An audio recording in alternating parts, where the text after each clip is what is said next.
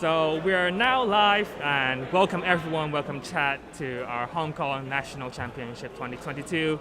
I'm Jamie and today I'm joined by a special guest, Dilfer, hello, all the way from the UK. Good morning. Yeah, so it's, it's 4 a.m. in the morning, right? Oh, actually 4:30 right now. So before the players right now in Hong Kong, they are setting up their tables and stuff. They're getting ready. So before we get to start, probably we can have a chat and talk about the metas of this whole national championship season, and obviously with Starfall LL, Chain LL, Prism LL recently, there's a big shift in the meta. And from Stilfer, you have played in the UK National. What was the meta of your side? 好，而家時間係11點35分，各位選手有55分鐘嘅時間。Yeah. 15分鐘、10分鐘同埋5分鐘嗰陣時候會提大家嘅。好，大家可以開始。Yep. A few very good fights that were just sort of at the top tables, roughly on the same sort of very aggro deck. It was very, very good.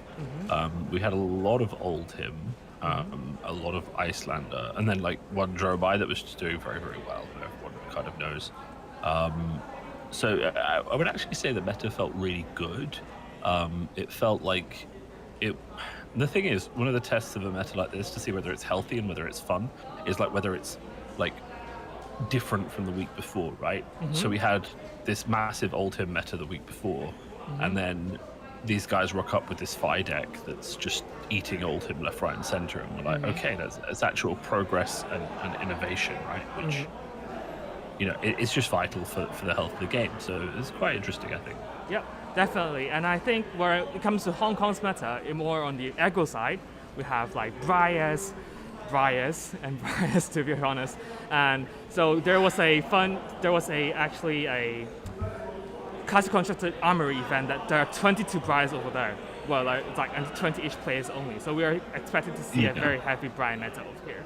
So okay, well, it's not our first game though. Our first game is Old Man versus Briar. Yeah. So yeah, speaking of the first game, let's hop to the game then. All right.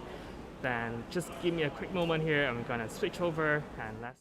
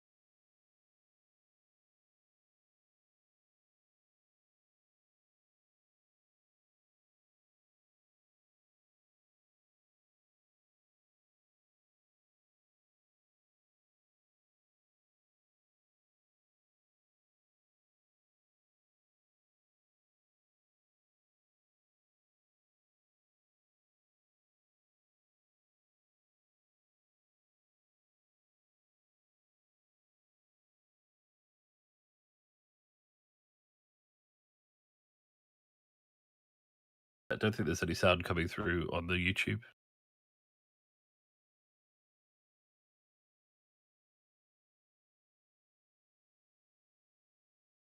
Okay, it's working now.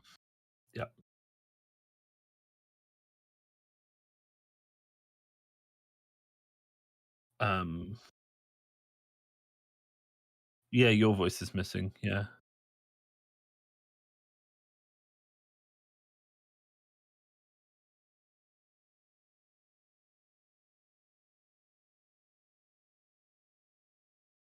All right. Well, good morning, everyone. We have been talking for the past short amount of time. It took us a while to get sort of started, so you haven't missed too much of us.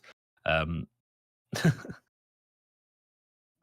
this has been a very interesting game. I am Steelfur, aka Finbar, London-based Flesh and Blood player, Pro Tour competitor, but never, sadly, doing particularly well. Though I usually finish in the 60s to 80s. Yeah, I've played a lot of tournaments. I've been playing the game for over 2 years now. Casting, talking. Yeah, and he's joining over from the UK, so it's very early in the morning. So really appreciate him for having him in this stream. And I'm Jamie. Also runs a very casual channel doing fashion content and other stuff, but really like the game for sure. So we did talk a lot just now, talking about Rosetta Thorn and how this matchup is going on. For right now, we are seeing on the left here is Jack Tang and playing against Alan. Both of them are very experienced players and from the same team called Blue Pitch. So yeah, let's continue then. Hopefully audios and stuff is settled now. So what we're seeing here is the power of a properly set up chat about heroic, right? Where the health difference just starts to evaporate the second you get that chat about heroic in play and you're doing the attack. It is probably too late. Briar has been forced to use their tunic and their last armor on their gloves, so they're not in a really healthy situation. Yeah, and it seems that yeah, and they didn't manage to keep the second channel mount here as well. So that's something that probably not as good. But yeah, I mean, keeping it for 2 turns is always a bit of a risk without a Tome of Harvest. So really, as Briar, you're just trying to ideally you'd be trying to just machine gun, non-attack action with go again, Rosetta, right, just for the rest of the game.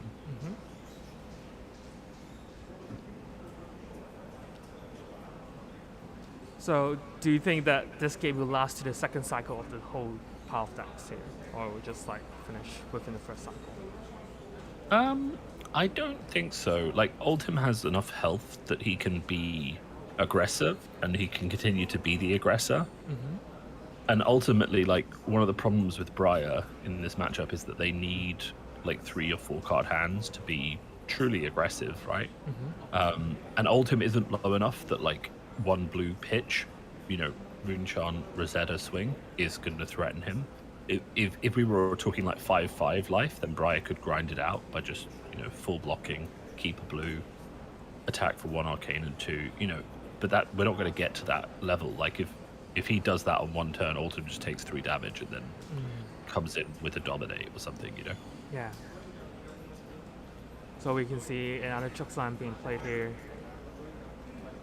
Definitely putting the Briar player in a tough spot.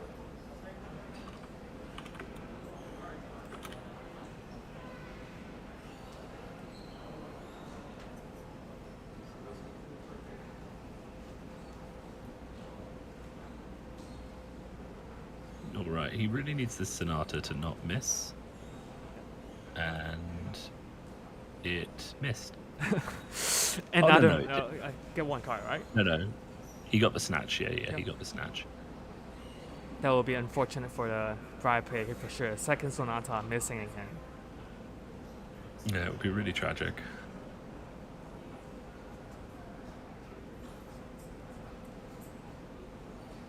And Nimblism.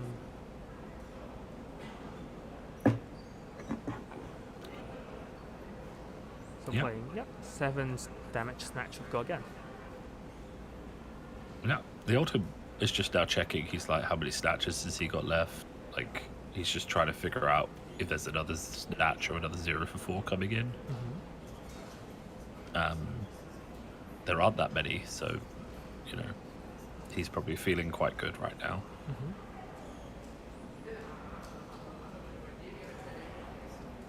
So we do see that the Briar player haven't used his Snapdragon yet? But we don't know when. No. He hasn't really had a good opportunity to be honest. Yeah, that's true.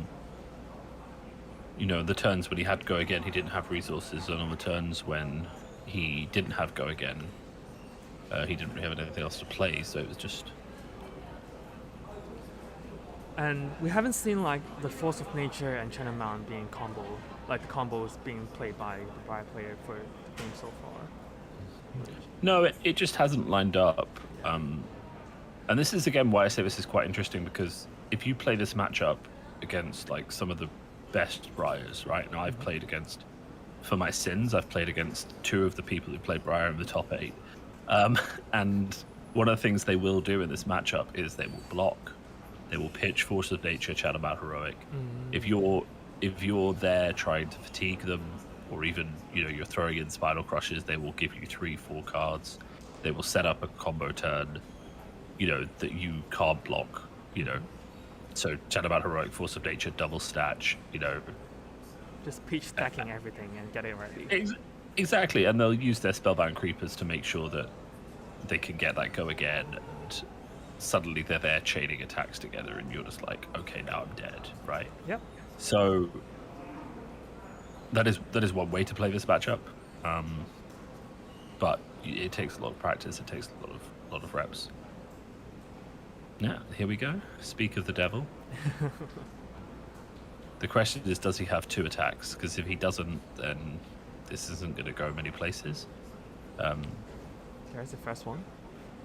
Or if he has a lightning press, that would also be very good.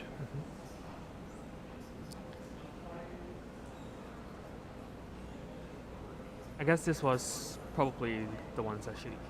Yeah. But the thing is, oh, that's interesting. Okay, pitching a Winter's Bite for Crown.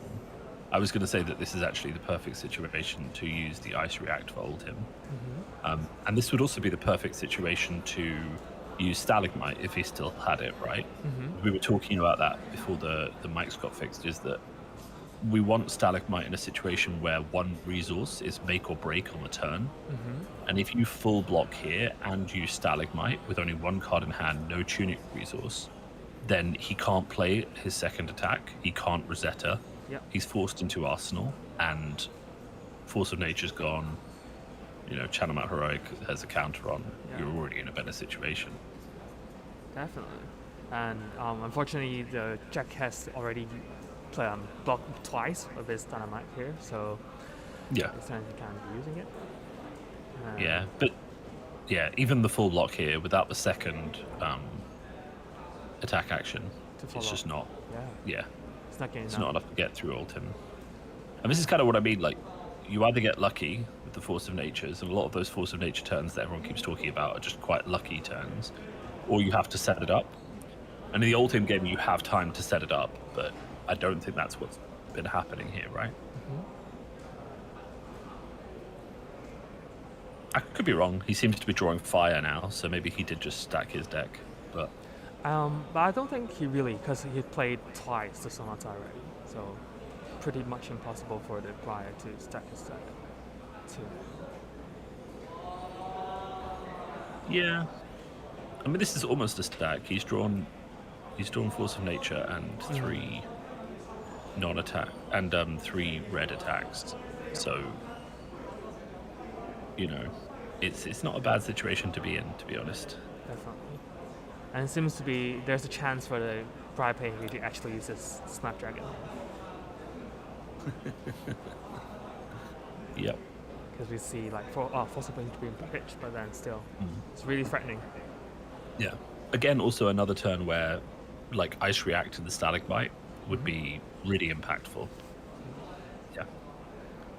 So he's Oasis Respiting that Exude Confidence. A lot of people forget that you know, they forget that you can target the exude before it becomes an attack, Yeah. so it turns off instance. Yeah, with the priority as well. I like it. Yeah. So this is a potentially game-winning turn. Yeah, definitely. You know. 13 damage being dealt in this turn, actually. Yeah, 100%. And we talked about the fact that the second you added those extra attacks, Oldhip has to block more, and that completely destroys his offensive capabilities because you need to keep a card for Arsenal. And this is the point of the game where that becomes incredibly relevant, because now anything that Briar does suddenly turns into, okay, there's my hand gone. Briar's safe for another turn. Yeah. And with like 5 cards available, that's exactly. very destructive. Earthfall Surge, Ravenous Rabble. Oh, for Coming 7. in for... Yeah, that's pretty good. And we're not seeing blue being revealed anymore, finally. So now Jack is just checking his deck and see how many powerful cards or attraction cards that he have. Yeah, I mean, he's definitely going for a more fatigue strategy, which doesn't really work versus like good Briar players, from my experience anyway. Because as I kind of said, that they're going to make sure there's still threats left in their deck. They're going to set up Chat About Heroics, Force of Natures together. You know, you're not getting that. The damage doesn't slow down as the game goes on, which you need for the fatigue matchup plan to win. It just increases, and you've got less armor, and yeah, you know, things get a bit rough for you. Yeah, definitely.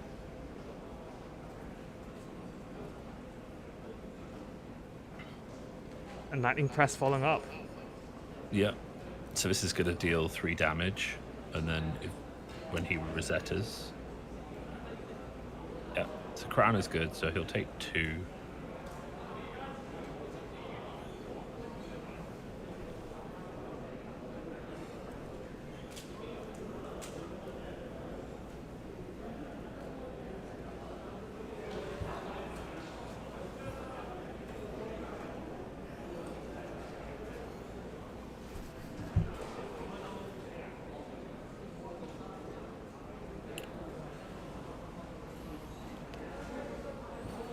This is a hard debate, right? Because you don't want to go down to 2, really. Definitely not against Rosetta. Yeah.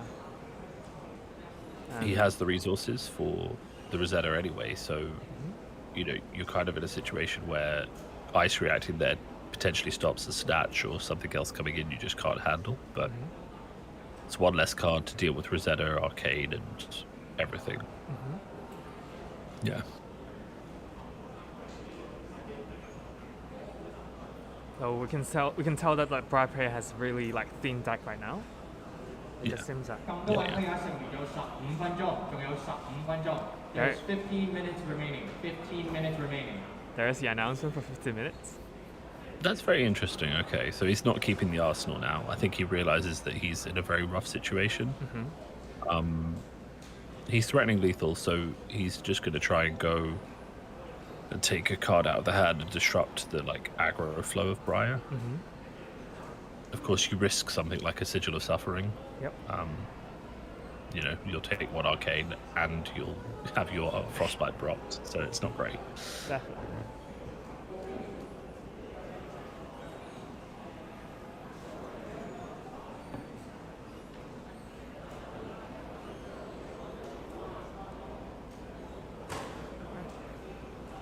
Oh, he gets 2 cards. That's perfect. Okay. I think that's something that Briar player has disadvantage with. There's tons of like 2-box cards in the deck as well. Yeah, but we see E-Strike, so this is why E-Strike is so good, right? Yeah, definitely. Late game, you're just chucking out 7 damage. It's perfect. Oldham's going to have to 2 or 3 card block this. Tunic, yeah. Makes a lot of sense. I mean, the good thing for Oldham is that the 2 card block is still, you know, Hammer Swing Arsenal, which is perfect. You know, they're not having an ice card for the you know, the Hammer Swing is tricky, but still it's like keeping a card, keeping the Crown of Seed ready, and also the AB ready. So just for any like Rosetta swing, you can handle it. Yeah, exactly. So remember, as I said earlier, like we're in a situation where he was on too much life for Runechant Rosetta to matter, but now we're in a situation where Runechant Rosetta is perfect every turn, right? It just threatens lethal every turn. That's actually the hard thing- game pitch. Very Yeah, interesting. yeah. No, Heart's a great card in Oldhim, especially if you're playing this more fatigue defensive style. Now we are seeing a CNC from Jack's side. Yeah, this is perfect as well. Friending probably 2 to 3 cards at least, if like the Briar wants to block it out. But we are seeing only 5 cards left in the deck for Briar. When you get down to like this Hammer versus Rosetta thing, Oldhim can start to win because Briar essentially, without the embodiment of Earth Trigger, finds it very difficult to block stuff like CNC or anything like that. So the second that Oldhim can put on that pressure, Briar's giving 2 cards a turn. They run out of 3 blocks very, very quickly. Yeah, definitely. And then they just run out of deck, right? Because you have to block the 2 cards. So another E-Strike from the Briar player here. So I will say one of the things that Briar does at this point in the game, which is very, very impactful, it doesn't look like the player on the right is doing, is basically just chaining evergreens back to back. Oh, yeah. Yeah, so once the deck gets quite low, Briar can just go, evergreen, block, and just keep going with it. So is it? But I don't think we see. Yeah, but I don't think we see evergreen in the deck, so it's a bit. Okay. 8 block bumps it to 10. Crown of Seeds takes 1 damage. I think that's the last Lightning Surge as well, so unless he's stacked 1 more in there. Oh, we do see an Exude. That could be very, very big. Yeah. So no cards here being Arsenal. A Rosetta Thorn can be lethal. It's being played. Yeah, but Exude can come in for 8 here. No, 10. No, 8. 8. So Oldhim has to pretty much block as if it can hit him for 8 damage. So definitely he's calculating here. Let's see how. Yeah, he doesn't have a choice, right? Yeah.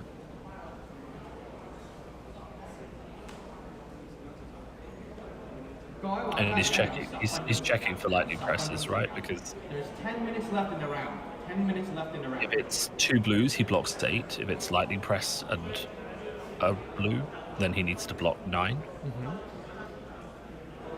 So in both situations, it's gonna be like at least a 3-card block from the audience. Yeah, I think it's a 3-card block regardless.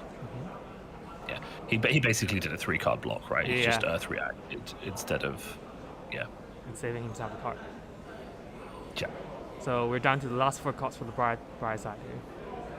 Yeah, and they are a Pulsar Candlehold, a Captain's Call, an Arcanic Shockwave, and a Lightning Press, I think. It's not terrible, actually, because he should have the resources to do everything. Yeah, do everything. But then we have to keep in mind that Jack actually has his Arsenal card, so he can block out every single arcane damage potentially with this time too. Yeah. So I think the challenge here will be there's nothing that costs 1 to pitch before you get to the ice react, right? So very hard for you to actually get through that ice react to Rosetta at the end without pitching for the resources early, right? So if that was a yellow instead of a blue, he could pitch for gloves, have the 1 resource floating, and then do his Captain's Call attack action Rosetta. But if it's a yellow, you can't do that. You have to because you'll just get ice reacted. And we just see the Briar player here cycle back to lightning attack action cards playing the deck. Those two like go again and also 4 attacks. Yeah, he's just trying to find a way to set up like Captain's Call Yep. or Earthlore Surge into attack into Rosetta.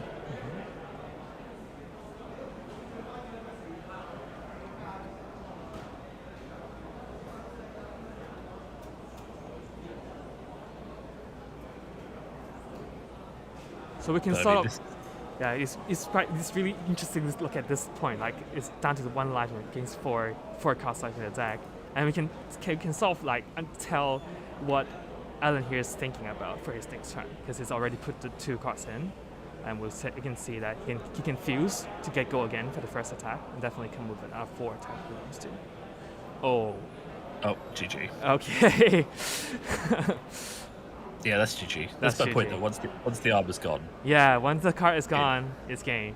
All right, Yeah. so that's the first game. Just we will come back very quickly. Just wanted to stop over and we can let people see who our beautiful face, and yeah, just give me a moment here and we'll be back shortly.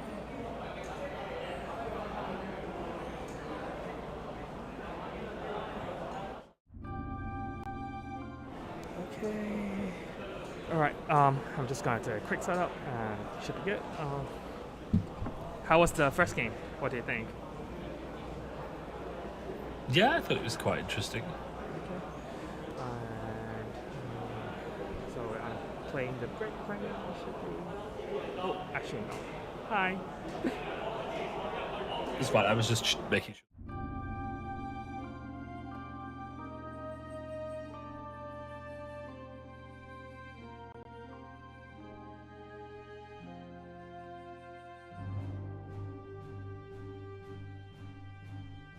Briar wastes, I would say, well, not some wastes, but doesn't get really many optimal hands or use much optimal uses out of their power cards, but they are clearly still saving some for the late game, and that's huge. So then we saw that, late game, that power of the deck did start to come out. We saw the Force of Nature, Chakana Heroics. Still not like the most optimal hands, I would say.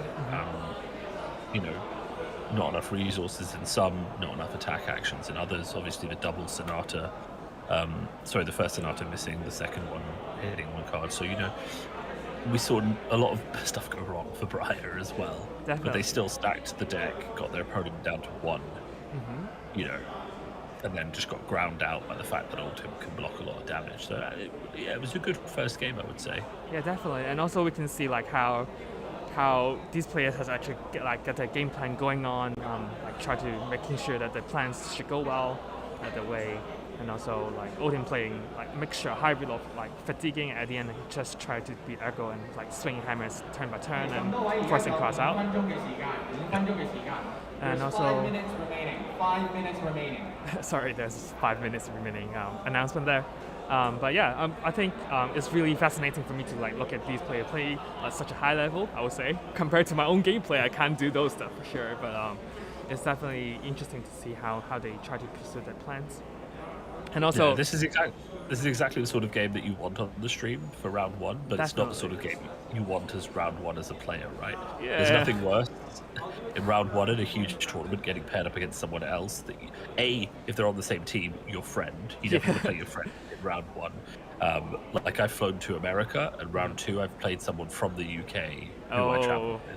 So I'm just like, why? And then also you're playing someone else who's very, very good when ideally you want, I don't say you want easier opponents, but you definitely don't want to start like. yeah. If we rewind to maybe like 4 or 5 years ago, I'm playing the Legend of the Five Rings LCG, right?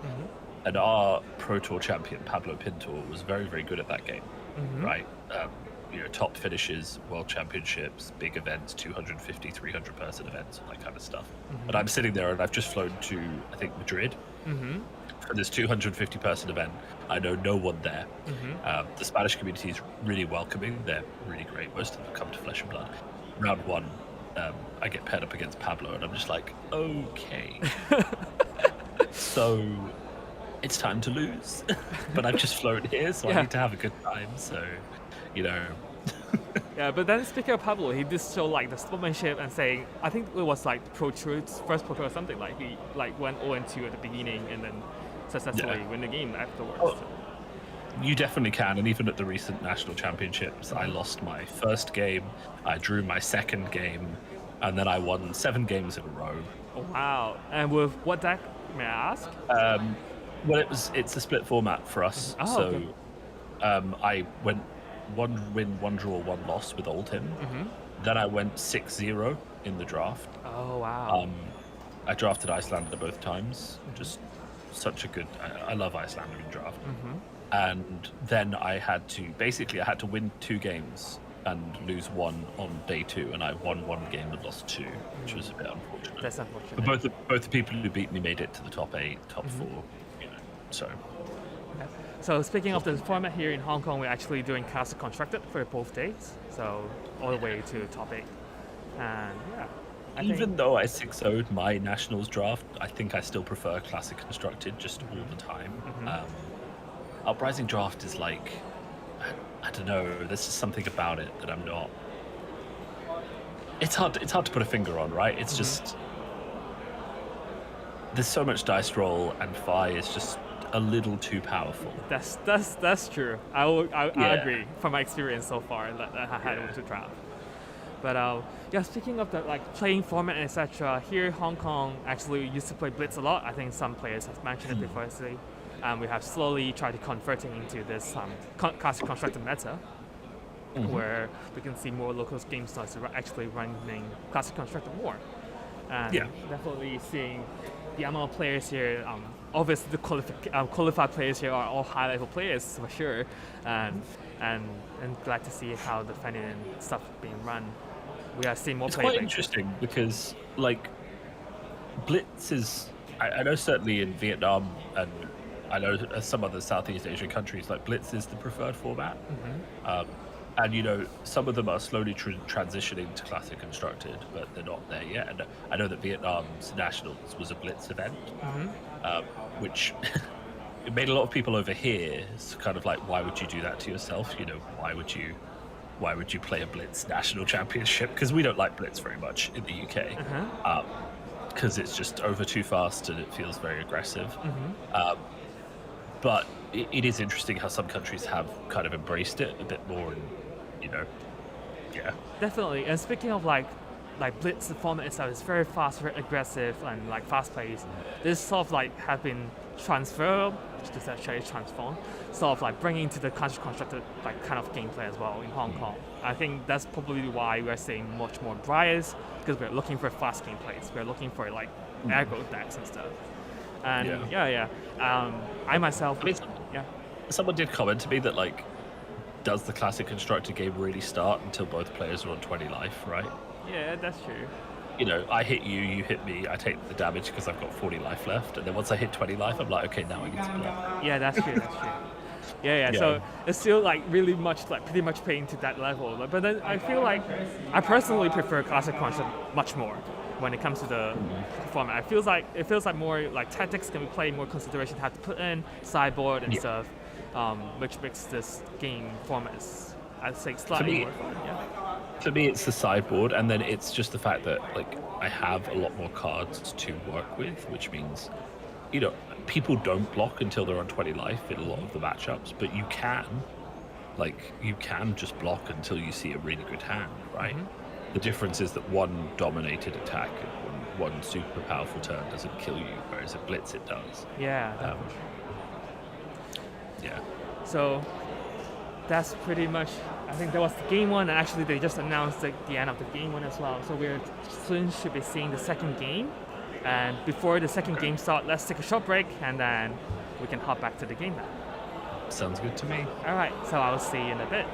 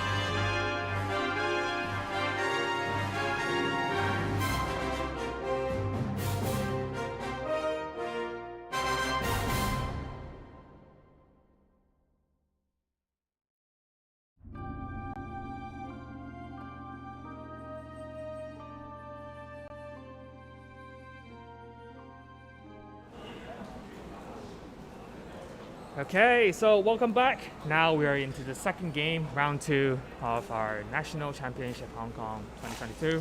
And here we have 2 players.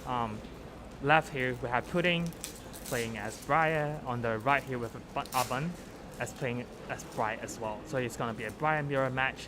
And you can tell from the setup of Puddings, he's actually having the same sleeves from the last 2 players.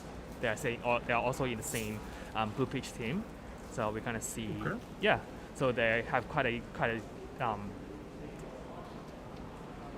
number of team members, I should put it this way, and each of them actually has their own unique sleeve. So right now you're sitting, Pudding actually using his own sleeves here.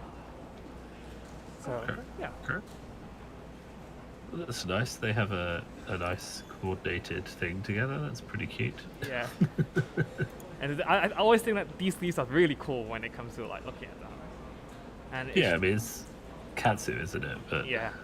With a bit of a spin. Yeah. And actually each represent the champions that they like to post, I think. At least from my yeah.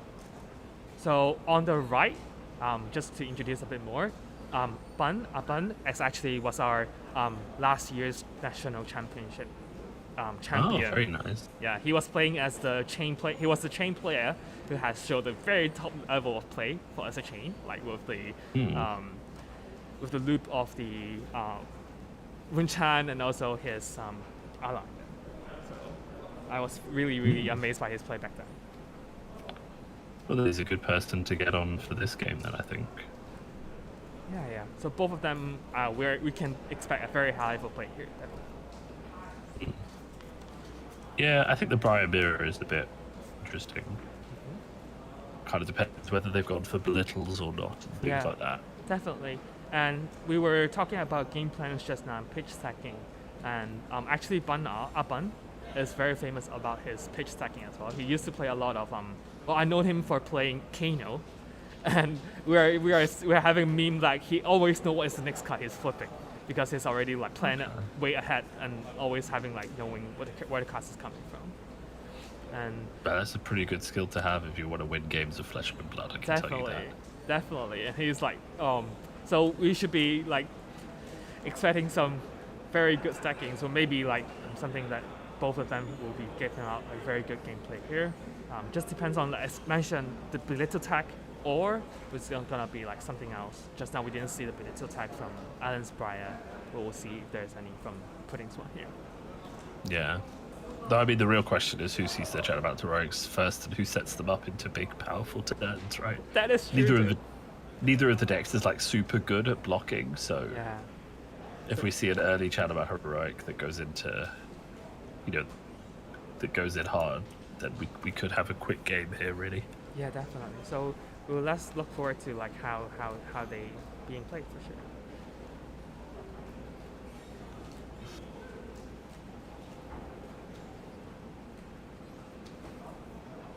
So then we have Pudding as the starting player and playing a Ravenous here to start with. Yeah, Ravenous for 2, I think, to start with, which is not the best of starts, but...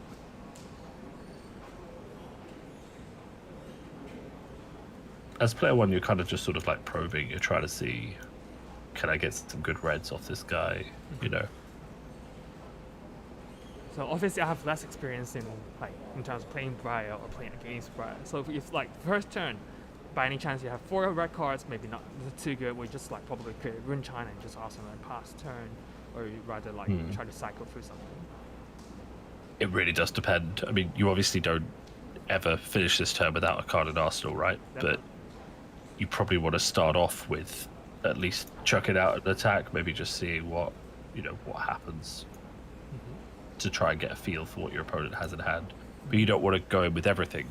Well, it's kind of all or nothing kind of thing, right? You don't want them to be able to just filter 1 or 2 cards, right? If they have a full red hand, you don't want to let them block with 1 card and then maybe draw a blue. But if you go super hard and they have a Channel Mount Heroic in hand or something, then you're forcing them to block with cards they don't want to give you, which is just good here. Because we see this Ravenous Rabbler's getting a Swarming Gloomveil, which is actually quite a good trade, really. Yeah, definitely. And especially if your opponent's going second, you don't actually want them to have a Swarming Gloomveil in their hand. So, you know, it's not so bad to to have that Yeah, to ask for played attack. against you. Yeah. And you can tell like both players here is actually thinking much more, I would say, compared to the last game. I think the time that they take into consideration what cards to play next seems to be different when it comes to the Yeah. compared to the last game. Yeah. Yeah, but here he's saying, I'm happy, I got a really good go again attack, so now I can make a rune chant and just relax a bit. Yeah.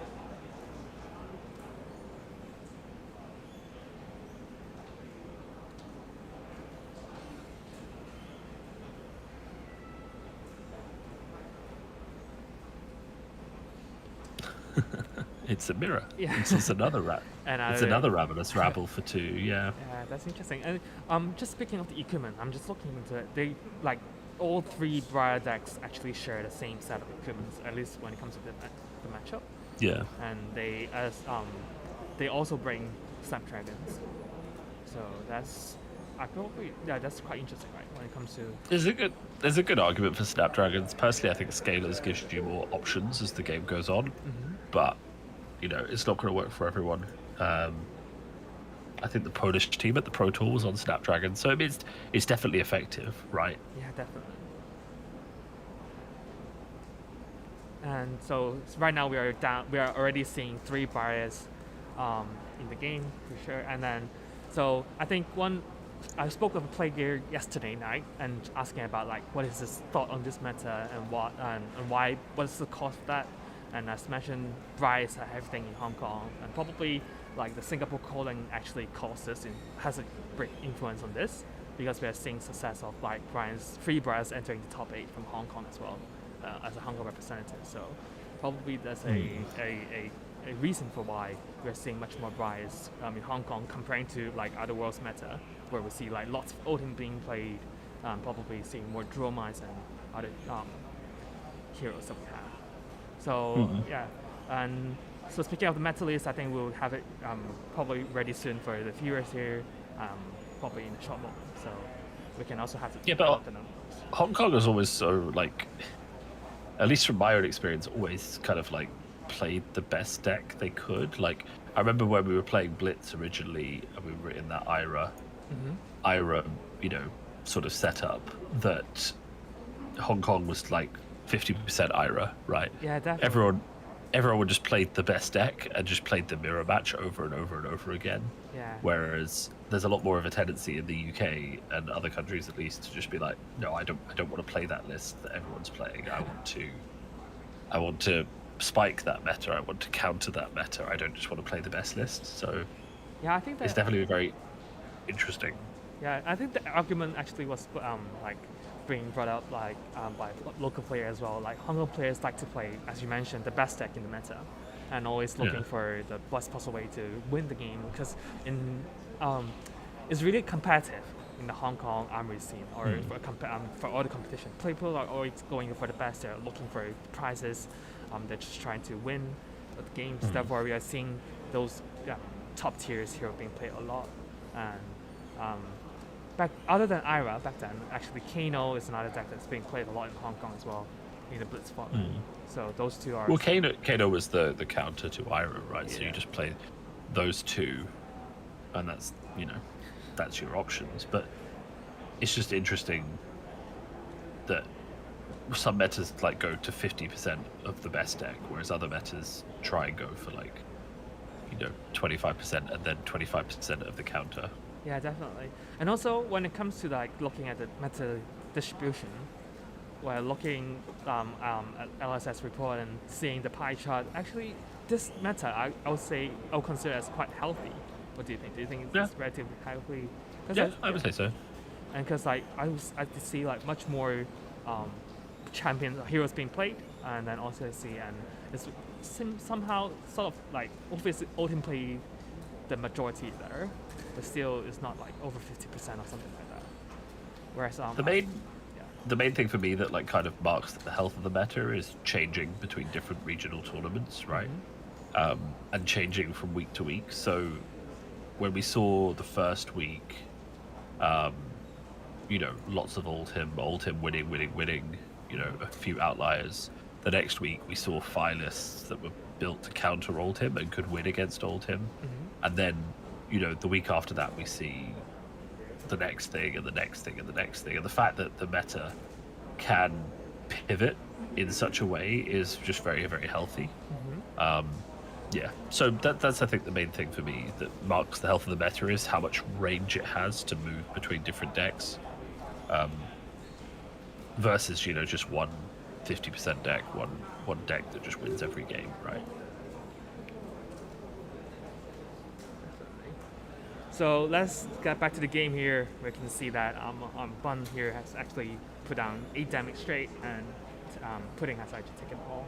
And we can see he got a fairly good hand with good combination of Nimblism, Tone, Confidence Rebel, and also a Snatch.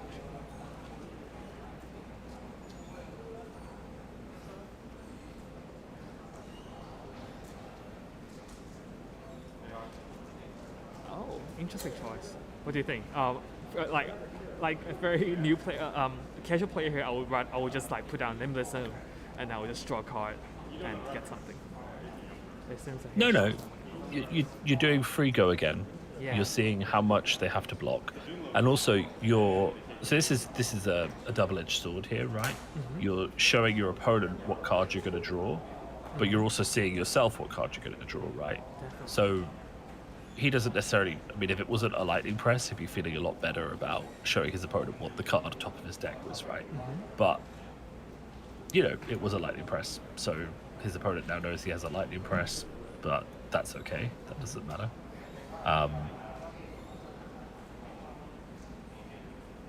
And definitely drawing that lightning press is really good for Pudding here as well. Yeah, because with you know, his opponent can block it, but even then 10 damage is a lot for Briar to block, right?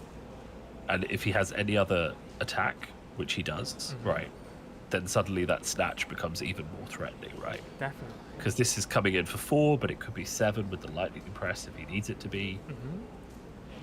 And he's also like obviously those 2 cards, Nimblism Snatches being hidden from Bun, and he only knows that he got the Uniting Press in hand, so he don't know what to block. Exactly. So really what he's doing here is drip feeding out the attacks in a way that's going to get him the most likely. It's just going to be there as a threat until it's, you know, until it's played. Definitely. And also we can see that Star Dragon is available, obviously, and also only 2 cards in Bun's hand. This match actually is really friendly. So.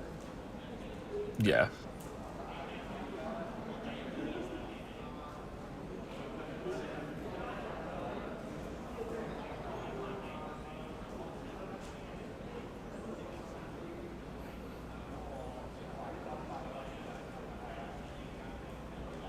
And he's already putting it down. So 10 damage total for Snatch. Yeah, the Sigil of Suffering is pretty nice, but you know, it's not gonna stop the hit, which is very important. Yep. And also draws a card, which helps him to. Oh, this is just a really great turn all around. Yeah, definitely. And the card draws that he has is actually really good. He's drawing the Scarf of Scars as well. Okay. Now he might just Arsenal that, but it is free damage this turn. Oh, actually, If he has Tunic. if he has Tunic, then Rosetta is just Rosetta, and he Arsenals the Scar for Scar, right? And then he's happy as can be. Definitely, and obviously, even though it's the same how if Bun is just gonna hit him, just gonna tick it, and Scarf of Scar is ready to go again, like right away.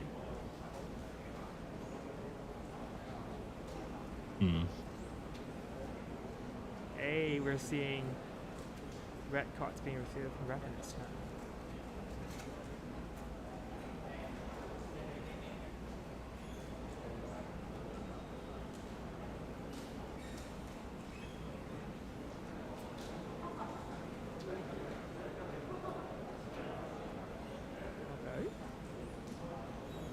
So Ravenous follow up with a Snatch.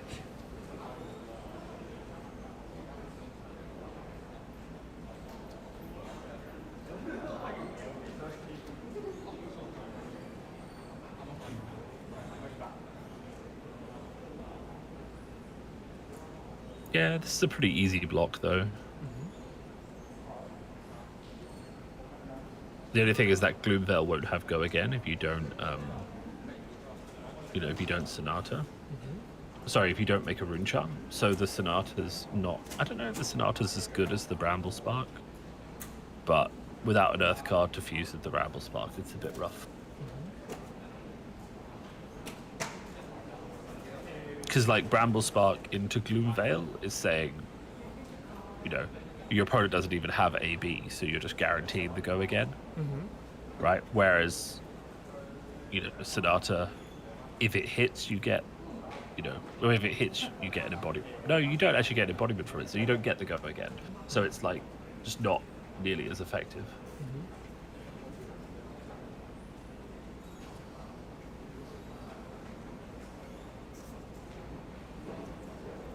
It's a tough decision. There's no non-attack for putting to play here.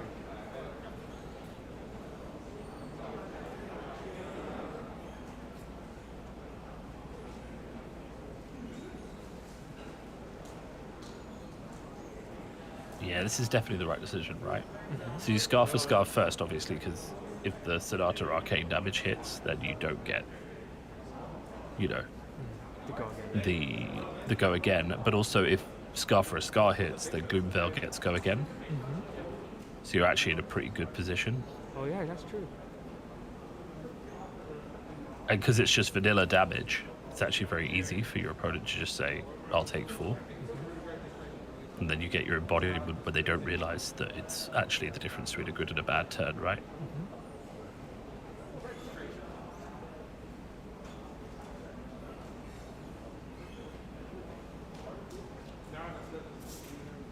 So he revealed 3 cards and actually get a Ravenous to his hand.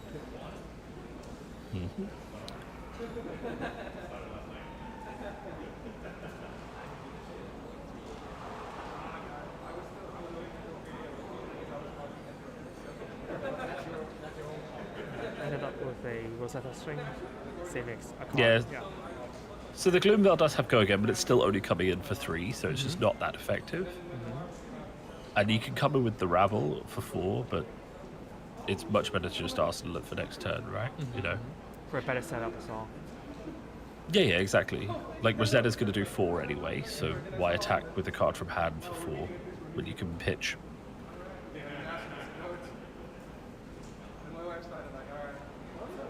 Although it's not likely that you're gonna see the Swimming Gloomveil anymore, because I think the game ends before that. Still, having extra card in Arsenal, I think like the extra card in this matchup really matters. Having 5 card hands playing game into 4. Ooh, he's running Electrify. That's a spicy choice.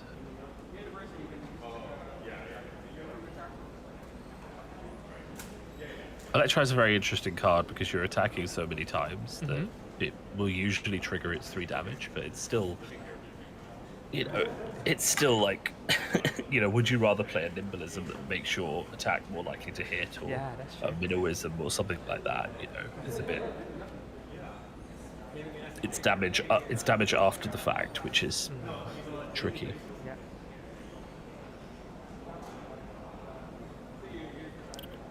Yeah, that's true. And like think about if you want to block it out, if with Nimblism, then you're asking for at least a 3 card block if you want to block the full damage out. But was just kind of the other card that we have here. It's just probably a 2 card block, maybe 1 even, just to block it. Yeah. So we are seeing Channel Mount being first to play here by Bun. So he's coming for 7 damage. Yeah. As mentioned, I think you see it's a race between who gets the Channel Mount earlier and laid out to be played in the game here. Yeah, to a certain extent. I mean, there's obviously a lot you can do to play around that, but definitely like having a big power turn that puts your opponent on the back foot gives you an opportunity to do it again, which is the main thing. And the chat about heroic almost guarantees the second power turn because it's still in play. It still gives the +3 to everything the next turn. So you force your opponent to block, which they don't do very well. Then they lose their embodiment, and then you still have chat about heroic coming in for the second turn, right? The thing that defines this game is that the player on the left, he has more of a life lead, so he could take a lot of damage that turn, which means he can keep his threats for this turn, basically.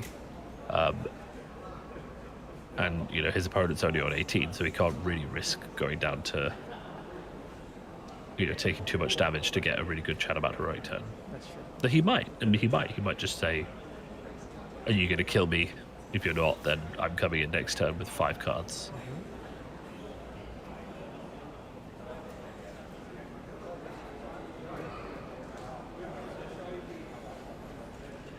So Pudding here has laid out the revenants that he put in Arsenal last turn.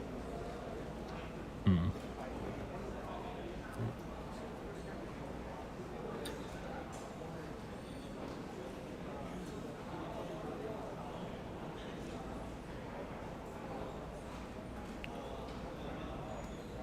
that's the first strike.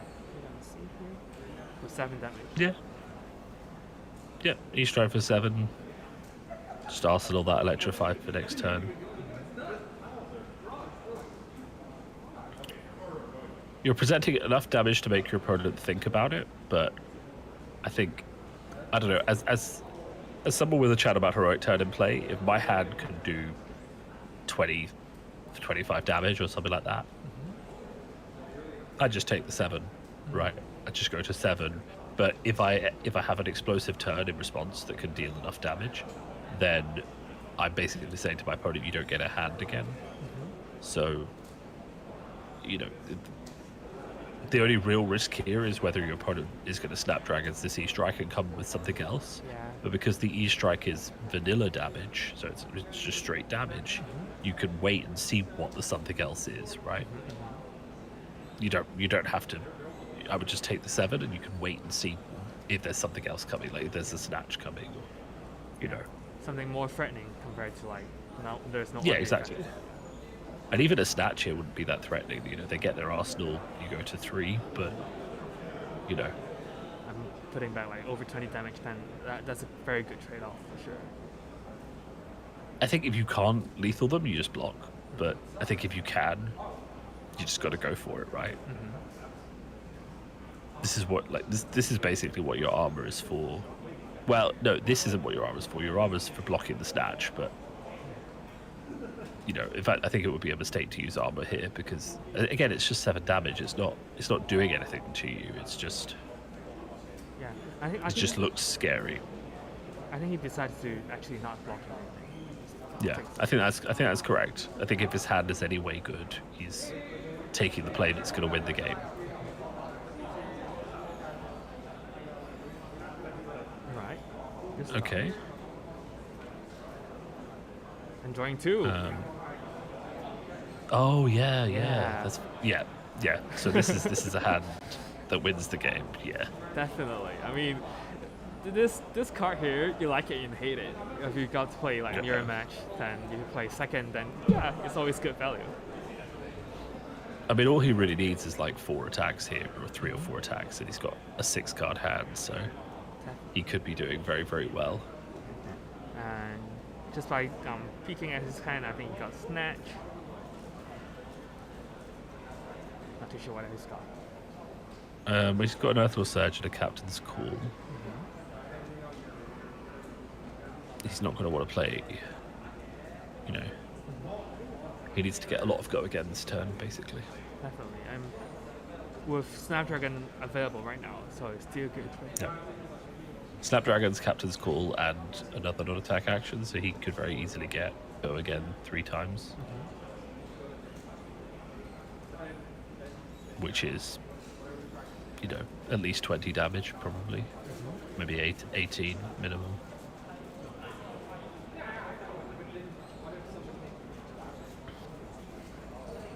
Ooh, wow. Spicy. No, but this probably means that his hand hasn't actually got enough back attacks. yeah. Yeah, because otherwise he would have pitched the blue. So he's taking the gamble to try and get more attacks into his hand. So right now we're seeing like 6 card in hand. Yeah.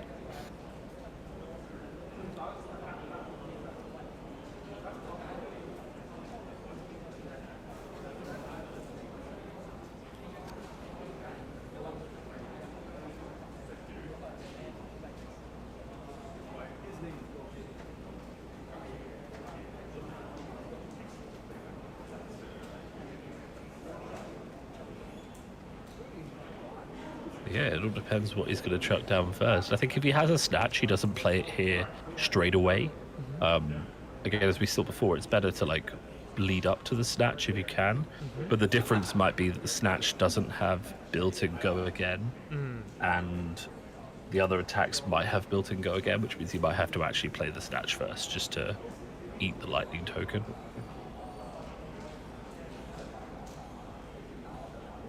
Oh wow. Force of Okay. nature.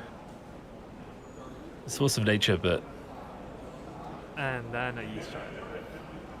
yeah, he didn't fuse it, but this will be E-strike for For 8 at least. Yeah. And draw a card, yeah.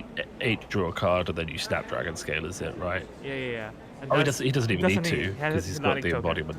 Yeah. Yeah. That's pretty insane, right? Oh, this is perfect, right? Yeah. This is a huge number. Now his opponent does have an embodiment token, so we could see a crown and a 2-card block and still keep 2 cards and another piece of armor. But this is definitely threatening enough. And given that Bun has already done so many card draw at the beginning of the turn here, so Yeah. And also, like, this is the sort of situation where a lightning press or something like that would really blow things up a lot. So his opponent kind of has to worry a little bit about that as well. But I don't think you can block based on lightning press this turn. I think you just have to go. You just have to block this for as much as you can, and just try and survive this insane turn. yeah, definitely. Because the thing is, if you survive this insane turn, taking as little damage as possible, you're still on 17, your opponent's still on 7. So you could lose about 5 life and still be in the lead. But it's really down to like what resources available for Bun right now, because we see him drawing so many cards in. He had laid down 3 cards here, actually drawing back up, so he has 4 cards in hand. With a goal again, there's many possibilities as well. Yeah, but he's had to play a lot of the cards to get this, to work. So if his opponent could like correctly block here to stop card draw, then he might actually be able to shut down his opponent before he loses too much life, right? Yep. And here comes the Crown of Providence. I mean, this new edition card really has changed the game. I would say you can play a lot. I remember back then, I forgot which channel did this review of the card. It was like game-changing card, like they mentioned it. So we are seeing. Well, the thing is, like, before the only people who could fix their arsenal was Oldhim, right? And now suddenly we're in a situation where everyone can. Yeah. So the snatch comes in, but obviously that's it's a very easy block, right? It's a very easy block, the snatch. So The Rosetta. Rosetta will play Winchan, and actually pitched 2 Earth cards, and therefore he's keeping his channel out. So that's solid. But this is actually quite a good play from both sides. So as said, like, the defending player made sure his opponent didn't draw any cards. Yeah, that's true. Which slowed down the turn, and then he only took the 5 damage from Rosetta. So he's in a much healthier situation. And then he's just coming in. For 4 damage. No. Yeah. I don't know what was happening with the life totals there. Probably they. I think, but then should be correct now. Yeah. I don't know that playing this is the right decision. Well, you're taking your opponent down to 3. They don't need to block this if they've got a Tenement Heroic in turn. But I guess maybe he just thinks he wants to keep his life total high. But if you're the guy with the chat about heroic and play, you're kind of like got all of this. You know, you've got his armor. He's only got one tunic counter left. You just block with a piece of your own armor and then try and just kill him, I think. Interesting. Like, Bun is thinking to use his crown to block out him. It might just be because his arsenal's bad, right? Yeah.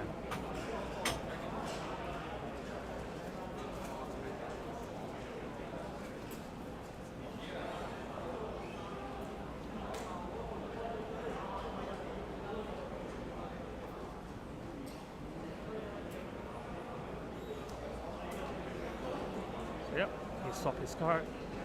Actually, with the card in his hand.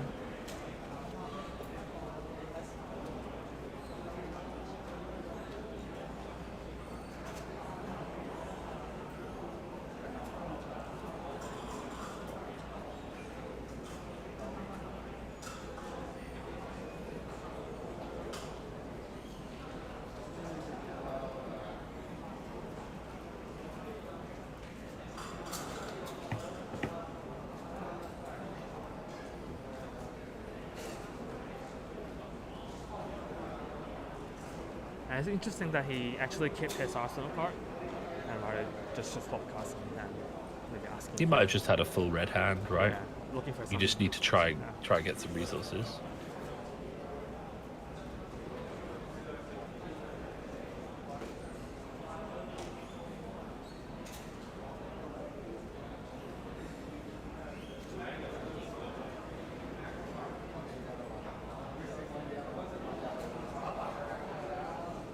Yeah.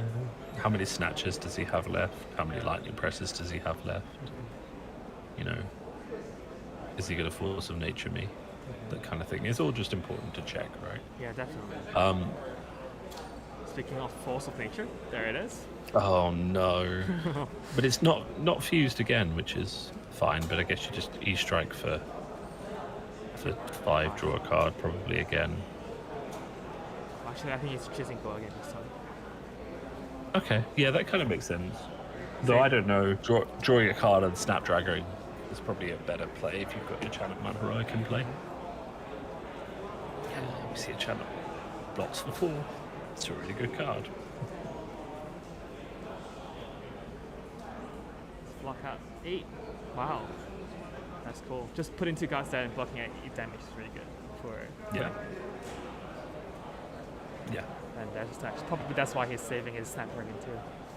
But that's why that Entwined Lightning play at the end of last turn was so good, because you know, you're saying give me all, you know, you don't have the armor to block it, so I either get a card from hand which weakens your turn, or I get an embodiment trigger, which lets me block like this, right? So and the but this sorry. this is that saving the snatch for later, right?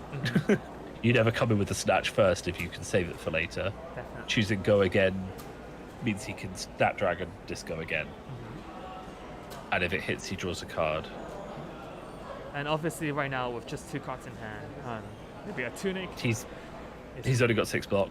Yeah. It's a snatch and electrify. He's only got 6 block. Yep. Yeah. So definitely cannot block out this damage here. So, Yeah. But actually, we see here the real misplay was blocking the E-strike for 8.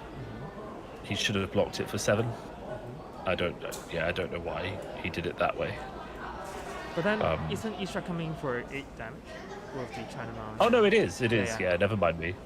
I'm the one who can't do maths this time of the morning. It's too early for you for sure.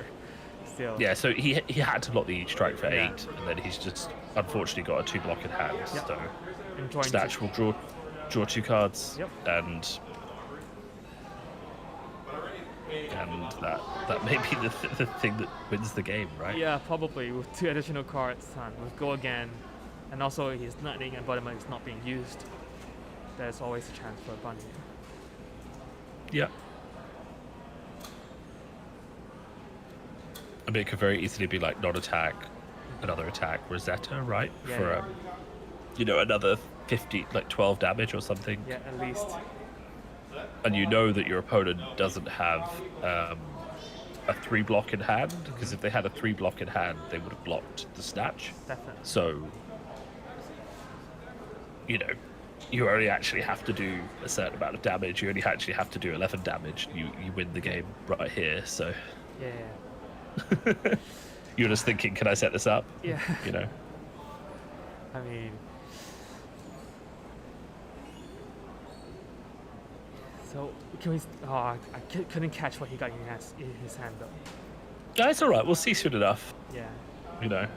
Definitely, I think like just seeing like we're still saving a card in Arsenal. I actually mentioned about setting up for next turn, where he's going all in this turn. He is looking into cards, how many he has played out, and those threatening cards. The thing I find really disgusting about Briar, right, is that we've seen this damage turn, which is currently 8 plus 7, 15 damage turn. He hasn't pitched anything yet. He's played 5 cards. He hasn't pitched anything yet. Yeah, and he's grabbing 2 cards from his discard pile again, back into the deck as well. I think he mostly just wants to go again, but yeah. why not get 2-0 for 4s, right? Yeah, and it's built in go again because both of them are lightning anyway. Yeah. And we have another 7 attack coming in. Yep. And then pitch the last card for Rosetta. Yeah. And that is GG, mate. Yeah. Oh, wow. I mean, he hasn't said it yet, so maybe he sees something that we don't see, but I think his opponent drawing back-to-back Force of Natures and keeping Channelman Heroic around for 2 turns is all she wrote on that. Yeah. I mean, so it's really... I really don't like the word like using like luck and like having which has a high faster priority to the key component cards here.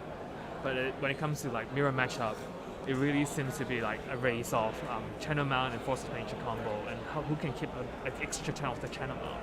And for here, one has kept an extra turn, and combo with Force of Nature seems like very, very disruptive. Oh, 咁多位玩家而家仲有15分鐘，仲有15分鐘。Yeah, like There's 15 minutes in the round. 15 there minutes are in the round.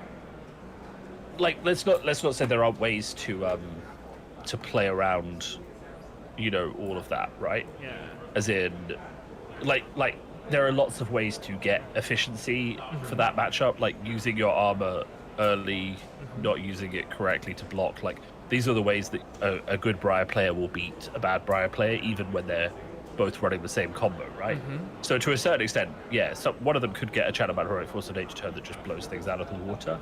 But also, you know, it could just be a situation where, you know, one of them uses their armor perfectly, blocks perfectly, and then those turns just don't amount to anything. And that's almost what we saw here. Yeah, definitely. Like, one of the players had a significant life lead, was playing very, very well, and then kind of just got blown out a bit by just turns that he couldn't block because it was too much for his deck to handle.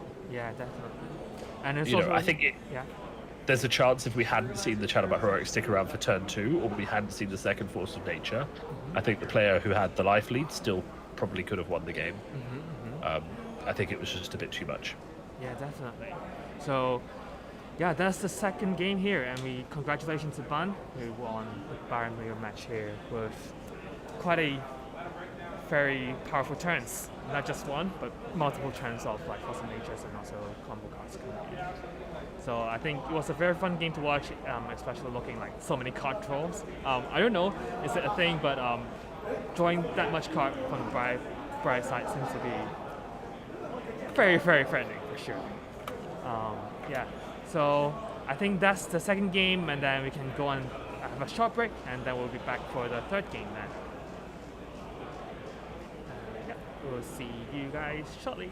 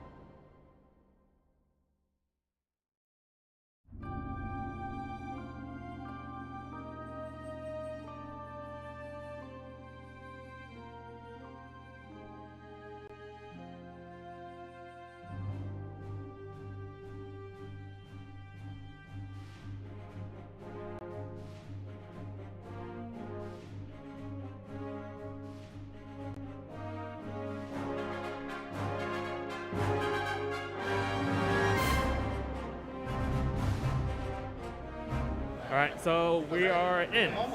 And welcome back. We are now at round 3. We have two 2-0 players here. They have won their first 2 games already.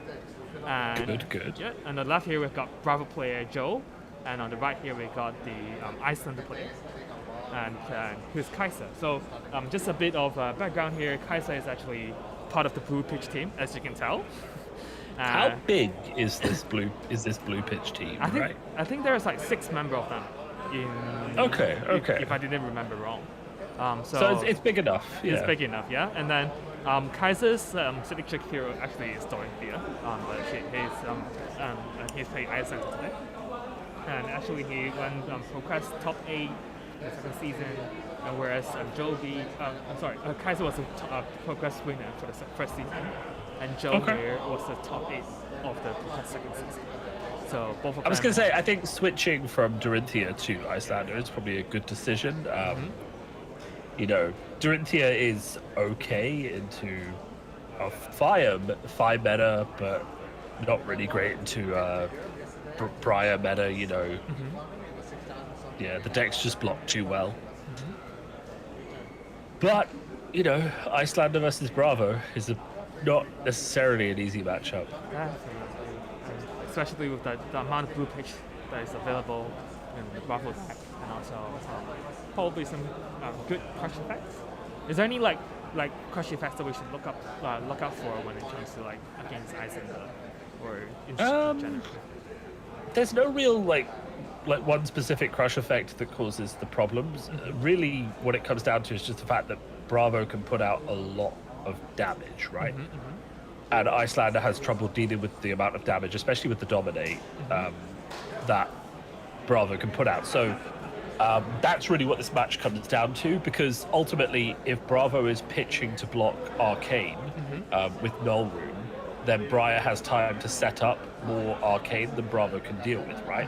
So if the game comes down to like triple Frost Hex in play, Insidious Chills in play, Amulets of Ice in play, then Bravo is just losing, right? Because Iyslander will take his entire hand and then deal him 30 arcane damage, right? Definitely. But if Bravo can just come in with like 8 attack dominate, 9 attack dominate, like just over and over again, Iyslander doesn't have the armor, her HP starts lower, she will just drop, and then that's how Bravo can kind of win the game. Yeah, definitely. So it will be interesting to see this matchup. And luckily, so it's not a Briar mirror matchup. Just for the viewers here, actually we got the meta distribution out. So when we're looking at the meta here, we got like 23 Briars today, and then 8 Odems, 5 Fies, 4 Bravos, 4 Dash, 4 Dromai. Wow. Yeah, and 3 Viserai, 3 Iyslander, 2 Dorothea, 2 Lexi, and 1 Bolt. So. See, if you told me that would be the meta like the week after the Pro Tour, I would have agreed with you. But after we've seen two weekends of nationals, I would have expected that Briar number to be a lot lower. Yeah, definitely. But then still, it seems like we had Hong Kong players have faith in Briar for sure, and then they are just deciding to bring her in to this national event today. So we're seeing two players that are playing not the meta pie sort of like decks. And some has treated Bravo as like a Black Horse anti-meta kind of type of hero in this championship series. But this is what I've heard from people. What are your thoughts today? Do you think like Bravo is the answer, or is there like a specific answer to this in Hong Kong case, the Briar meta?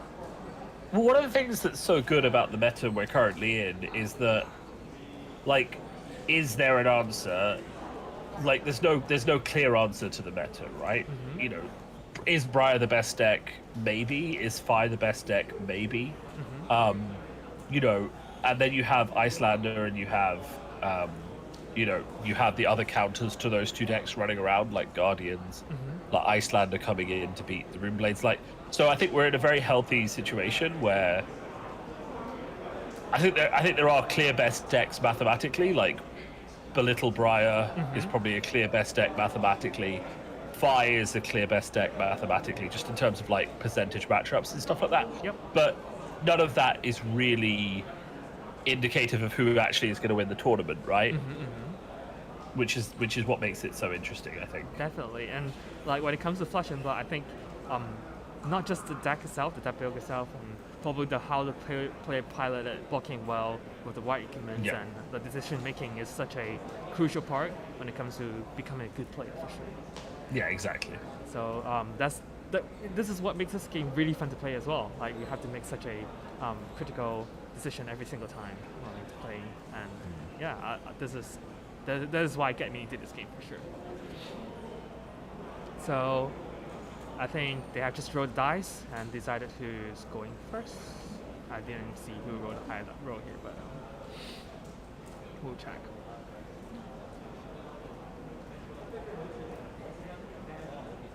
We'll find out soon enough. Yeah, definitely.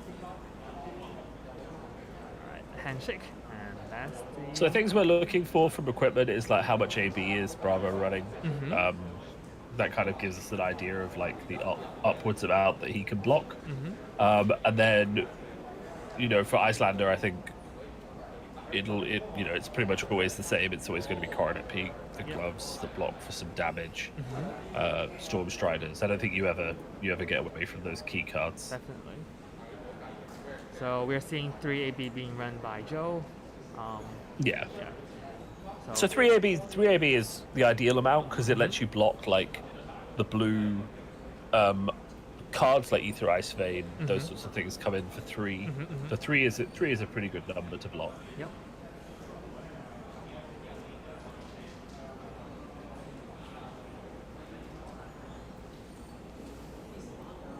So so Kaiser here is a starting player.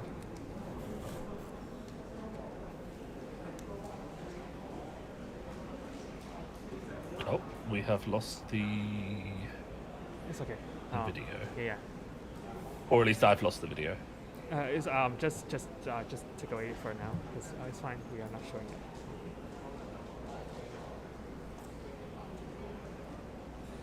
Okay. The stream is still live. Yep.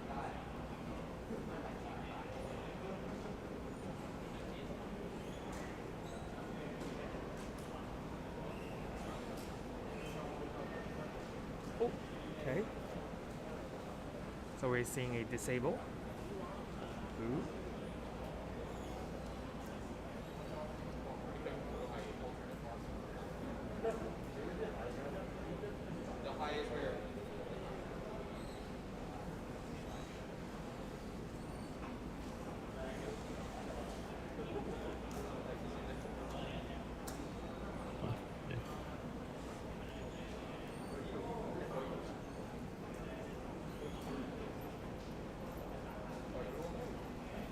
That's a lot of reds used to block 1 blue disable. Yeah.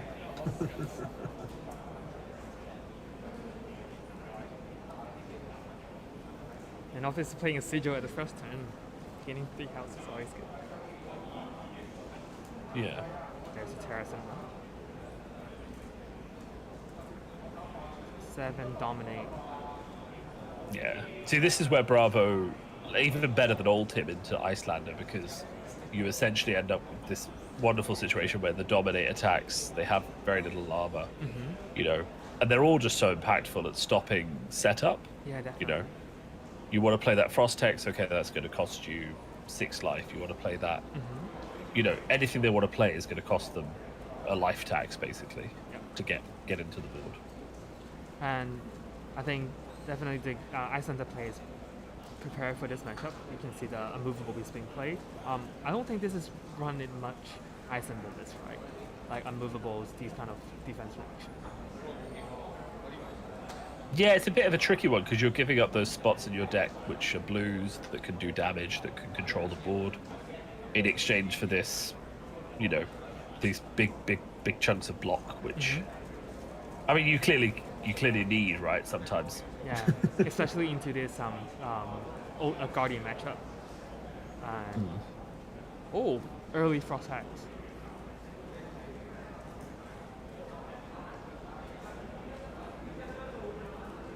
Yeah, but it's a Frost Hex that's, there's no damage being put currently on the table. The hammer is still coming in. So now he has to choose, do I take some damage or do I just keep 1 card, Arsenal on my turn?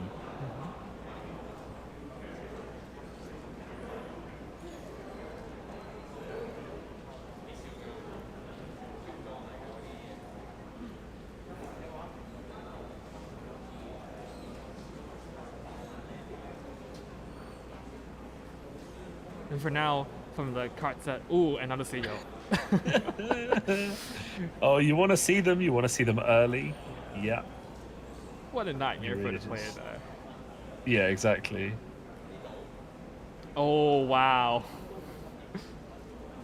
Yeah. Wow. Yeah. Okay, so he kept a blue to Coronet Peak. That's interesting. I guess he just doesn't want Bravo having another full hand to potentially dominate something at him. But it's definitely tricky. And then Oh, he we makes a seismic surge. That's very interesting. coming for 6 damage. Probably he just wants to have like a 6 damage swing for his hand. Yeah, yeah, it's just very interesting because obviously the seismic surge pops at the start of your turn, so Iyslander can respond to it. So you could often see yourself get into a bit of trouble if you do it that way. Oh, just yeah, definitely. And there was like a very interesting card being pitched just now to block out the to pay for the discard effects. He played a lunging press. I don't think we see much from a Bravo list. Yeah, that is interesting. I'll say that's very interesting. That's very interesting. I can kind of understand why, like he'd play lunging press to, to get that. Often people will block, take 3 damage, right, from a crush effect because they know you need to deal 4. Yeah. Whereas suddenly, if you can just get that +1 instead of like a pummel or something like that, you can actually really surprise people. Definitely. And I think I actually played against this deck list previously when we were having casual matchup, and that lunging press really like threatened a lot of the games and turns. So yeah, and especially when it combos with like for example CNC, like as you mentioned, crush effects. Just 1 additional damage is good enough to make the on-hit effects work. So. Yeah, exactly. You don't need a lot to get through. You just need that little chip. Oh, the second unmovable. Yep. So, like, people who are watching might be like, well, this is bad, like, all of his attacks just keep getting blocked. But you have to remember that unmovables are a limited resource. He's already played 2 of them, and he's blocked a hammer swing with 1 with the Terra Thunder, and he blocked a blue Macho Grand with the other. Those aren't actually really big threat cards. They don't have, like, the Terra Thunder did have an on-hit effect, but the other cards didn't really have a powerful on-hit effect. So, like, Bravo is trading the unmovables really well here. Yeah, definitely. Very comfortably for cards he's happy to just cycle crippling and crush back into his deck. He's happy to keep his threats. Yeah, and these crippling clash being cycled down are definitely a threat for the late game, especially like as you mentioned, 2 unmovable being used, singles being used. Although we see some like defensive action being pitched by Kaiser, but when it comes to second cycle, those might not be enough for those dominating crush effects that we are seeing from Bravo's side. Yeah. The interesting thing is that Bravo really doesn't want this game to go that late. Yeah, definitely. Yeah, with the Frost X. Yeah, he just needs to keep chunking damage, avoiding taking as much arcane as possible, and just beat his opponent down very quickly. Because without that, he'll really struggle to win through the control if it gets set up, right? And just for those who are wondering, why is there like 47 health against 38? Because there's 3 sigils being played on Bravo side. So he's successfully used every sigil and actually using it a good lead for sure. It's a beautiful thing. Yeah. it's a beautiful thing. Yeah, it's a dream of every player, like having all the sigils like the first few turns, not like really blocking your way to do other stuff. So Yeah. came in good orders.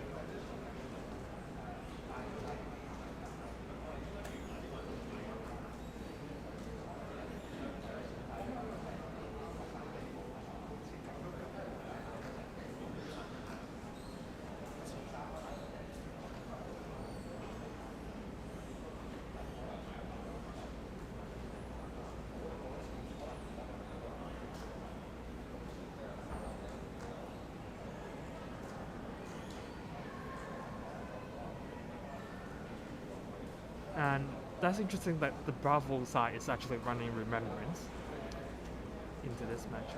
But I guess we can guess why as well. Yeah, I mean, fatigue is a thing, I guess. I don't really think.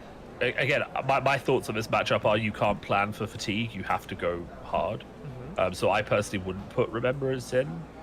But I mean, I guess there is a logic that says the game will go late, so you may as well be able to recycle some reds just in case they try and like block you out. Yeah, definitely. And there's a Spinal Crush. So although the go again effects, like crush effect, doesn't really matter, but then 9 damage laying out there. 9 damage matters a lot. Yeah.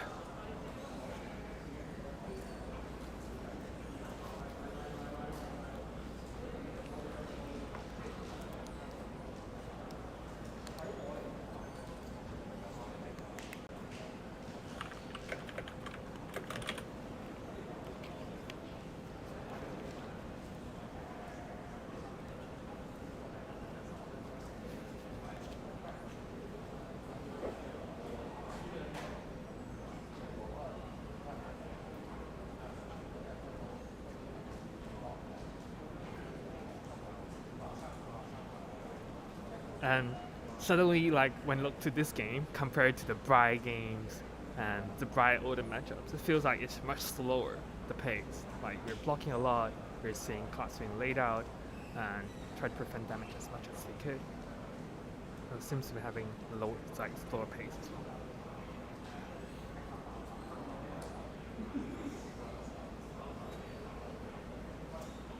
Yeah, it's very much one of those matchups where both players have a specific game plan and a specific like way they need to play to win. And because of that, they can both go through their turns like quite quickly. You know, like I need to do this, I need to do that. Okay, how do we get through this? Yeah, and that's what makes it interesting. But it also kind of can feel a little like rote, as in like both players are just like, oh, swing hammer. Okay, play this card, swing hammer, play an amulet. But like that back and forth that doesn't really feel like it's as engaged. Definitely. So we're seeing a select spell being played here. We'll go again.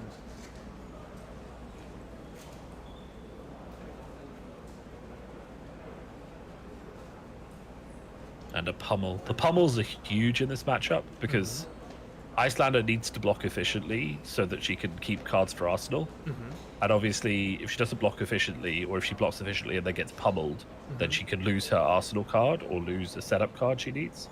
And that makes it really impactful on the board to just have pummels coming in. Definitely. So with the pummel is coming in for 8 damage total right now. Is it? Oh, it's a red one, so it should be 9, sorry.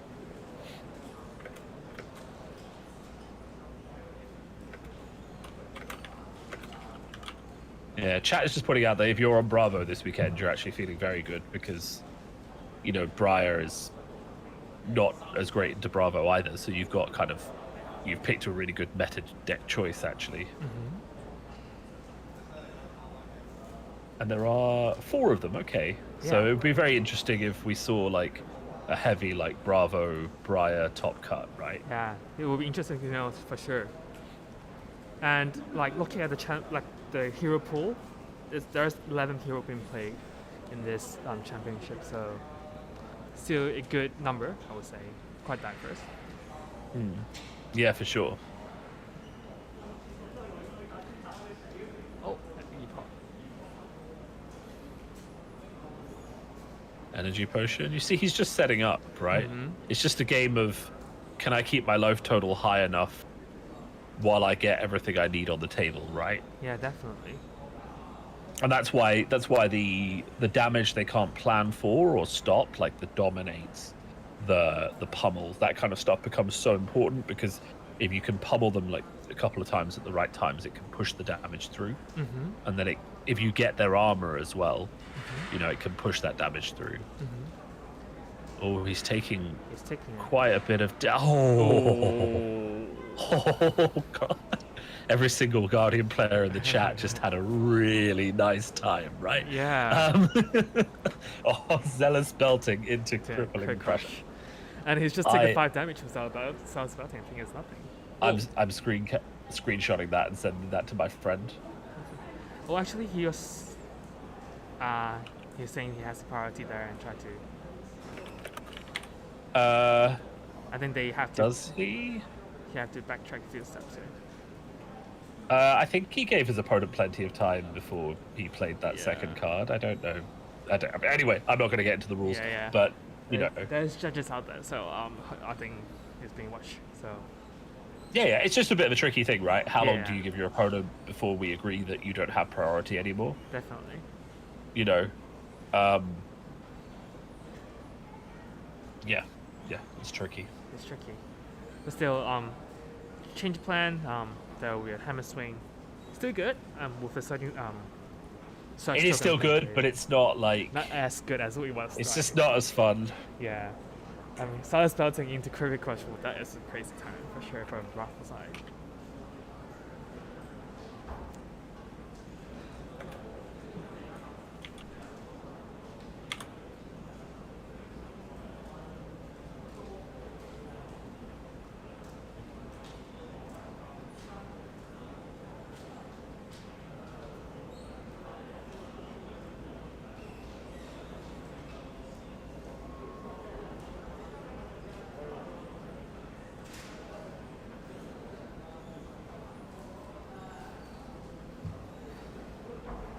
So I did see chat saying that time might run out with this matchup here, but it seems that the Bravo side, as Sever just mentioned, his aggro pan did work very well, so it's down to a certain level of health here so far. Yeah, I don't think this game will go to time. I think they're. Second. I think they're both dedicated to kind of like winning. Yeah. And they're both, the Iyslander player is actually a lot further ahead towards winning the game than most people will realize. I mean, the Insidious Chill, the 2 Frost Hexes, Amulet of Ice, that represents 2 cards out of his opponent's hand. Yeah, definitely. Which instantly, means they can't block the Frost Hex damage. Yeah. So we're getting close to the point where Iyslander has a lot of damage set up and can do things. Yeah. Yeah. Interesting that he got a CNC. Blocking. Yeah, this wasn't a dominated Crippling Crush though, so he just basically avoid taking as much damage as possible. Survive to the next turn. And he luckily didn't have any of his setup cards in hand, so he didn't lose anything. But then there. Crippling again, man. Oh, I love to see this. Yeah. So do you remember that he already pitched his Remembrance at the bottom of the deck? So. Yeah. But it didn't came with like dominate effect. So. Okay. So this is where Unmovable is actually really good, right? So whereas like the last time we saw it wasn't used effectively, but this time it's where it's really good because you pitch 1 card, you stop the crush effect, and you get your arsenal, and that's exactly. And if that card in arsenal is like another Insidious Chill or another Frost Hex, he's just really, really happy. Definitely. Well, I'm seeing a very interesting card that Joe is holding right now. Is it Imposing Visage? Yeah. Or Stamp Authority? Stamp Authority is an interesting choice. Are you familiar with Stamp Authority? Yeah.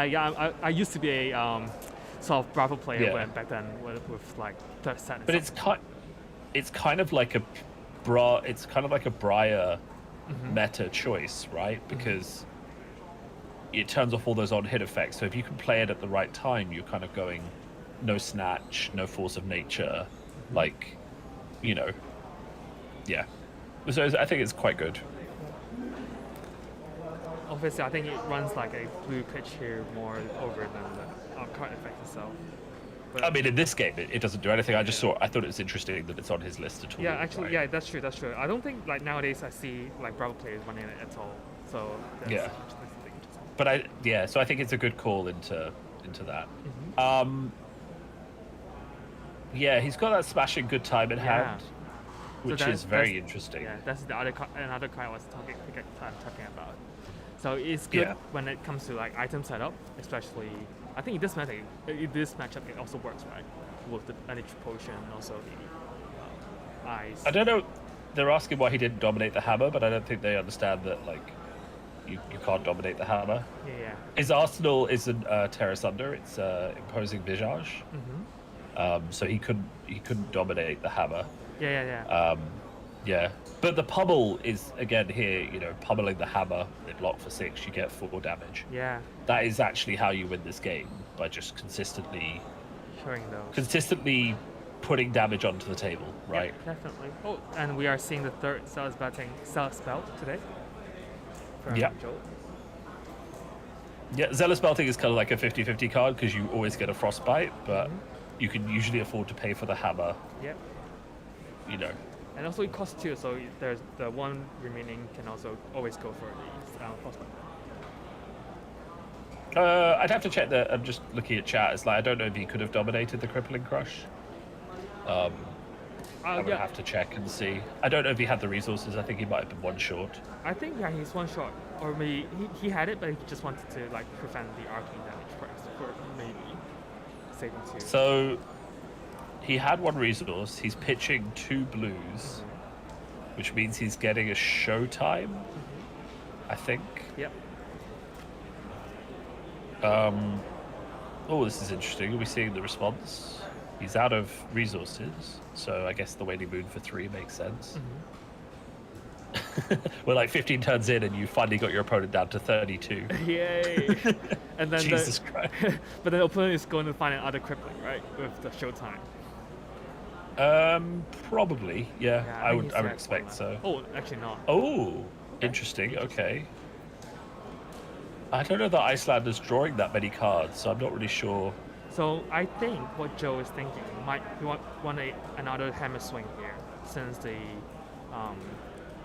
Oh, okay, sword yeah. So again, he's just right? getting a blue. yeah Yeah. to swing it with hammer. That's not a bad shout. Yeah, that's not a bad shout. And then he gets to draw a card at the start of his next turn. Yeah. So he guarantees the hammer swing again. Yeah, nice and easy. Yeah.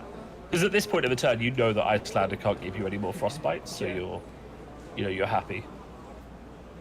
Or she'd have to break her boots to do it. Either way, that's also winning, right? Yeah. Oh, you break your boots just to stop me swinging my hammer. That sounds good to me. Yeah, definitely. And 32 to 9. That's That showtime stays in play. Thank you very much.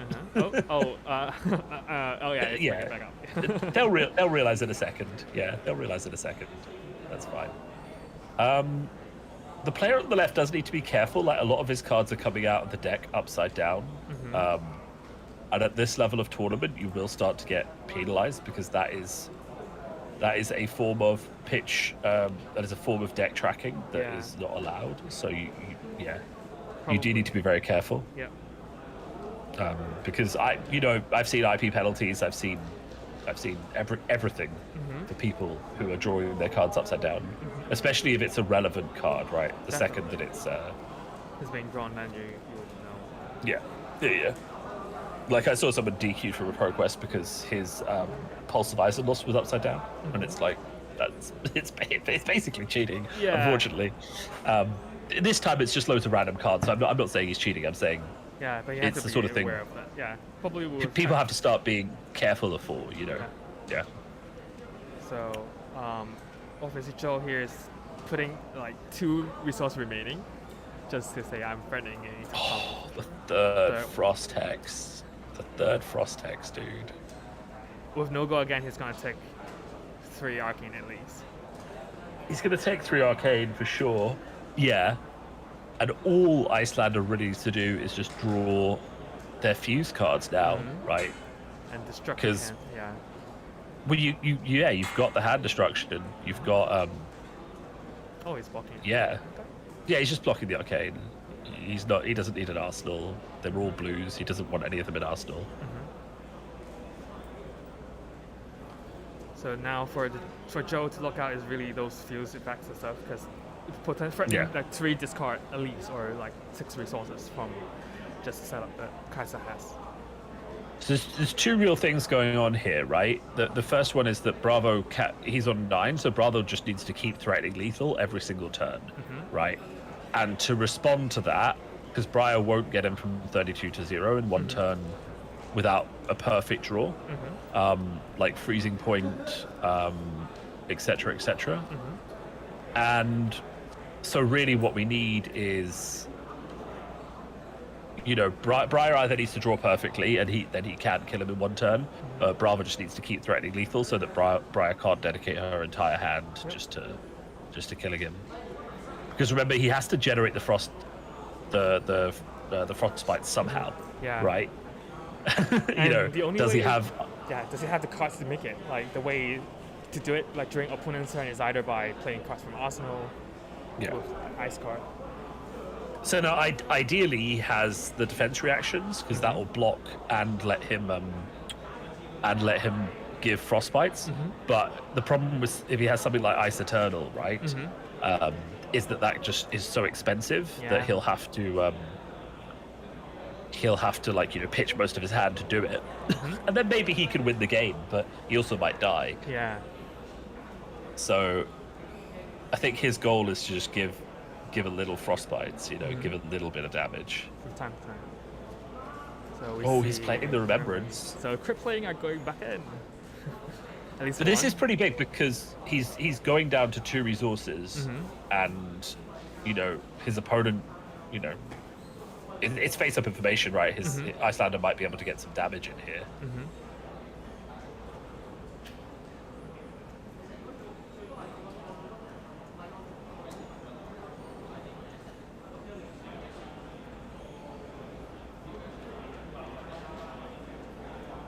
The only thing that's striking my mind is what if there is a red in Arsenal instead of a blue?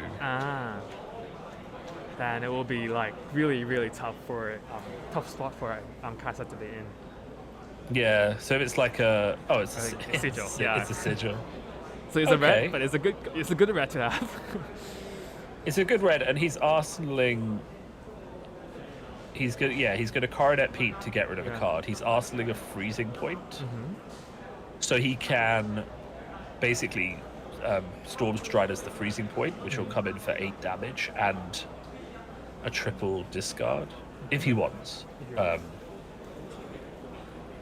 Still like with Cellar Spelting and then something else. I think he needs to do something, right, to stop the just inevitable hammer swing that's just going to take him to 0. Definitely. For sure, like Kai'Sa is really at a tough spot, especially with the life lead that Joe has here. This is what we said at the start of the game. Like the inevitable way this matchup goes is that either Iyslander gets this set up early enough that they have enough life, they can kill you very easily, or it turns into this grindy game where Bravo has to keep putting lethal, and we just have to keep trying to, you know, get that pressure down. Yeah, definitely.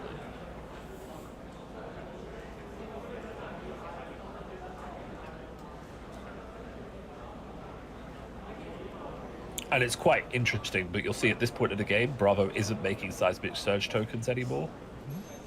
Because early on, when the setup isn't there, it's safe to make the Seismic Surge tokens to put more damage on the table. Now you can't give your opponent that window at the start of your turn before you've attacked to do anything, right? Yeah. That window can actually, late game, that window is just death, right? Because definitely. they can give you 10 frostbites and you can't do anything, and then you can't threaten lethal, and you're just out of the game. So you have like, speaking of that, then you have to be like, for example, doing the search token creation from the tectonic plating that already gives the window. So you have to be much more. Exactly. So you have to be careful. Even you don't make Seismic Surge tokens as the game goes on, both because the turn you make the token, they can respond to the Seismic Surge, to the tectonic, and then the turn afterwards, the first thing that happens is the Seismic Surge pops, and they can respond to that as well. So we're going to see that freezing point played out, which is going to be for 8 damage.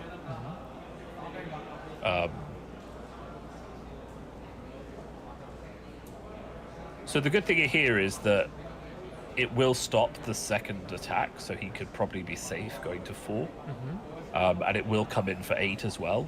The bad point is that it doesn't make any frostbites, so it will just be 8 damage, which is not really ideal, you know. Definitely. And I saw he actually has the defense reaction in his hand, but probably there's not enough resource for this turn to play out. As mentioned that. Oh, maybe. Yeah, the game plan was like create with this card you have more frostbite being created and it does more damage, right? If I didn't remember. Yeah, but that is actually really. It is still really good for him because he can arsenal that. But he doesn't want arsenal the defense reaction. And there's the. Would you say the other way around would be better in terms of the power? I'm saying this won't do what he wants it to do. Like, you need to play the defense reaction before you resolve freezing point. Well,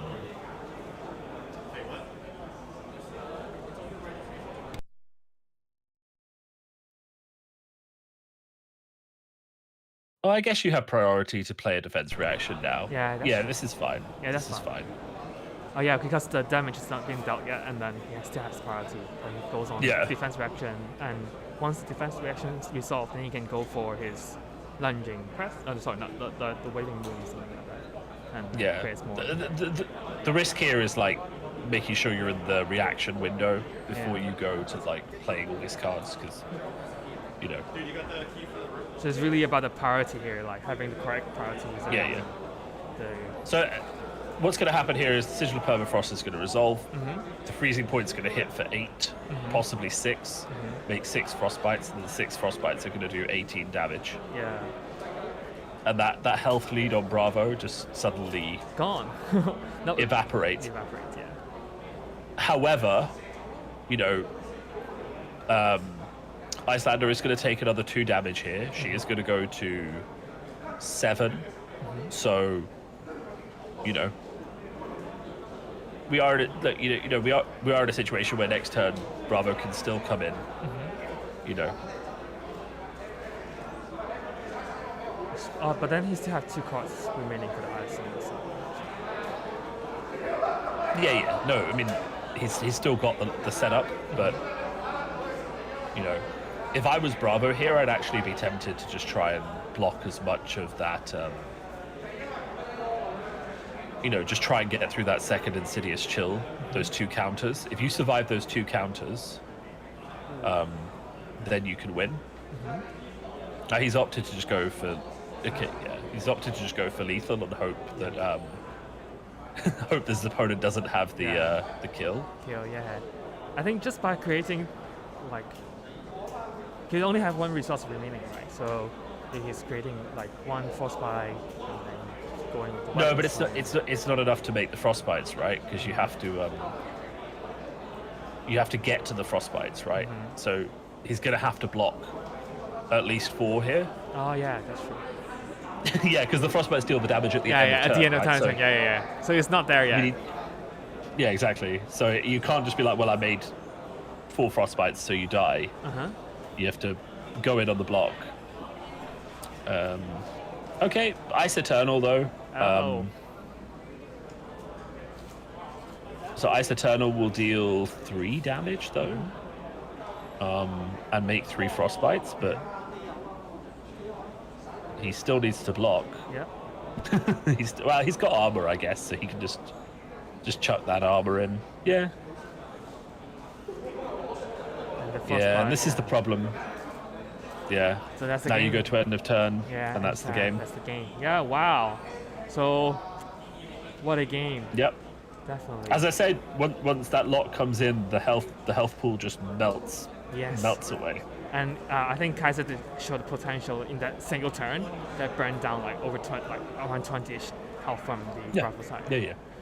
And 100%. Yeah, and just suddenly the whole advantage is turned to this Iyslander player.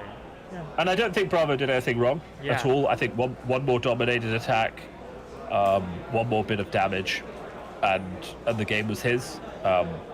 You know, it really is just about how quickly the setup comes in and whether or not they get the lock. Yeah, and then we can see that Briar player has done really well at the beginning of the game. It's like keeping the pressure in for the Iyslander player for sure.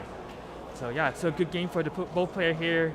Anything you want to discuss about this game, or do you want to maybe kind of go on a break? 15分鐘時間，15分鐘時間。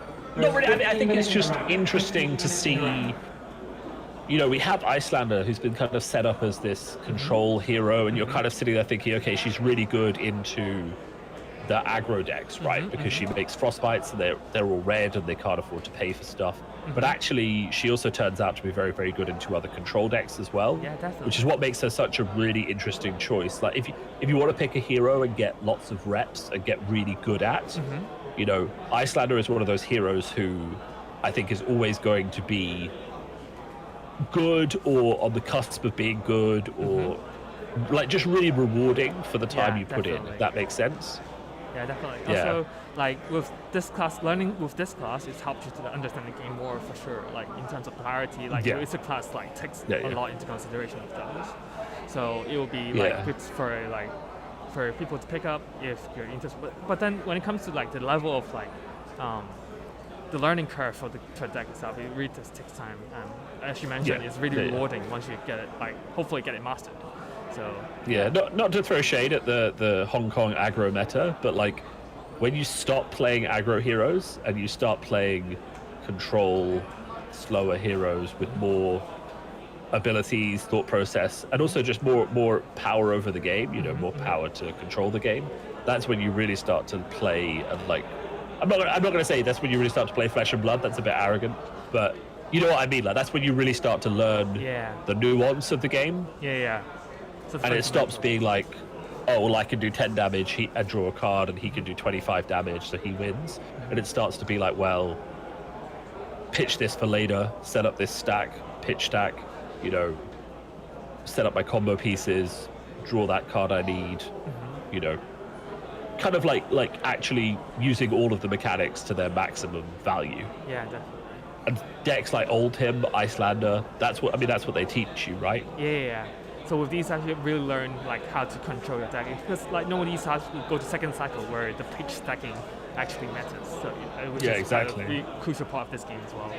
So I mean, very interesting. We did see a very unexpected game, I would say. I'll put it this way, because to me, I thought at the beginning like Briar is going to win with such a huge light lead, and obviously Iyslander has shown us like with the proper setup, and then everything is planned, and just turned the game around with just 2 rounds. So good game to both players here, and let's hop on a break, and then we'll be back for the round 4 very soon. And thank you. Speak to you all very soon. Yeah, speak to you soon.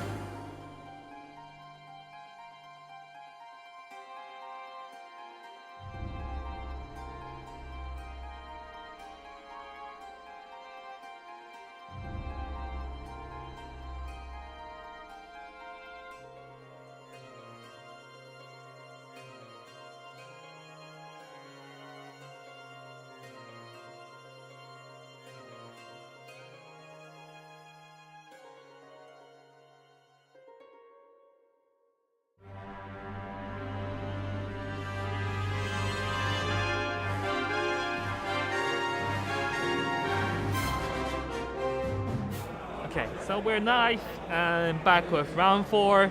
Welcome back, and now we have Kevin against Tang.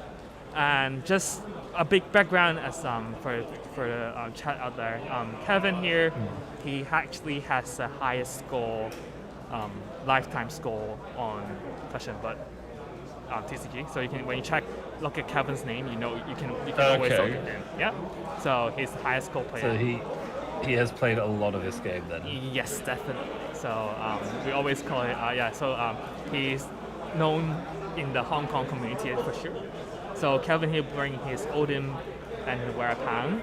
He's a Blue Pitch member. If Chad is looking carefully, the sleeves that he has, represent it. And also he's playing Briar.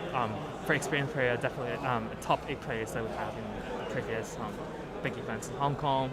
So again, another Odin Briar matchup. So the first Odin Briar matchup we had, we saw the Odin managed to fatigue the Briar. And any thoughts? Again, looking into this matchup, would there be a change, or is this really like skill based and see how the players apply the deck? I think we're going to see probably very, very similar things play out. I think, Briar will be trying to avoid taking too much damage, just trying to get into a position where they can, set up the late game damage that Ultim just can't block, right? Briar loses this game by just throwing too many cards out, wasting too many resources, and not putting through damage. So they need to plan their turns very carefully, block very carefully, use their armor very well. But the thing is, like, one of the things about this matchup is that, like, a good Briar player winning is, I'm not going to say it's inevitable because we saw one lose, but it is, like, very, very different. That's that slow damage presentation, the build up, the stacking. It's very, very different. And so far, we have not seen any like the little Briar deck so far. I think from the deck we have seen today, majority are just playing very, very aggro style. Yeah. Zero and many red attacks and stuff. So. Yeah, I think they're starting the game here. Sorry, Chad, just updated the score. Both of them are 3-0 players here. So.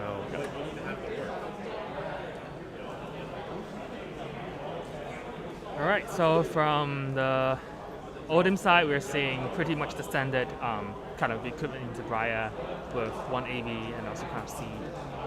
And also yep. And whereas Briar is also running Snapdragon. So, yeah. Let's get into game Tang here. The Briar player will be starting first.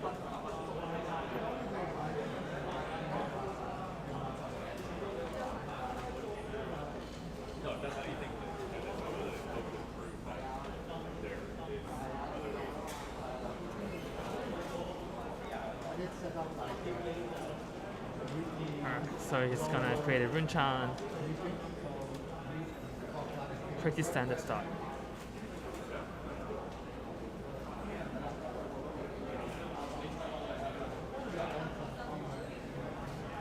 Okay, Terra Cinder. And then follow up with a 5 Dominate Hammer Swing. Also threatening a Frostbite.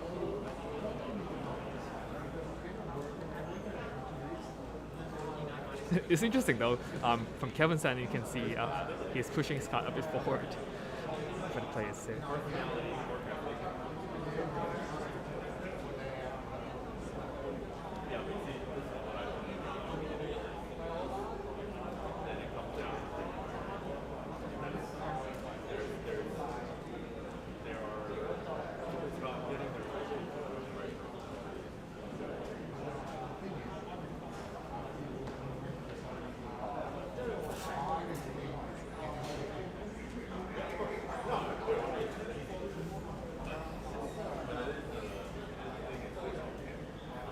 Super Army 嘅玩家而家活動即將開始。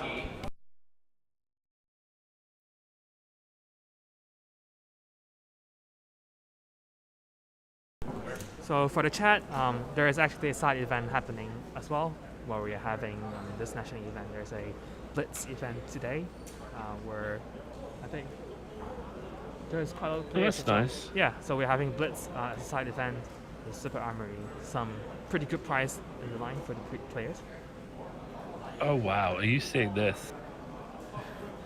Very That is early. a turn 1 gloves and helmet block. Yeah. Yikes. That is actually huge. That is that is huge and not in a good way. Yeah. Um, Unless it's really good cards that he wants to save. If not, it's really not no, worth but it. I don't think there's any situation where, I mean, we'll see if it pays off, but like, not even like block with a card from hand, block with one of the pieces of armor, right? Blocking with both of them is just such a, oh, I don't know. I don't agree with that at all, personally. Yeah. We'll see if it pays off, but I don't agree. Yeah. I think the games will go long, whether you like it or not, as Briar, and I think that armor is so much more useful. Because it can block 2 Terror Sunders if you do it right. Yeah, you know? definitely. Interesting. We are seeing a erased face in Kevin's hand. Yeah, I don't hate it. I don't hate it. It can stop Chanamant Heroic staying around for 2 turns. Oh, that's true. Yeah. I wasn't. It can turn off Force of Nature fusing as well, which is very good. Yeah, lots of people forget that it turns off the fuse part. Yeah. Yeah. They forgot about it because when it comes to erase face, I always think it's good against Phi if it's running very heavy draconic cards, or when it comes to Dromai, it stops basically dragons attacking. Yeah, no, it does not stop dragons. Oh really? Unfortunately. Oh, okay. I'm wrong. No, because dragon is a subtype of a card which is not affected by erase face. Really? Erase face only affects talent, hero, class. It doesn't affect subtypes. Oh, Yeah. wow. Okay. So removing dragon would be like stopping something being a weapon. Yeah. Erase face doesn't. Erase face can't do that. Oh, that's why. This is interesting. I guess he has no resources floating, so this does make sense as a stalagmite block. Yep. So now he has to choose between pitching. And also he's doing Ice React, therefore he's like going for this buff. Okay, I'm not sure I agree with doing both of them. If you do one, he basically has to choose between Rosetta and Arsenal, so you obviously save more damage. But if you do both, I guess you just don't get Rosetta at all. Ooh, Frostfang. Yeah. That's interesting. That's very interesting. So personally, when I do remember like seeing Kevin play Frostfang quite a lot with his Ultimate Attack. So I think he quite liked the card. It's quite a nice card, and also like if you're running Pummel, it gets quite good. And if you think about that last matchup we saw versus Oldhim, you know, that sort of matchup where you're playing and you need to disrupt their hand. Yep. Frostfang is actually very, very effective. And speaking of Pummel, we see the first Pummel being played, the red one. So comboing as mentioned. So the Frostfang effects and also Pummel effects, forcing 2 cards, potentially 3, if there's no pitch, but yeah. Exactly.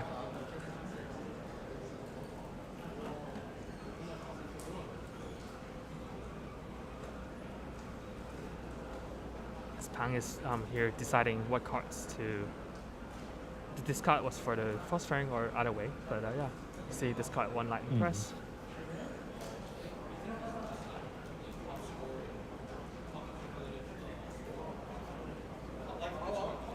Okay, so 2 cards being discarded.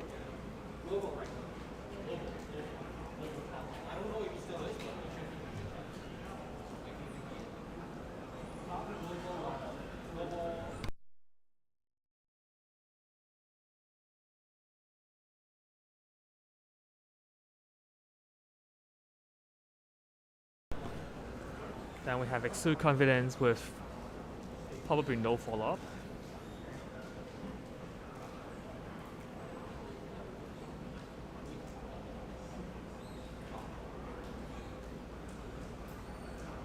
Having this take damage and Channel Mine is gone. Yeah, Oldhim has already taken 10 damage though, so he's not super comfortable. You know, he can't give up that life that easily, to be honest. And I don't know. I don't personally think a race face is worth giving up that much life to get off. I mean, But it will disrupt yeah. another Shadowman heroic, but it's I don't know. It Might not worth the amount. But I did have a sneak peek of the hand that he has, like the card that he have is another pummel. So with a tunic resource available, so he's actually threatening another 6 attack with pummel, 10 attack in total. that is actually pretty nice. To be fair, Yeah. that is actually pretty nice. I think I'm not too sure, but I guess this is the 12 pummel list that we might be seeing today from Kevin. Yeah, I mean, the fact that he has a pummel makes this worth it, right? Yeah, You know, if he didn't, I wouldn't like the play. But having the blue pummel, I think it's yellow Yeah. or not too sure color. no, it's a blue. It's a Alright. blue. Yeah, and he's discarding a swarming gloom veil, so he gets his opponent down to 1 card in hand. That's a really good place to be, I think. But his opponent unfortunately has a E-Strike. See, I told you in the first game, I was like, E-Strike is one of the best cards in the game. Yeah, definitely. Especially for this kind of matchup, right? Yeah, definitely. Because the E-Strike means that all he can come back in with is a hammer. Not even a frosty hammer, just a regular hammer. Yeah.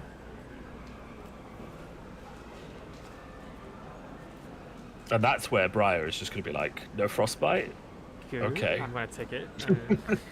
I'm happy Sounds to like- take those no frostbite turns. Sounds like some free damage to me. Yeah. So is that card in his arsenal that's tucked under Oldhim? That's a very weird way of playing.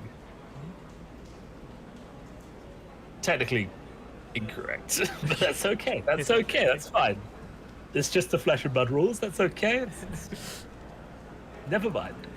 Yeah, we do it. Some people have like very own style of like putting cards into the game here. So Yeah, but the game specifically says that you can't because it's confusion, right? Yeah, It's that's confusion. Oh, it's a Ravenous Rabble for 2. Oh, we are seeing lots of Ravenous Rebel for 2 today. We should have a count for that. Like how many are there being put around? I think we're on 4 right now, so Yeah. it's not very happy. Yeah, definitely. And also we should put a count for the Sonata Aphenix as well. Like how many miss hitting are there? Oh, I don't want to know about that. It's just a sad number. I never want to hear it.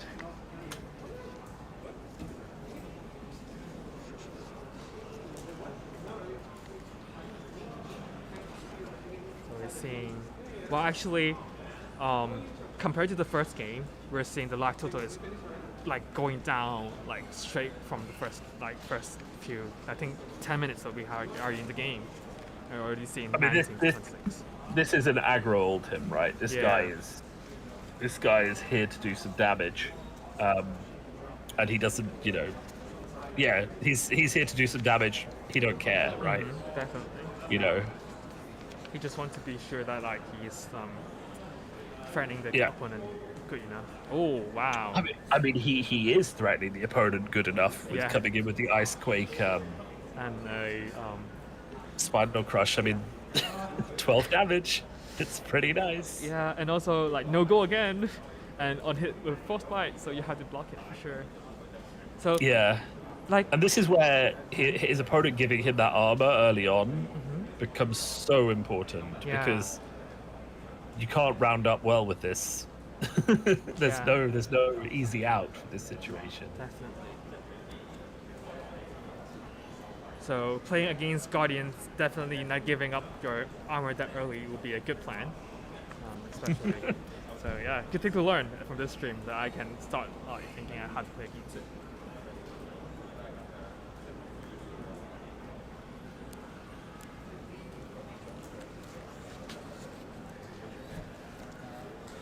And I'm the person who can't count. I always thought that there is like 12 pummels in the deck you can always put in, but there are only 3 colors of pummels, so just 9 copies. All the time. I have to That's say, okay. I would say like 12 pummels coming here. But yeah, I guess probably we're gonna see loads of pummels today with the ultimate attack and also Bravo's. Yeah. TCG. Don't worry, you're not the first caster who's done bad maths. It's a pretty normal part of the job, to be honest. All right, so we're seeing a Chokeslam, which was optional earlier in the game.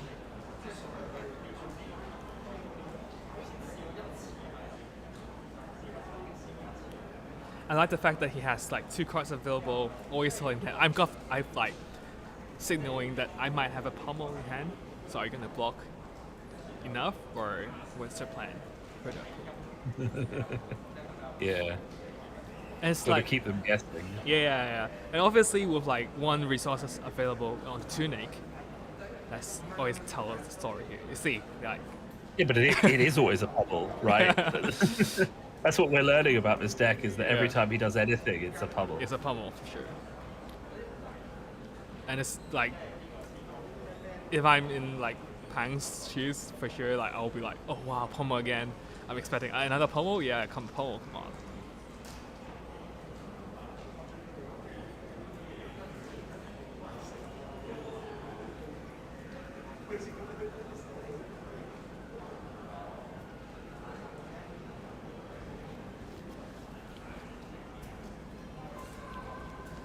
All right, this is Snatch.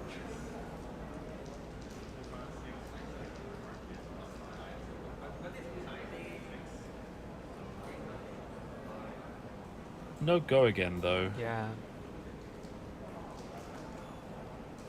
I'm guessing he's kind of hoping that he'll take this damage and then it'll just be, you Is know, Snapdragon maybe. Snapdragon.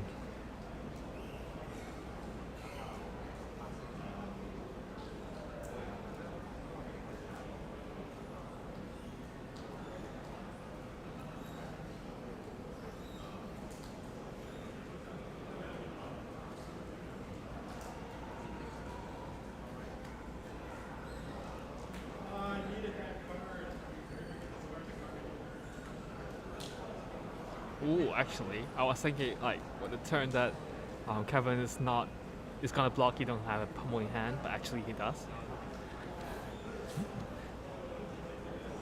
Yeah. So he might be thinking, well, if I take 4 damage here, then I can pummel him. Yeah, probably. Oh, so he's blocking for 5 now. Yeah. I think it's worth the block here. Just to make sure that he's not drawing the cards. I mean, it is still a big threat if he has 3 cards in hand. Yep. To just keep coming at you. And the opponent just lay down a 4 attack with no go again, then awesome. So Tang here has hand over his Snapdragon pretty early into the game. We're comparing to the last 2 games that we saw with Briars. Yeah.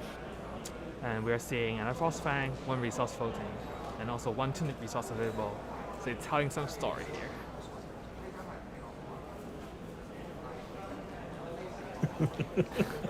It's just fun to watch, right? Do I have another pummel? Do Yeah. you believe I have another pummel? Yeah, I would that be probably have another another one? pummel. Yeah. It's like, oh Are you- yeah. well, how much are you willing to bet I don't have another pummel? Well, you know. Yeah. So that's the good thing when once like 9 pummels in your deck, and obviously you're gonna see them pretty like consistently. But then if the multiple pummels stacked together, it's not a good thing.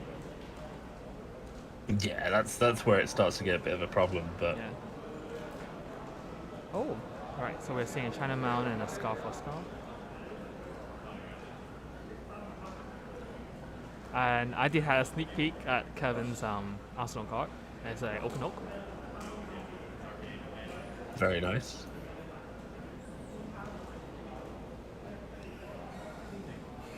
See, I can't even see that he has a card in Arsenal. It's just in the wrong place for me to just That's true. spot it. Right? I'm not looking for it there. Alright, well, let's just see how Kevin plays his turn. Hey, the first fused open oak we see today. Yeah, there we go. I love to see it. As an Oldham player, I'm just like, yes, Yes, this come on. is what I want. Like, follow up with pummels, yes! No, those are the hit attacks. Oh, pummeling a fused Oakenold is That one would of the be. best- Yeah. best in Flesh and Blood, right? You can't beat it.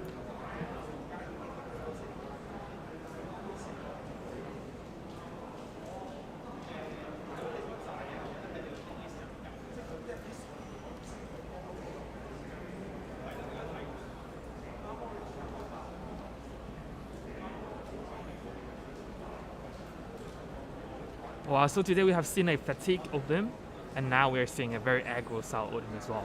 So it really shows like how Odin can play in different meta and how it can adapt quickly as well. Definitely. Yeah, and I mean it's just a really strong like deck, really. So you know, there's no, you know, but even the aggro Oldhim can still block very, very well, right? It's still very, very aggressive. That's true. That's true. I think, and then just every single card you're playing in the aggressive version, with the exception of the pummels, does tend to block for 3. Yeah. So you can kind of play very defensively while playing very aggressively. Yeah. Which is very. So and like you as an Odin player, you probably have more idea what deck can be built at, and also what is good into the meta, and therefore I think that's probably why it's being picked by majority of players outside of Hong Kong into this championship series. Well, it's quite interesting because in the UK we had a fatigue Oldhim and an aggro Oldhim, both in the top cut of the UK. The one who made the finals was on aggro, more aggro-ish. The fatigue guy lost out to the Dromai he got paired against, but you know, either way they were both, you know, there was 2 very different styles of deck that made it through into the top, which was quite interesting. Yeah, definitely. And also like when it comes to aggro style, like back then, well, I'm not too sure this is still a thing, but Snapdragon Odin is a thing. And it is, but I don't I don't think it's a good thing. I think it exists. Yeah, I don't think it's very good. So yeah, Tang here unfortunately got forced to stop for another turn, and actually down to 3 health only. Yeah, the fact that it's the Channelman heroic turn is gonna hurt, but and I can see that Kevin is probably winning with Mantra grinding his hand. Yeah, he just needs that tiny bit of breathing room and just comes in with a dominate. And Yeah. Game's over. Yeah, and so when it comes to damage can be blocked, looking at Pang's equipment, he only has 2 blocks available with a card 5 blocks. Probably is not enough to save him from this.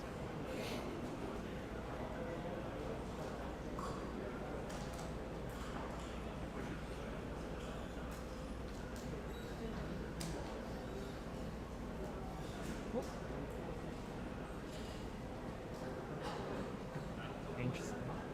He's trying to cycle a card in this turn. Wow. And then we're seeing Terrace in here.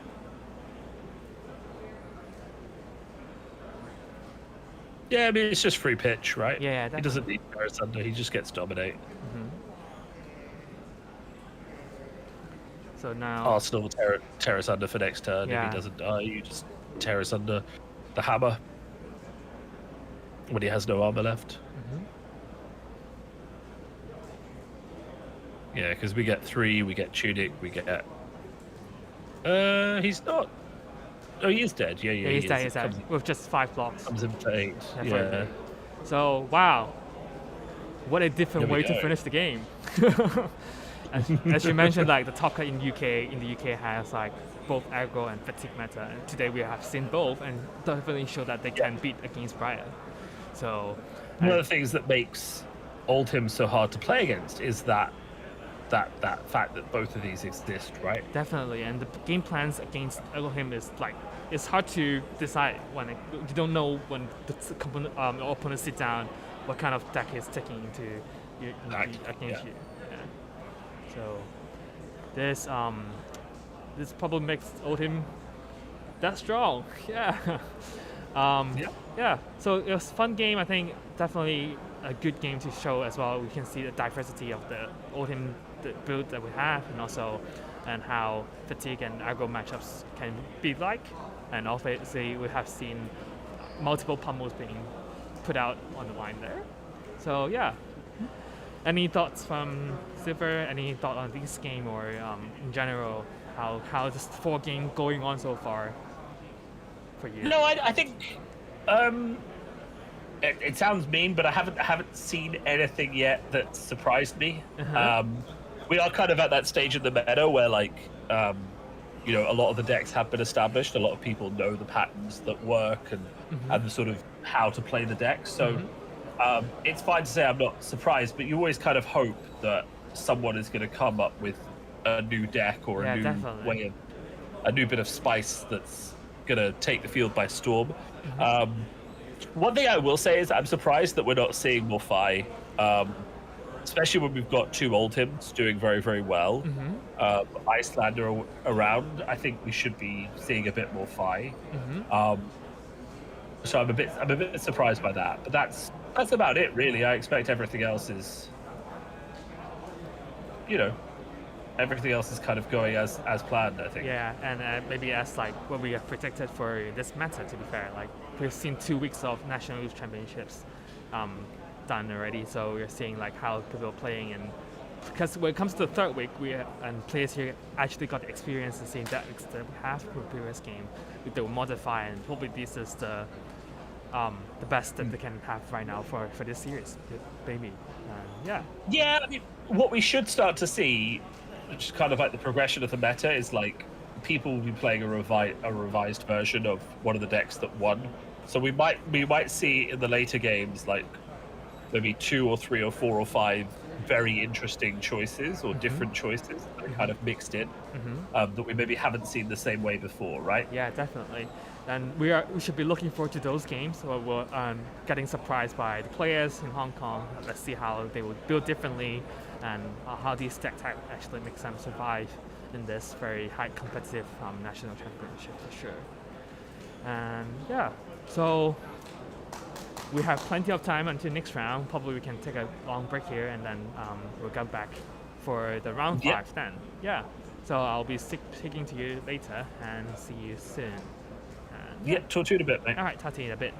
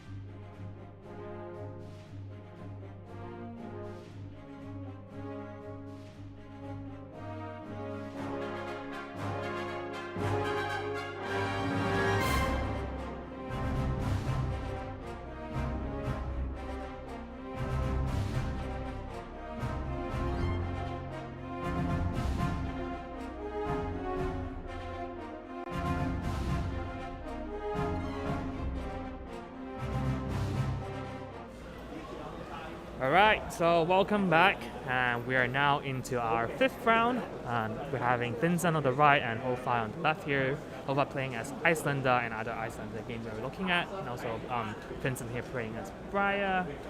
Both of them are very experienced players. Vincent was actually the PTI winner last year for the same. Yeah, he was the winner back then. I'm playing as Odin, I remember.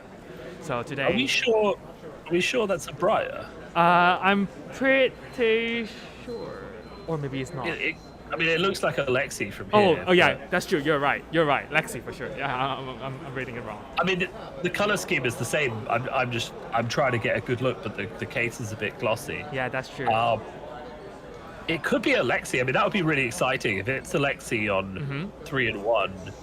Yeah. You know, I don't know how well Lexi does into Briar, but you know, I think it's okay-ish. But it doesn't do very well into the old hymns that are running around, or the Bravos. Yeah. And so if that's the Lexi, then we'll be seeing Iyslander against Lexi, which both are. If depends on what build Lexi is going for, probably will be like quite cold in here because both of them are getting frostbites and playing with ice cards and stuff. So yeah. To be honest, as far as I know, this isn't a very good matchup for Lexi because, like we saw in Bravo, you're giving if you give Iyslander a window before you actually do something, then that's where they hurt you. And of course, to do anything, Lexi has to load the bow. So it's a bit of a rough matchup, I think, for Lexi. Definitely. Anytime you load the bow, they're just gonna be like, well, here, have 4 frostbites. Yeah, definitely. Yeah, so okay. with any like instant being played, then there's always a window for the Iyslander player here. So yeah, we'll see how this matchup goes. Because both of them, I think Lexi, there's only actually 2 players playing Lexi today. So we're actually seeing one with 3 is quite good. And whereas Iyslander is just 3 players. So they are the minorities, and seeing this matchup is quite fascinating. And I would say it's quite rare as well in the sense. So yeah, for sure. It's actually really good to see. So we are having the Lexi player as the starting player here, and obviously as Lexi, you need to load your bow, and let's see what it's doing.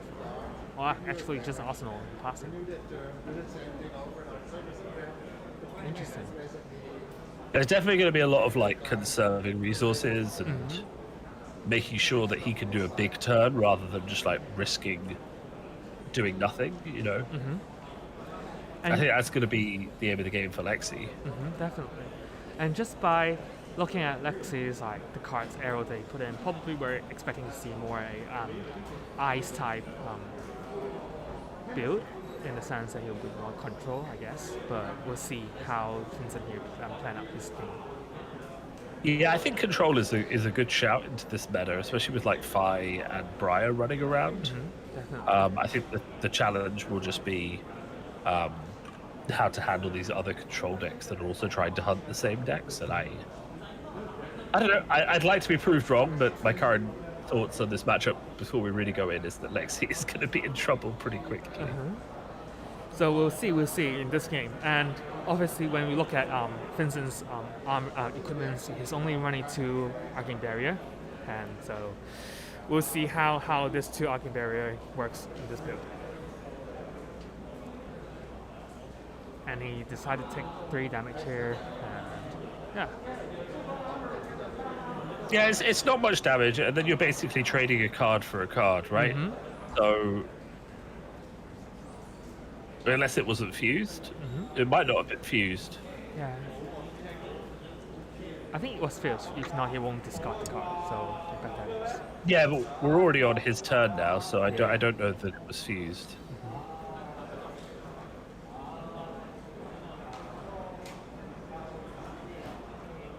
So you can see those custom arts, Frostbite we've seen here. Also some tokens. Ooh, those are nice, yeah. Yeah.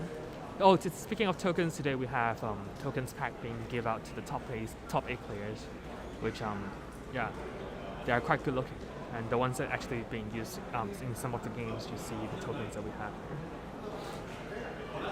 Okay, so those being given out to players then? Yeah, it's like a top 8 players gift as well. Oh, that's nice. That's really nice, yeah. I know at the Pro Tours, if you played in them, the Polish team have been giving out tokens of like, frostbites, ether ash wings, all just like nice things from Poland, like photos of Poland in winter and stuff like that, and everyone really likes them. Yeah. That sort of thing goes down a treat. Definitely, like having these tokens, arts, I really like them. They really like make your game more colorful, I would say, and much more fun to play with. So. Yeah, but it also just makes like everything feel like it's more yours. I mean, it just definitely. feels more like you own the deck. You own the.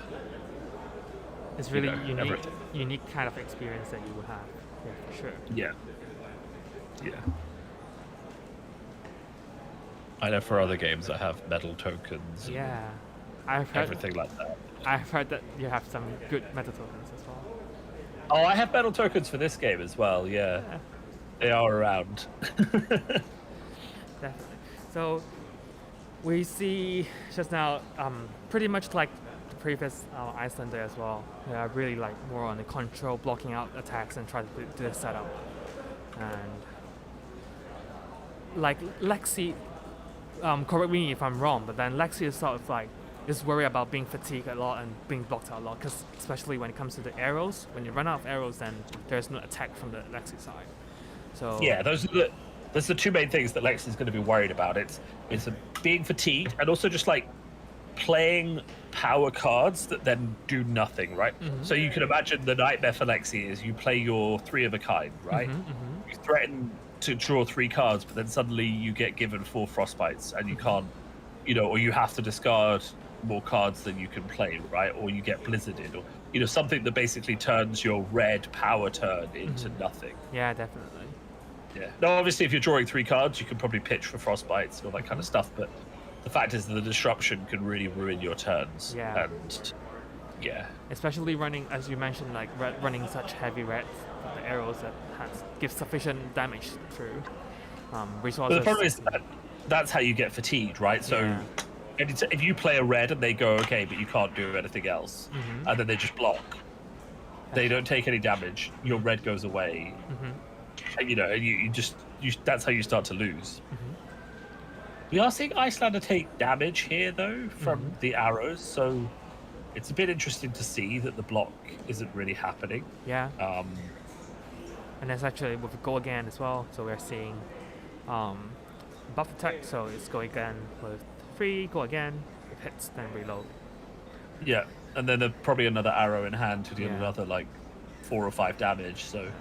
If not, he still has the other arrow that, also they can use. Oh, he's also no blocks. What is in this Lexi's hand? That is a question and a half. Yeah, that's interesting. Is he going to reload? I think it's like a Frostquake or something, so... I don't think he's going to reload. Fusing it as well. Fuse it. So this is the risk with Lexi. If you take a lot of damage, is that they'll save a disruption piece for last, right? And then hit you with something that requires you to spend cards. So even though you took 8 damage to try and have a big turn, suddenly you're still having to give them 2 cards just to stop, from being disrupted. And you don't get your big turn anyway, so... Yeah, definitely. So we need to see, like, how they play through. So, but interesting, like how the Iyslander players have, like, tried to just block out those, like, on hits.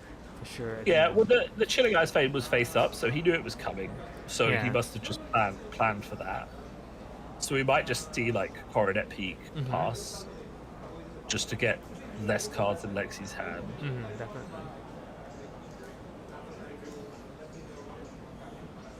So now with 2 cards in hand, let's see how the Iyslander player plays. I think one is a Hypothermia, so he's probably tempted to just play Hypothermia, right? And stop the... It's not the one... Is it the one with go again, or the one gains go again? Yeah, attacks can't go again, so it will stop a lot of what Lexi tries to do. Yeah, especially... Though he does have that Icequake in Arsenal, so he'll get the bonus to the first attack. So, that's why he wasn't doing anything during the turn. He had a CNC in Arsenal. CNC is a really good option. Definitely. So he can choose now, basically, does he want to play pitch Hypothermia, or the Amulet of Ice. Both are quite good, but I think Hypothermia is the right keep. Because your opponent can give go again to the weapon, to the attack, and then you can take it away. And again, as I said, it's the shutting down of that whole turn, right? Definitely. If he goes 3 of a kind arrow with go again from Arsenal, and you go Hypothermia, And suddenly, block the arrow. Yeah. And then You're just laughing, right? Yeah. Yeah. And I do agree. Maybe pitching the Hypothermia here would be good because CNC is destructive enough for the turn anyway.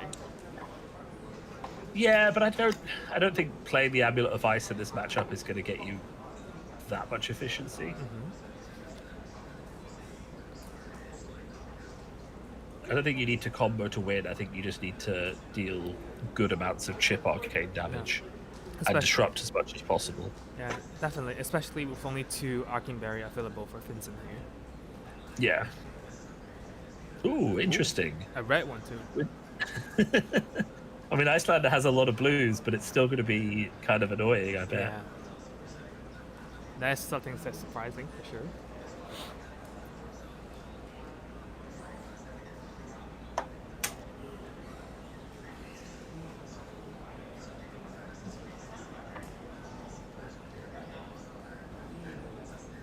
Yep.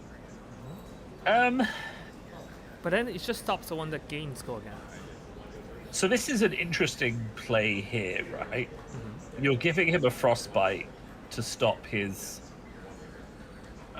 next attack, make it cost more, but it doesn't take go again off Winter's Bite, right? Because Hypothermia already works on attacks. So I think it's probably better to let him play a big attack out first and then take the go again away. Definitely.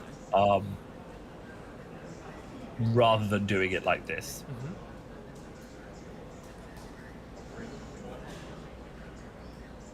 Because now he knows, and he just gives it +1, right? Whereas if he played into the go again, he might make a mistake. And it's fusing it as well. Yeah. With another Winter's Bite.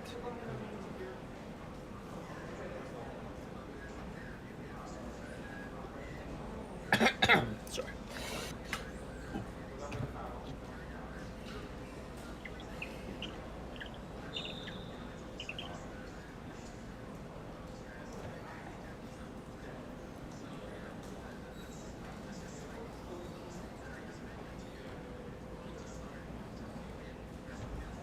He's going to take all the damage here. Wow. Oh, wow. This is very surprising. Yeah. Interesting. And he pitched his Hypothermia as well, so he must think he has something in his hand that will push a lot of damage, but You see a channel. I don't know. Channel Lake here.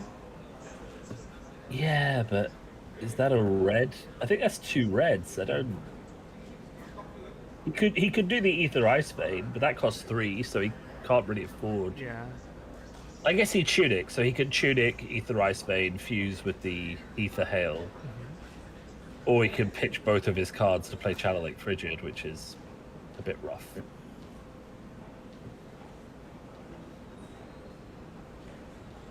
I mean, Channel Lake Frigid shuts Lexi down pretty hard. Yeah, definitely. You know. Loading the arrows takes you 2 resources to do it. Yeah, exactly. So you really can only load 1 arrow and shoot 1 arrow. Yeah. And that's not really good enough.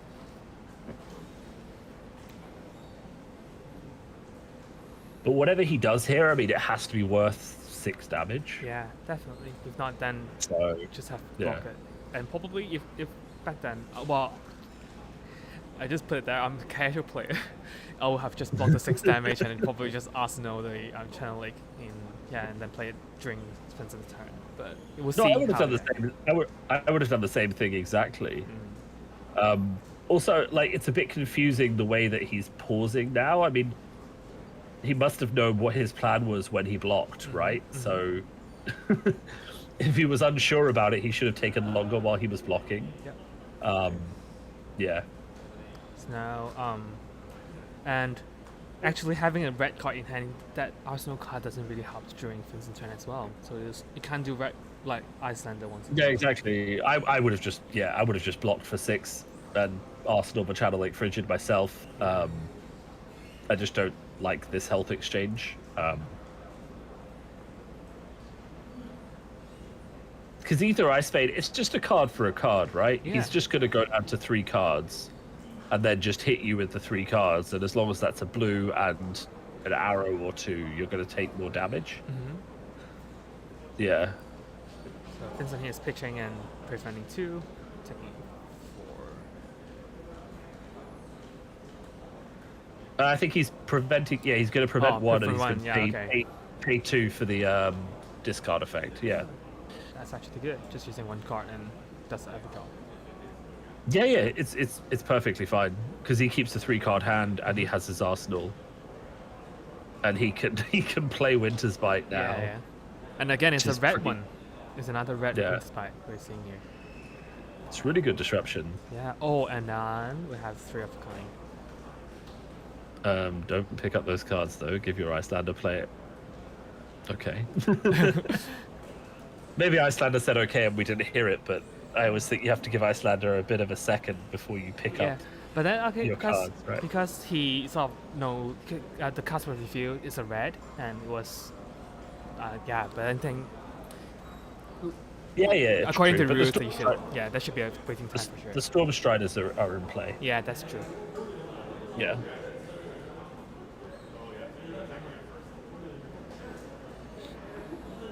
So we're seeing at least 2 arrows come in.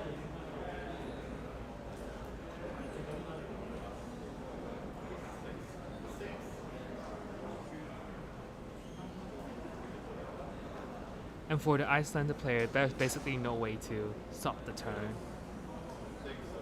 right now because there's no blue card now. So Yeah. I mean, he can't do anything, so this is the perfect turn to have a 3 of a kind. Definitely.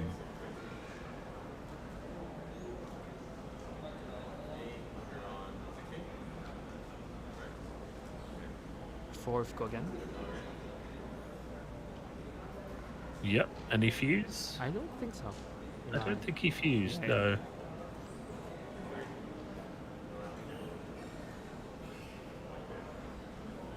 But it's pretty interesting. Like if you can, I'm just thinking like play lines that he can do right now, like 2 go again and then playing the Winter's Bite and then forcing another card from his hand.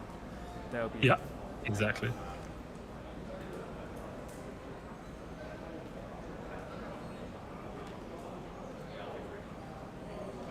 And he has that endless arrow, so if this keeps going on, he might be able to do double endless arrow.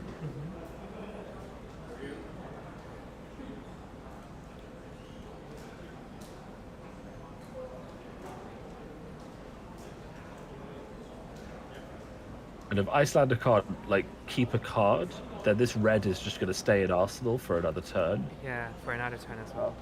And it's exactly the same problem again. So I think this is The We're both just sitting here nodding our heads, being like, "Why didn't you play that Channel 8 Frigid?" Yeah. But there was probably a reason he couldn't do it at the time. Yeah, definitely. If he'd done that now, he would not be facing down all of this stuff. It'd be a lot less. Yeah, and also there is actually a Frostbite waiting for him as well, so he has to get enough resources to play out the card. He has to keep a blue to play the Ether Hail and keep a blue to Arsenal. Yeah. And also defend. It's rough. It's very rough. Definitely. That Arsenal card probably has put him in a, as you mentioned, it's a rough spot. Yeah. I actually think that I think that Channel Lake Frigid turn may in fact just be the turn that loses this game. To be honest, it may come down to that. Yeah.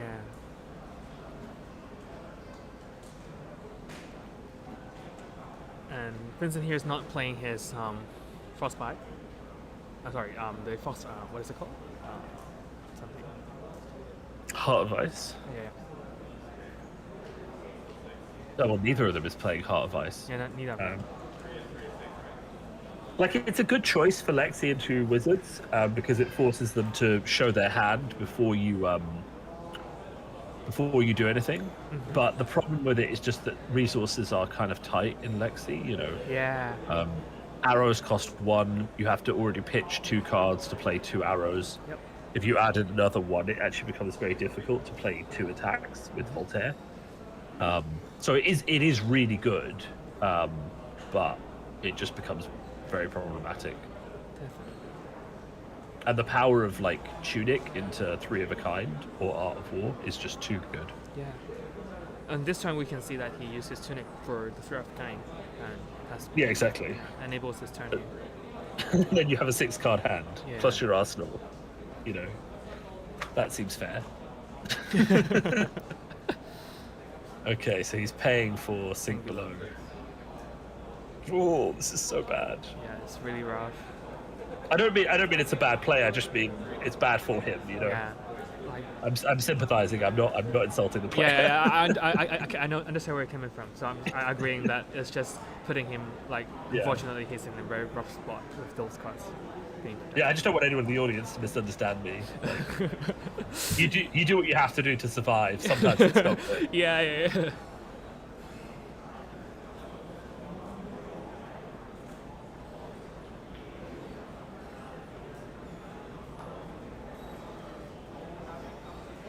And then we see him pitching the Frost Hex for... Oh, okay, he's working on it.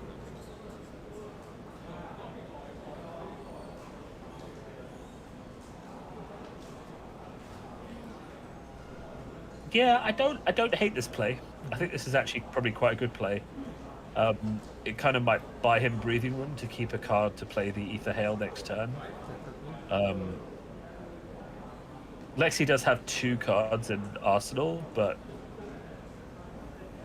you know, this tax is just pretty helpful, I think. I think Vincent here to pay for it. Yeah. So Lexi's going to trigger, showing an Endless Arrow. That's a bit weird, but I guess it lets him load his arsenal again. Yeah. But he doesn't have a way to give it go again, so... With, like, the bow is not being used, I guess that might be, like, a follow-up thingy that Vincent is looking for. Yeah. I guess. The thing is, it keeps coming down to just how he can be as bold as he likes because he knows the card that's stuck in Arsenal. Mm-hmm. So if he just remembers that's a red, he can't do anything to me, he can just do literally whatever he wants, Yeah, right? definitely. You know, like play big attacks, run with 0 spare resources, you know. And don't have to worry about anything, just going in. Yeah, exactly. It's just such a huge impact on the game, really. Yeah.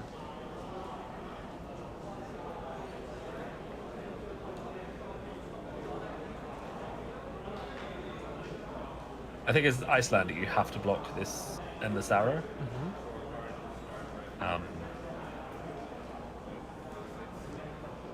So I don't know Yeah. if you block this as much, but you have to block that Endless Arrow, whatever it costs. Yeah. And definitely, like, when you're looking at so one card is available for Vincent here. If that's another arrow, so probably there will be one attack before the NSR is being, like, used.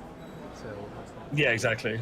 It could. Well, he's only got 1 resource, so it would have to be one of his 0-cost arrows. Yeah. There are a few, so it's good.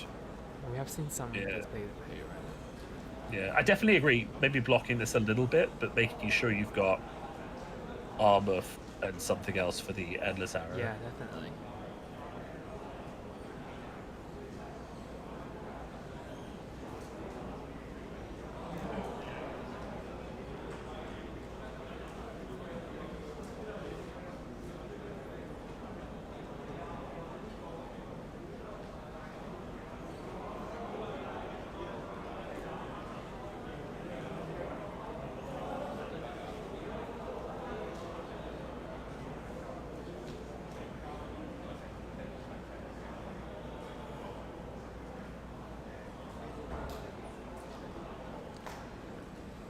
Ooh, it's a Rain Razors. Oh wow.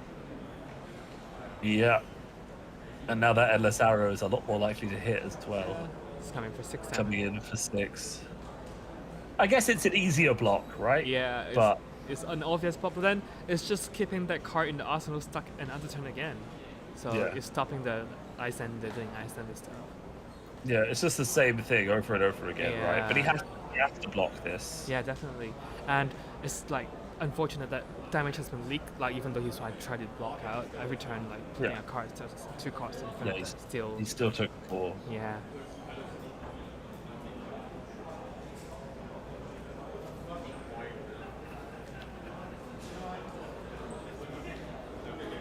Yeah.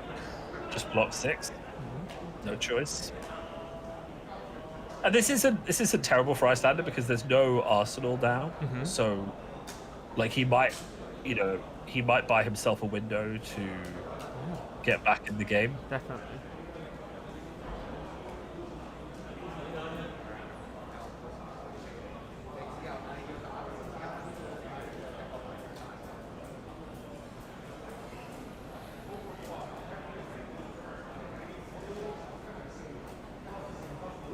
This is where like the power of Ice Lexi really starts to come through because your opponent's trying to buy themselves a window to get back into the game.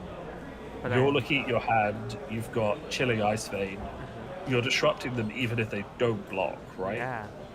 And And- it makes it like way harder for the Iyslander player to get like stuff going on. Like unlike the game that we had like with Iyslander against Bravo, this time you can see like that setup is being done on the Iyslander side. Although you mentioned that the setup doesn't really matter here, he's trying to chip in consistent damage here. Yeah, exactly. And it's why Icelander's so interesting because against the Guardians, it's just like set up. The actual abilities on my damage cards don't matter. It's just about frostbites and setup, right? Definitely. Against this one, it's like every single little advantage you can get, with a blizzard, with Yeah. a ice blade, with every single bit of fuse, and it's just a completely different side of the deck. It's why Iyslander is one of the most interesting heroes in the game, and her and Dromai, both in Uprising, 2 of the most interesting heroes ever printed in the latest set. Definitely, yeah, I agree on that one. And then you have Fi, who's a bit boring, but that's okay. Just a ninja doing ninja stuff, but Yeah, he's not interesting. He's good, but he's Yeah. not like it's just just not as interesting as these Yeah. 2 decks. So it's like playing Ira as well with inputs. So it's just good, very basic. Bolt- First Bolton shot comes in for 4. Yep. The hit, just no blocks And because just he's trying to get that he's trying to get tempo basically. yeah, and also having his card out of the arsenal for sure.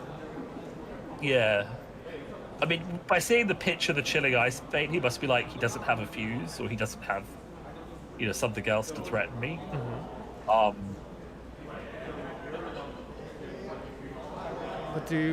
But we can still see like 1-2 cards available for Vincent. Well, if Lexi ends this turn without doing like a major piece of like threat, and if it's just damage, we see a Channel Lake Frigid, we see a full hand of disruption. So this could like the life difference is staggering, like quite big, but this still could be a turning point. Because I think what's important to understand is that Lexi's attacks are getting diluted. She is Yeah. playing through a lot of heads. Iyslander can do a lot of control. She just needs tempo to establish the control, right? Yeah, you're right, and definitely here, I think for the Iyslander play, he got a room to breathe now because Yeah, no longer exactly. 3 cards in hand. Yeah, seems to be a reset for him. And the Channel Lake Frigid might even be more room to breathe as well. Like he has to play it now. He can't. Don't do this to me. Play the Channel Lake Frigid. Play it. Put it on the table. Oh my god. He's thinking. He's got an Insidious Chill. Don't play the Insidious Chill. And it's not your friend.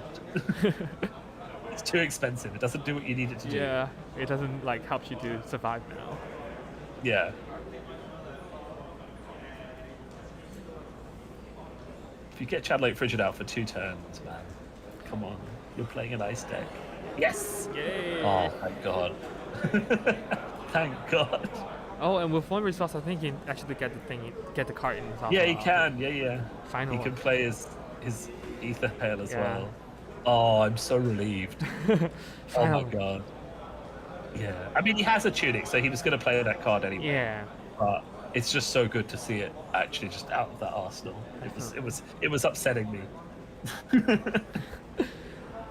And obviously now with Channel Lake Frigid being put down on the table. It'll be much harder, as you mentioned, for the Lexi side. Everything costs one additional loading and stuff. Yeah, Lexi does run a lot of blue, so it's not like she's not going to be able to do anything, but it becomes a lot easier for Iyslander to chip arcane damage in. Becomes a lot harder for Lexi to like do rain razors, 3 of a kind, you know, the stacking damage, which makes it a lot easier for Iyslander to block. But And the big thing, of course, is Iyslander can make her waste reds during Channel Lake Frigid, and then, you know, things get better, right? And on the good side for the Lexi player, obviously has such a huge lead in terms of life total. Yeah. So we'll see how this advantage can bring on. Yeah, we can't step away from that. Like, the player is 12 points ahead. Like, you know, plenty is going right for Lexi right now. Yeah. So we see here there's a Rain Razor available in the arsenal. So first target.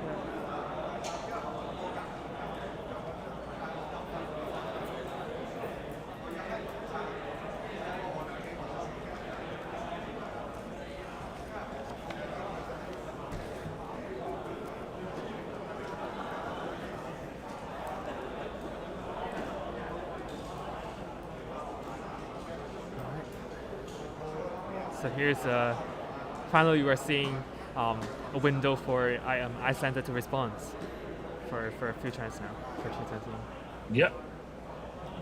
This is what I meant about Lexi at the very start, is like, to put an arrow into his arsenal with the Rain Razor, he has to trigger Lexi. Yeah. So Iyslander gets to go, hold up, wait a second. I'm gonna do something. How about a Frostbite? Yeah. And like a Frostbite and then Channel Lake Frigid. Oh. Okay. Well, Ooh. Lexi does have... Iyslander has to be a bit careful here, because obviously he wants to pitch 2 ice cards on his turn.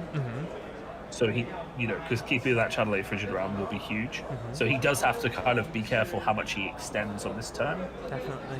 Or it won't be able to stick around, you know? Because I think he looks like he's got a Winter's Bite and an Insidious Chill. So he should be able to keep it around next turn. Yep. But then if keeping up the Channel Lake, you might risk like not having any arsenal cards. For the first. Yeah, that's the problem. That's the risk, isn't it? Yeah. It's definitely not an easy choice. Yeah.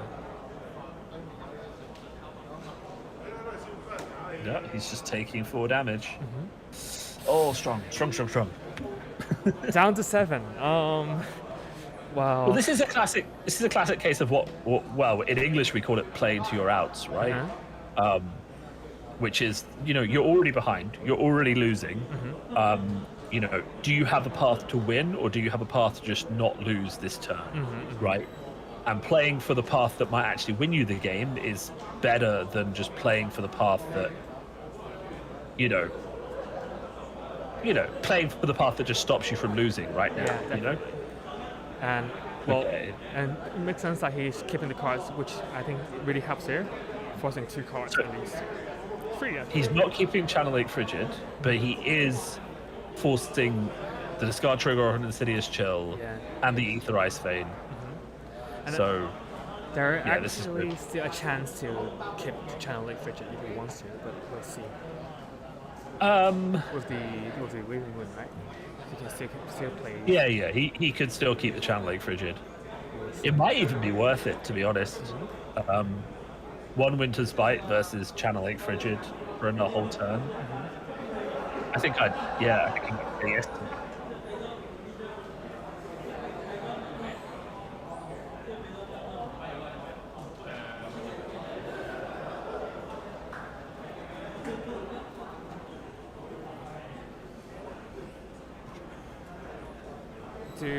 We do have to keep in mind that actually there's 2 arsenal cards for Vincent then. So probably like losing 2 cards here might not like affect him too much in a sense. Yeah, but it becomes... See, this is why if you keep the Channel Lake Frigid around, it becomes a question of resources, right? Yeah, that's true. If the Channel Because the cards at Arsenal are... Yeah.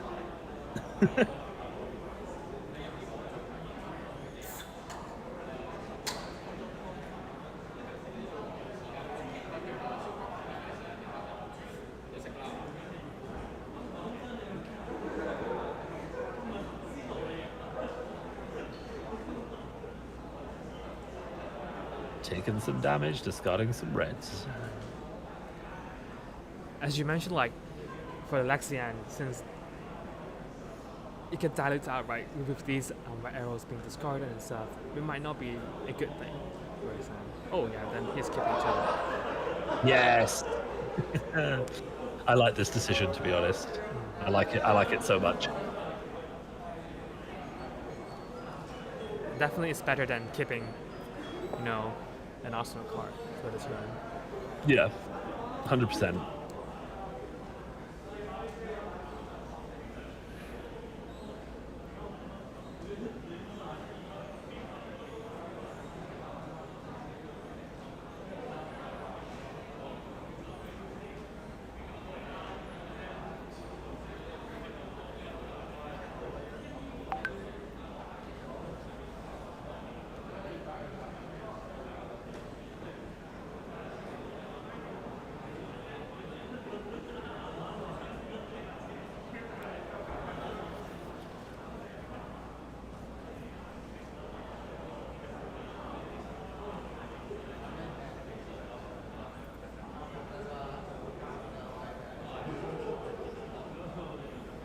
Another 2 damage.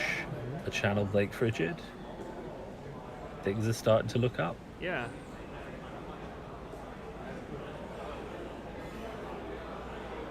Okay, so bolt and shot coming in. Coming for 5. I think his hand is all reds as well. Yeah. He had a red bolt and shot. Oh, it's a yellow. It's a yellow Yeah, bolt yeah. and shot, and he has an endless arrow in hand. This is still like very good because this is lethal, right? Yeah, Because yeah. of the rain razors. Razor.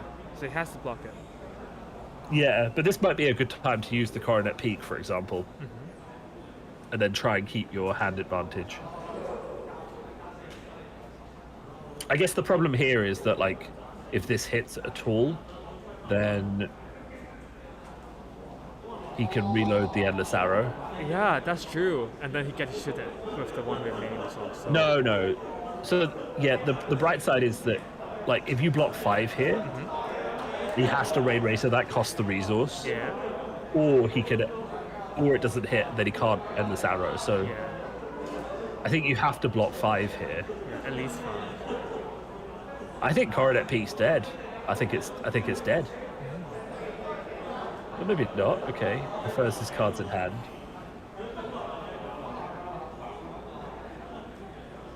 But still, Could he like, play another? Could he play another channel? I think they're all reds in his hand, except the channel. and given like there's like total 7 to 17, as an Iyslander player, it doesn't have like such a bursting turn for the damage, right? You can't deal like more than. I mean, surely from his side, you're just blocking as much damage as you can, and then just putting channeling Frigid and Arsenal, right? For this turn, definitely. But what if it's just laying down one card here, blocking 2 damage? But I think the remaining 2, it's 3 damage, and I think 2 in, and then Vincent gets low. So I don't think you do that. I think you have to go full in and block 5. But also, if you've got 3 reds, then just block 7 or something.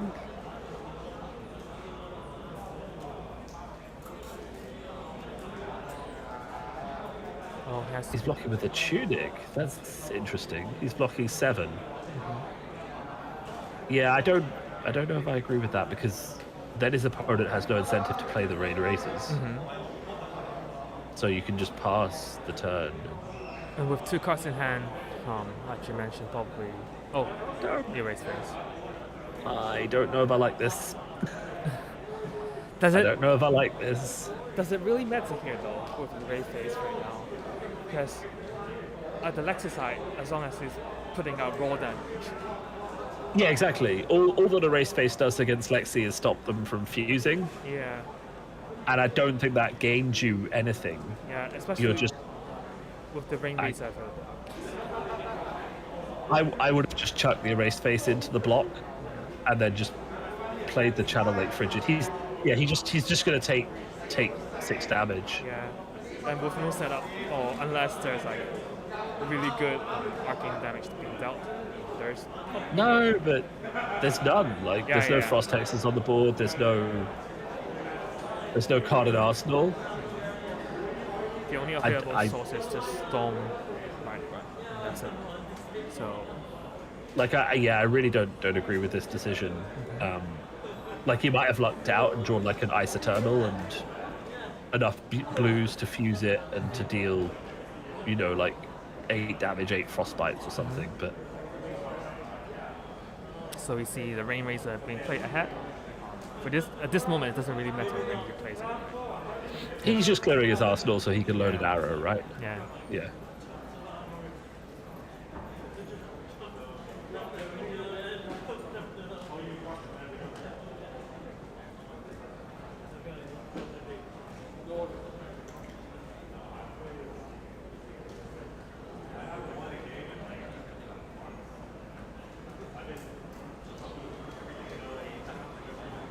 I mean, this is your window. You're gonna Boots Freezing Point, make him discard a card. But then what do you block with?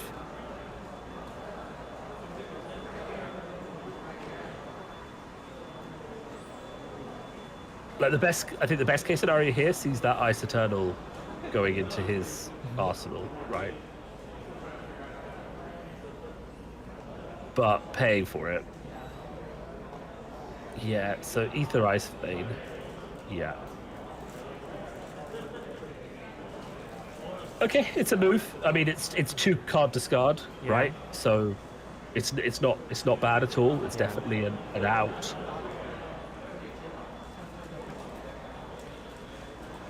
I think the challenge here is the Endless Arrows already face up in Arsenal. Definitely. Yeah, and also And there's there's Tunic resource, I guess. yeah, I was about to say, yeah, there's a tunic resource as well, so he may not be going anywhere. So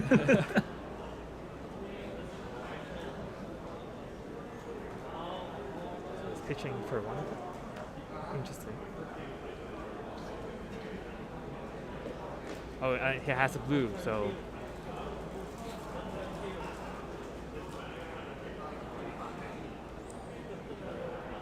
Yeah, so he's tunic resource and the blue to not have to discard a card. yeah, Then he takes 5 damage, Yep. and now he has to pay another 2. yeah. He keeps 3 cards. This is GG. This is Yeah. done. Yeah, because he has 2 endless arrows. So, yeah. Yep. That's great. Oh, he has a bolt and shot and 2 endless arrows. Oh my god, this is painful. Yeah. 7 damage. Go again. Can't be blocked. And then He's turned into Briar. He's just become Briar in So front of our annoying. eyes. Yeah. So 7 damage, go again. Yeah, and then we get if he's not reloading anyway, so it can be like another 6 damage should go again, and then a 6 damage. So it's like what? Yeah. Suddenly a 19 damage being dealt in this turn.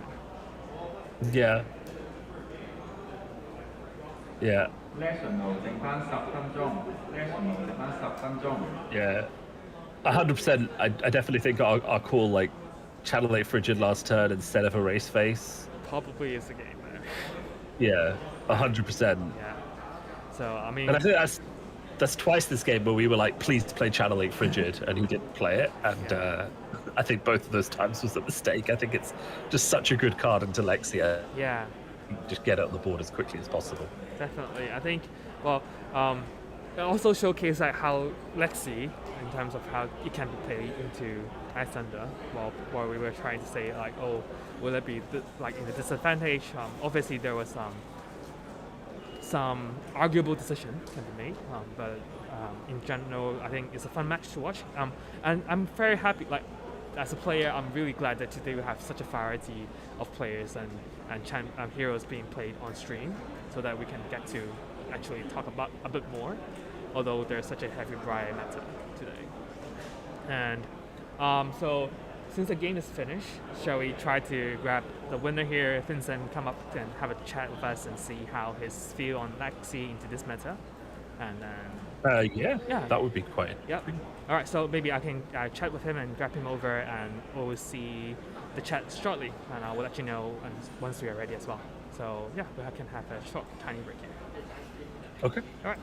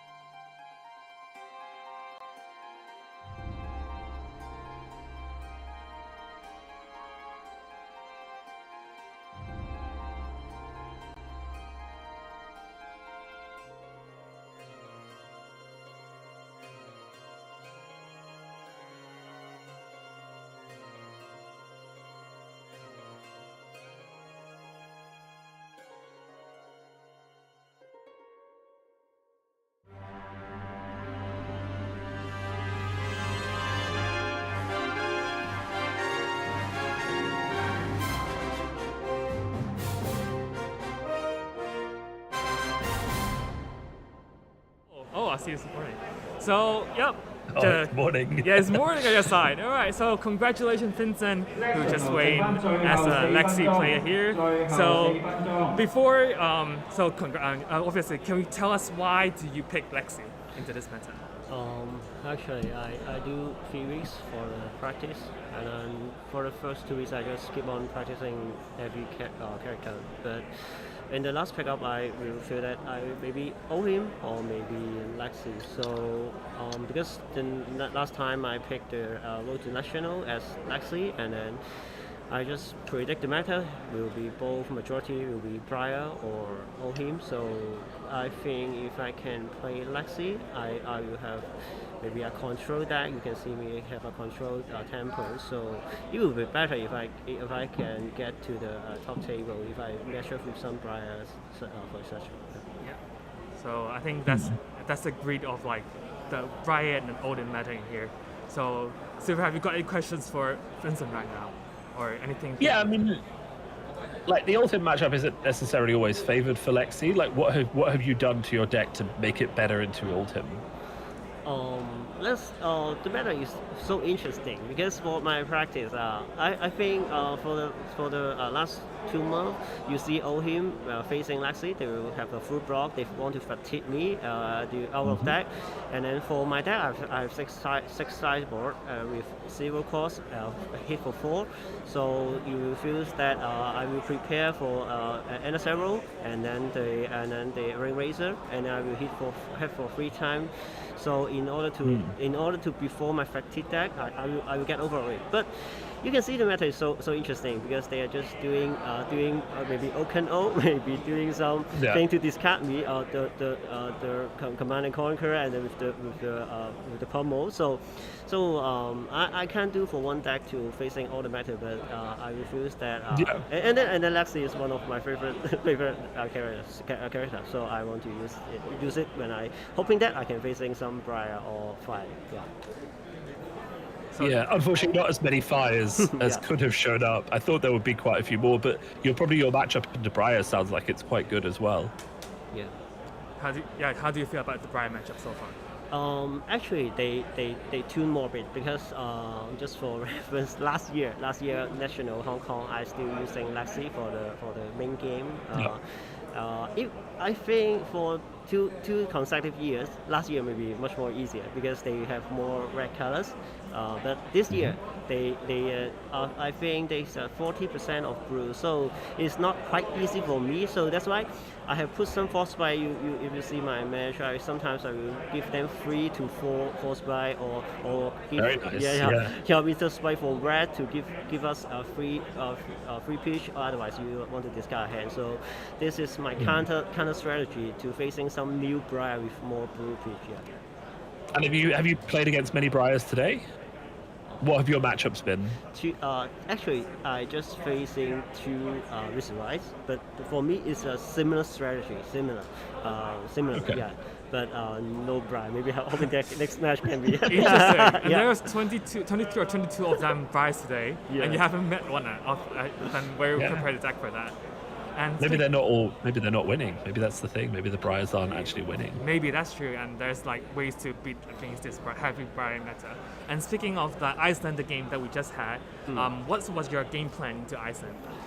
For me, I just similar for the fatigue deck because they are blocking for 6 and then play some arsenal and then for 1 card to discard me. The strategy is similar, but for me, I want to go wide and then I change my strategy to don't give them too much frostbite, aiming to hit for 3 because they will want to block for 6. So when I have two arrows, they will hit for some, and then for the third one, most likely maybe the endless arrow, I can bring it back. So this is my strategy before the game. So my sideboard just throw out anything about giving frostbite. I just want to keep the tempo is I can hit for 3.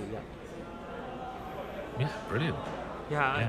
I think that It definitely worked. yeah, it definitely works. So when we are commentating, we can see definitely like how your strategy actually works into expectation. You have multiple hits, and also we're seeing it makes the Lexi play really hard to block for sure. Yeah.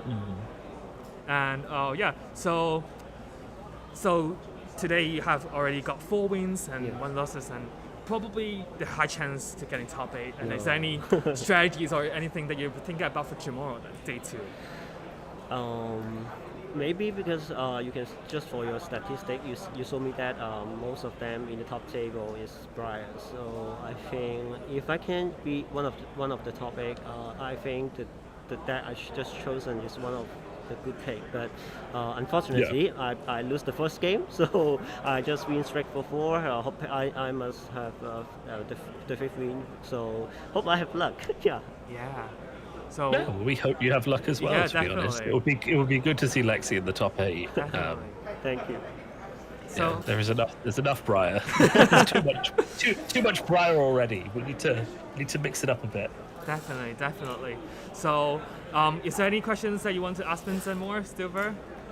No, I'm good. Just get your head back in the game and good luck for the next round, I think. Yeah, thank you so much, Vincent, for having this interview, and good luck for everything. Okay, thank you. We'll see you soon. Okay, thank you. All right. And so thank you very much. Thank you, Vincent. And obviously, I think just a few more minutes, and we'll be having our 5th round. Actually, yeah, fifth round, right? Around six. No, it's actually six. Six. Oh, right. It's round 6. Round six. We're Oh, almost- wow. We're almost done. All right, time flies. Time really flies. I wasn't aware Yeah. like games has been going that quickly. Okay, but Yeah, no, I mean, it just when you're seeing the game played really well, and it's not just like aggro versus aggro, like Yeah. proper control games, people are like having to take their time and finish games, using the whole clock. The day just flies by, right? yeah, definitely. And also seeing like different tech, and as Vincent, he also have like really detailed mind. Well, when it comes to like into each meta, Yeah. and also he has already like planned out and stuff. So we were looking forward to see really how does he play against Briar, probably in tomorrow's game as well. So Yeah. looking forward to that.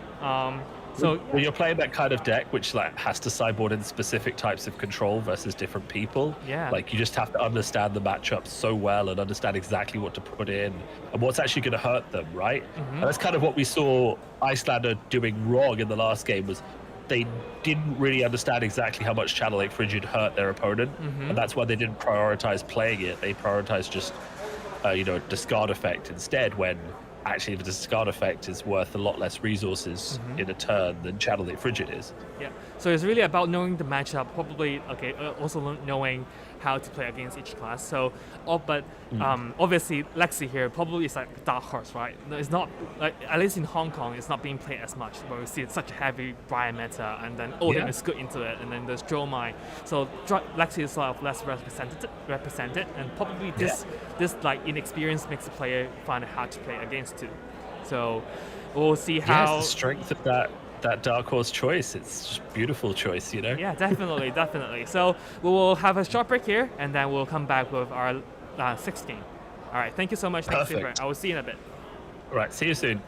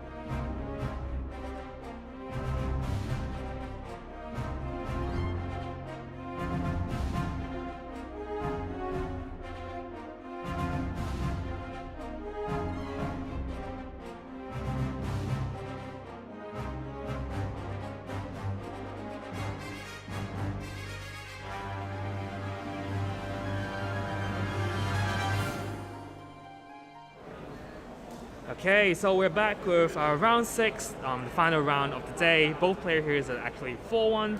Actually, today I've just asked, there is no 5-0 players. So everyone is good. everyone is taking a loss for at least for one round. So we'll see who's gonna be in the top 8.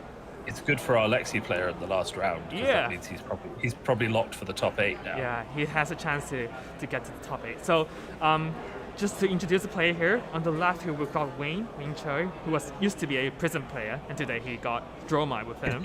Whoa, so let's talk about metas, right? I'll talk about gameplays we have today. We literally see like a variety of heroes that is being played on the stream.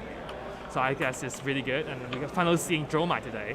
And the meta's really healthy. There's just loads of different heroes that are viable, and even Dromai is very viable. She's just complicated, so a lot of people get put off playing her, but she's very good. And we'll see how Dromai gets into Lexi. Also not Lexi. Also, I was playing the last game, Briar here. So the Briar player is called Manho. He's actually one of the youngest players in Hong Kong, and we'll like to see like how young players can also be playing at the top level, and we'll see how he does. So we'll look forward to I mean, how can I ask how old he is? I'm just curious. I think he's still in high school, to my understanding. Oh, okay, or probably in uni, okay. either way, high school or uni. So I'm not 100% sure how is he, but I was told that he's one of the youngest that we have in Hong Kong. Yeah, well, it's good to get into card games young. They're very good for the brain. Yeah, definitely. And he's actually one of the few like very dedicated players as well in Hong Kong. So I think he has been trying to join events all around the place, and we'll see how he plays into this matchup. So I know I played my first game of Magic the Gathering when I was 8. Oh, it didn't do me any harm. Yeah, my first Magic the Gathering was like in high school, like 10-ish or 11, 12, or not 10-ish or 13 or 14 when I was into the games and stuff. But yeah, so speaking of this Dromai and Briar matchup, what's your thought on this? I have zero idea, to be honest. Is there any like favorable matchup? How does the player should be approaching this matchup? So this is actually a good chance to talk because obviously I've played Illusionist as well. I took Prism to the Pro Tour one. I played a lot of Dromai as well when she first came out. So I know Illusionist quite well, I would say. I also, just to plug my channel a little bit, this week we put out a roundtable discussion with myself and Jamie, who is one of the people who managed to get multiple top 8s with Dromai. So there's a roundtable there that you can listen to, which covers a lot of like how to block and how to manage playing Dromai at a high level. So that's probably quite good to watch. But because of that, I do have quite a good understanding of Dromai. So what I will say is, in this matchup, it's not as unfavored as people think. Like, people kind of just assume Briar will win. And it is true that, like, the right Channel Mount Heroic turn, definitely, and lining them up back to back or stuff like that can be a way to win. But there are lots of things that Dromai can do to deal with it. So I think some people will be watching this thinking it's an easy matchup for Briar, and I think they're going to see, especially if this Dromai is in 4-1, I think they'll be surprised at what he does, Definitely, and please do subscribe to this channel. I'm one of the subscribers and find his content really useful. The Dromai Roundtable, actually, I've watched half of it. I'm going to finish the remaining half, yesterday didn't have time, but it's really informative and very helpful as like picking up the class. So yeah, and I'm more like interested to play Dromai, but still haven't started yet. So I'll be looking forward to see how this how Wayne here pilot Dromai and how maybe playing against Briar here for sure. So both players is ready, and we'll see.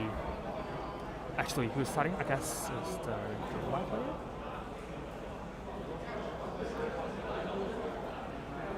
Yeah, it's likely to be Dromai player starting.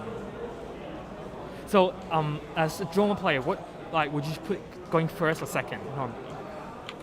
If I think either, but I'm kind of happy going first.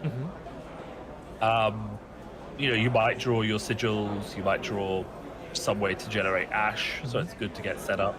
Obviously, blocking, you can just if you go first, second, you can just block with the defense reaction, pitch to the furnace, get some ash. Yeah, definitely. But I feel like going first is better.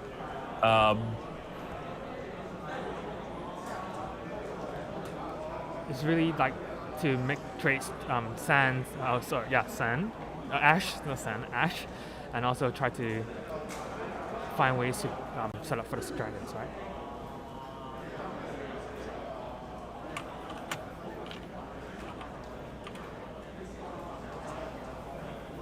Yeah, so you just see here coming in, making an ash.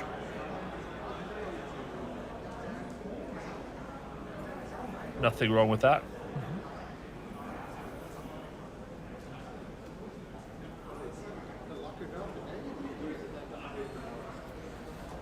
Well, free ashes being created the first time.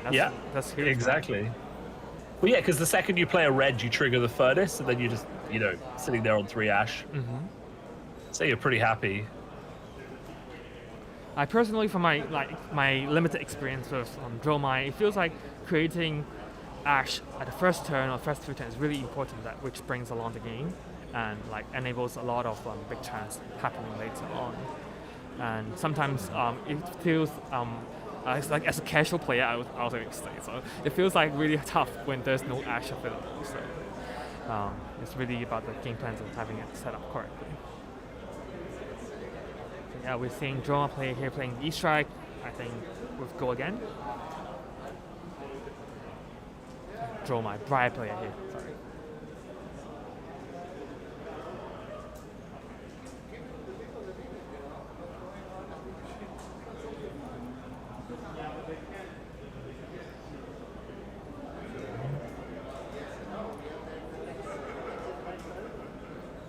Ooh. Okay, I'm not sure I agree with that decision. He's got a pretty aggressive hand, but ultimately, I think you need more than just straight aggression here. I mean, there's nothing in his hand that screams you're gonna do a load of damage next turn. And I do remember you mentioning dragons. Erase face does not affect dragons, right? So they can still attack. Yeah, race face doesn't affect dragons. So but this is just 13. This is 13 damage you can't afford to take, right? As you'll hear when you finish listening to the round table, the whole point of Dromai is to figure out what turns you're going to take damage for and what turns you're gonna push damage on. Yep. And he's just taken 13 damage to. I mean, I don't. Yeah. We'll see. We'll see what he pushes back here, but so far I'm seeing what, rate the embers. Okay, so 3 ash wings. That's some decent board state, but not enough to warrant 13 damage. And then we're gonna see as full life. And Kyolia. Actually, he got 2 dragons in already. So. Okay. Okay. So this is actually a bit better than it looked, because I didn't know they had Kyloria and Arsenal. But you get my point. How much of this could have been block 6? Yeah. Still play Kyloria, still play Asvalai. Yeah, because you had 3 ash. So I think so that's the main question: was it worth it to take that much damage? You could have done some of this anyway. Yep. But he has got a good board. This is good. Definitely. But, I think, speaking of dragons are weapons, I think Manhong here actually has the same questions that I had previously, where he was asking, does it count? Erase face does not erase it? Yeah, it does not. So a lot of people think it does. But, So that's probably some. Well, we have to learn about the game mechanics. But again, this is like with Lexi. A lot of people just aren't practiced into Dromai, so they don't understand the nuance that she brings to the table. Definitely.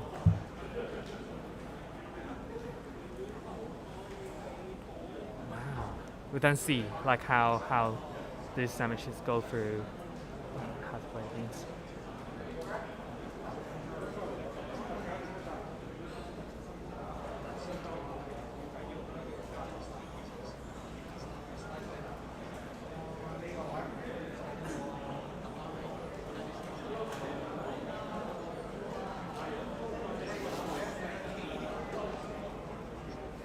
So to be just speculating, we're gonna see quite a diverse top 8 attack that we're gonna have tomorrow, given that we're already seeing Lexi just now, Dromai now. So yeah, we'll see how it goes.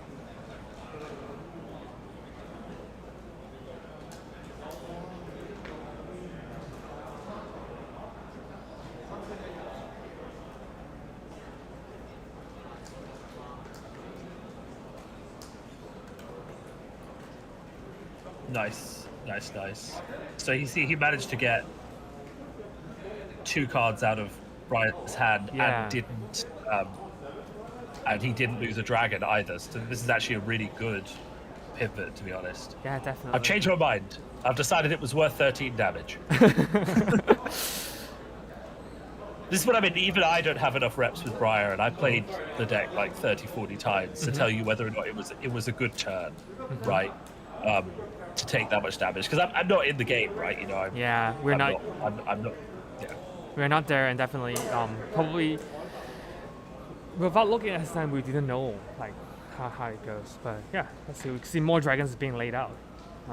This is another Nekriai.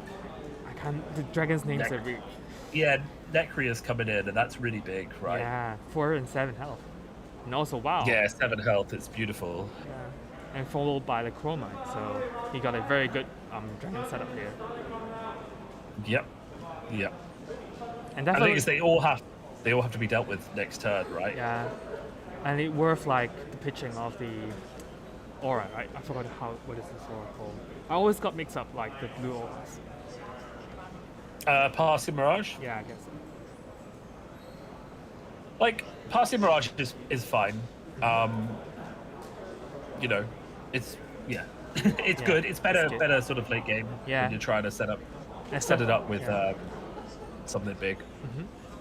And definitely because I think the Briar deck here doesn't really run as much 6 attack, so the Phantasm protection is not that sort of needed right now.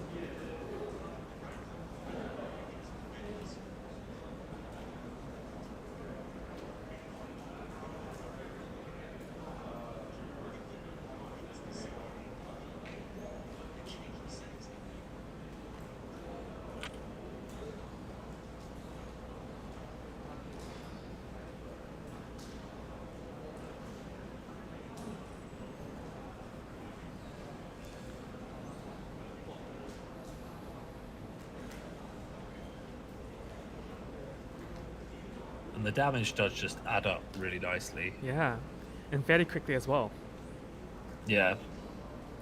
So what Briar really needs to do, actually, which I think he is doing, is if he has a very good go again hand, he just needs to keep it, take the damage, kill Chromie, kill Asvalai, kill Nekria, kill at least 2 of these dragons, maybe sword another one. Basically, he just needs to take some damage and spend a turn getting rid of as much of this board as he can. Yep. Yeah.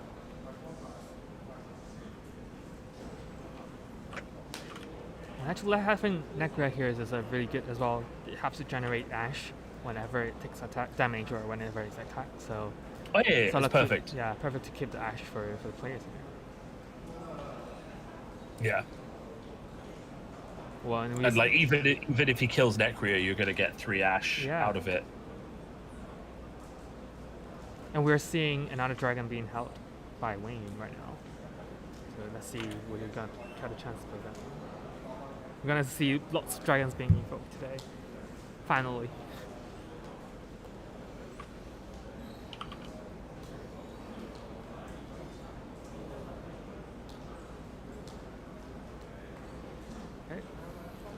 So, Sonata Arcanix. Let's see. 4 cards. 4 cards. Oh. No, 3 cards. Oh, he's pitching. He's pitching. And I then like it. Is a perfect 2 and 2. So, having Snatch and also Lightning Surge. Is it? Do you know, I was actually watching the stream and not the Discord. So I was a few seconds behind for a minute there. I was like, wait, what are you talking about? It's 2 and 2. It's crazy. No, this is perfect. Yeah. Yeah, definitely.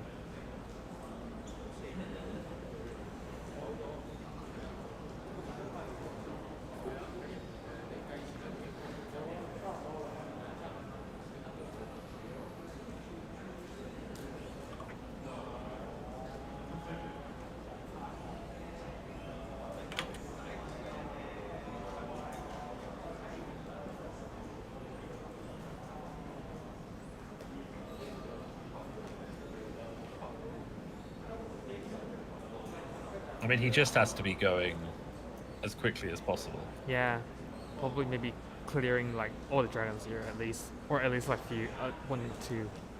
He just has to. He can't leave these here. Yeah. His opponents are way too much life to even think about leaving these dragons alive. The main problem will be something like the Revel of Moonblood, right? What does he do? You know, because I think he has a Revel in hand. Yep. Or maybe I'm wrong. Maybe I'm wrong, but you know. We'll have a look. Snatch is really good. Yeah. Gotta So draw. this might actually be, like Snapdragons, and then draw your card just for free off killing the dragon, and then.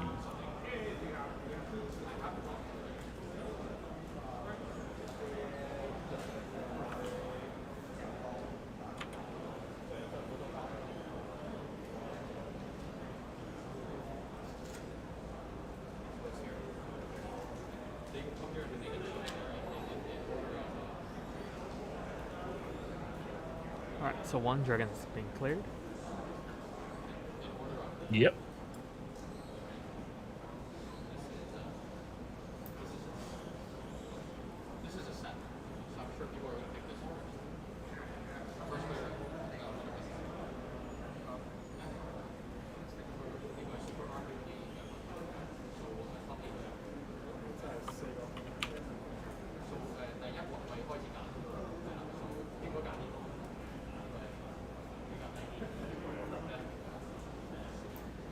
The second one, I think he went for 7 damage.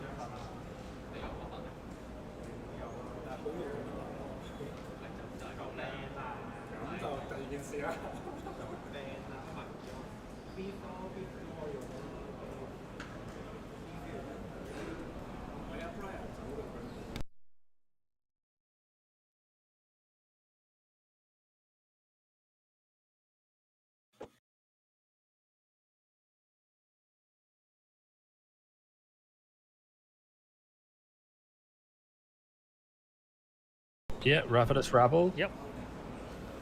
I couldn't see like what color did he reveal. This is a tricky one because you don't want to waste the damage going into like the dragon if it's too much, but Yeah. you don't want to, you know. No, he has to just keep killing Dromai, right? He doesn't have a choice. Yeah. But I think here he decides actually hitting Dromai. Is that?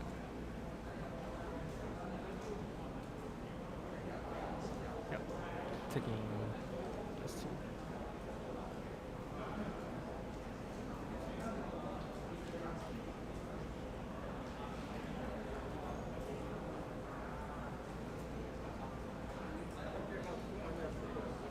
He's still got the Rosetta, so he can Rosetta Chromie, and that's fine. Yeah. Oh, And just leave those. Oh, is that another Snatch in hand? I think that is. yeah. And let's go again as well. Oh. Actually, it's such a huge turn. No, but why would you play? I guess you have to play Captain's Call to get go again, Yeah, right? Yeah. Yeah. But I don't think he's targeting a dragon at all. This is going to just gonna hit Dromai. Yeah, but it has go again, so he can still stab Chromie even if this doesn't hit. Yeah. So he's fine. I think he's fine. This was just a huge turn to have. So, like, the thing is, like, Briar doesn't always have that much go again. So to have that much go again is actually huge. Yep.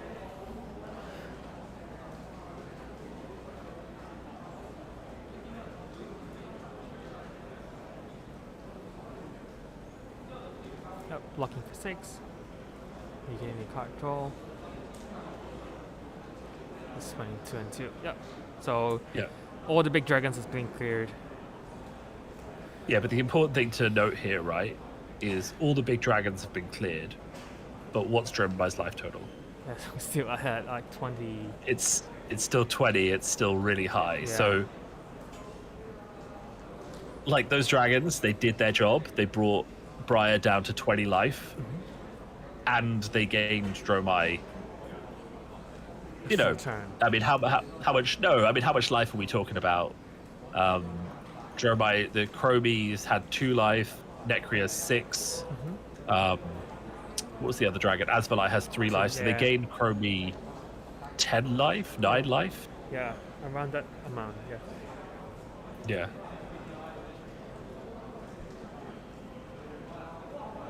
And the resources that put into that turn, like 2 snatch to make it happen, Yeah. is also really... Exactly.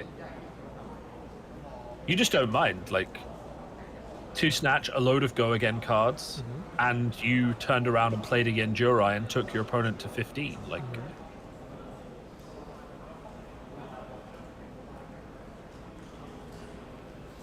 We've got another turn here. I'm going to see how... What's the focus here? Another Sonata. Alright. So we are seeing hit for Manhong for the 2 Sonata that he's played so far.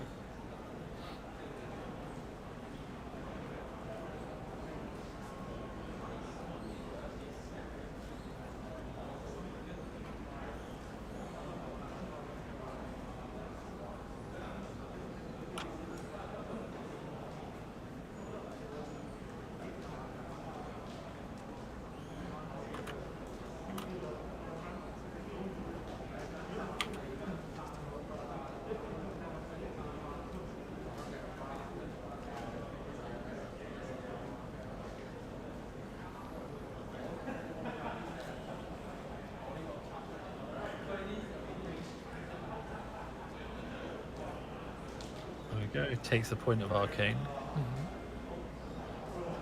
That doesn't matter. I mean, Briar's not running a lot of stuff that counts about Arcane from damage on like this Zurai, but just gives them a lot of things to do now.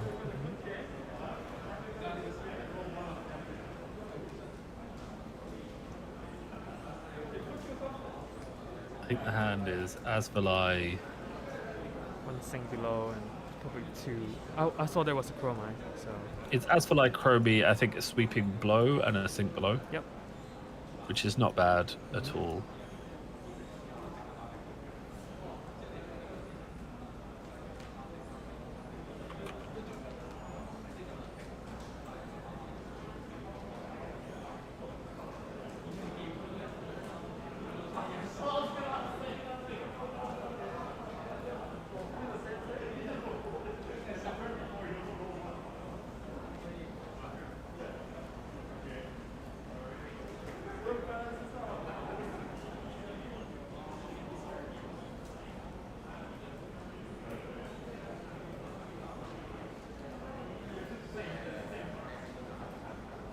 Yeah, they're taking their time, but they've got they've lost a lot of life, and there's still a lot of time left on the clock. So Yeah, definitely.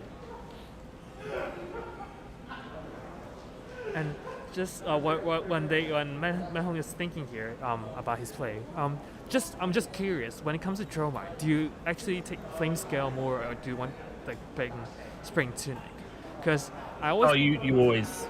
Sorry. Yeah. yeah, sorry. Because for myself, I have my preference to use tunic more, but I'm just curious, like, what are the other thoughts here? And obviously, we're seeing flame scale being used here, so. You pretty much always take flame scale. The primary reason is that it firstly, like, if you play a defense reaction and you need Ash, you can pitch on turn 1, turn 0. But the other thing, of course, is that if you're playing stuff like Rake and stuff like that, then you need that Ash. So like one of the combos is you play the red Rake, you pitch a red, to the chest, Yep. and then you get your 3 Ash wings, even if you had no Ash to start with. Oh, Right. yeah, that's true. Which is huge. Yeah. And then, there's just loads of interactions like that. Or, for example, if you play a sigil and then you don't have an ash for your dragon, you can just play a sigil, pitch a red to the furnace, and then you get the resources for the dragon. Whereas you couldn't play that card if you couldn't do it the other way around. That's true. Yeah. So there's just loads of interactions where Flame Scale Furnace is just amazing for Dromai. Yeah. I wish it was as good for Fire as it is for Dromai, but It doesn't seem to be the case for 5. But 5 got other cards to support him for sure. Oh, Fire got loads of cards in this set, so he can't complain. But Yeah. And also there's like the Kotachi build and also the his original build as well. So like a debate which one's better. So, no, that Kodachi build is really, really good. Yeah. Really good. Yeah. Because I interviewed the guy who won the UK Nat last week, and his deck is just so disgusting. Okay. It's really powerful. It destroys Oldhim so easily. It's really good against Briar as well. It's yeah. I mean, it's interesting like how people have like managed to create like different sort of play style, even though with the different equipments already. So they were like talking about different stuff. But yeah. So apparently in the New Zealand National Championships, just while they're thinking about this, a young Prism has 3-0'd in CC Whoa. using Iris of Reality. Okay. Interesting. Wasn't expecting that. It's like the one that we had previously with young Chain, right? And he had a few wins. I forgot which event was that, but I've heard like Chain players bring a young version of it to the events. They're still winning a bunch. Yeah, exactly. I don't know about Young Chain, but there's something about Prism that's inherently unfair. So you kind of just have to keep going. Yeah. And then, like, you can immediately tell with Prism hitting Living Legend, the meta has just completely shifted, and as mentioned, it has been much healthier meta for sure. And for example, it really is. Yeah. And the thing that really changed was just Oldhim and Iyslander being gatekept so much by Prism. Like the second that she went away, these other control decks that are still very controlled, they're still very strong, come into play, and that just opens up the meta so much. Yeah, right? definitely. Because like Fire is very good into Oldhim, not as good into Iyslander, and that itself gives you two different control decks and two different aggro decks, both vying for which one is the most represented, which one is therefore the best choice. Yep. It's really healthy. Totally agree on that one.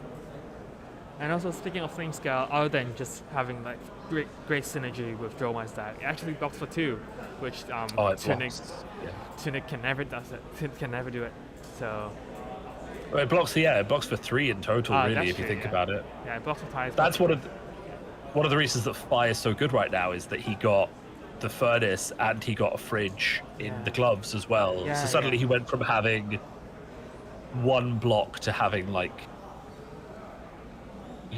six, At least 7 block, and you're just like, this is amazing. Yeah, that's true. Yeah.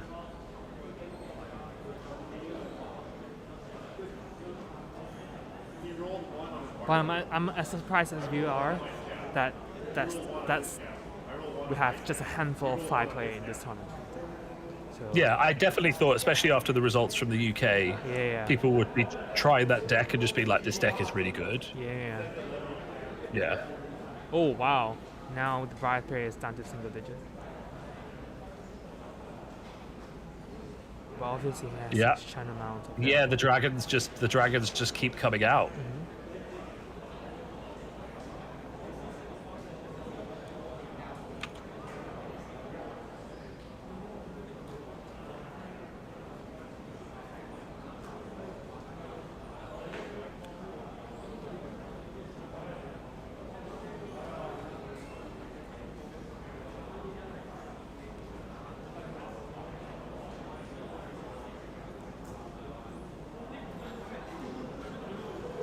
He has channel.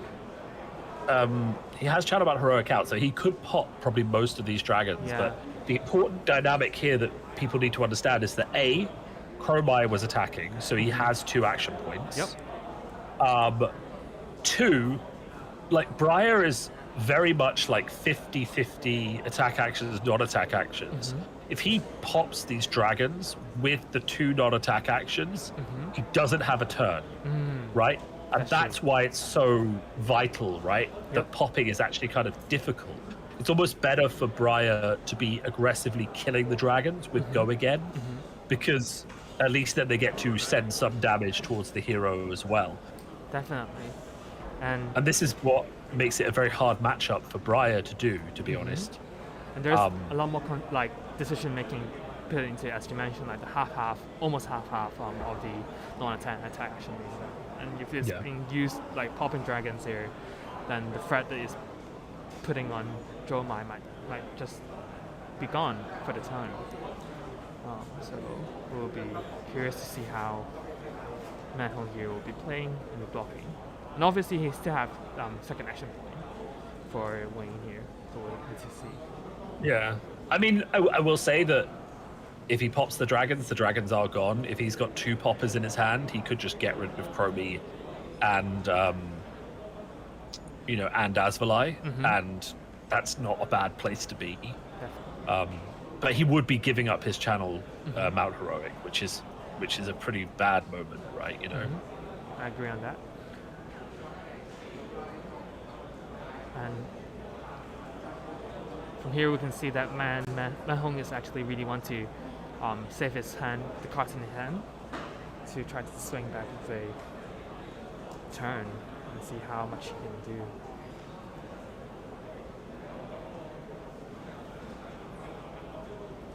Yeah, but I don't know. Yeah.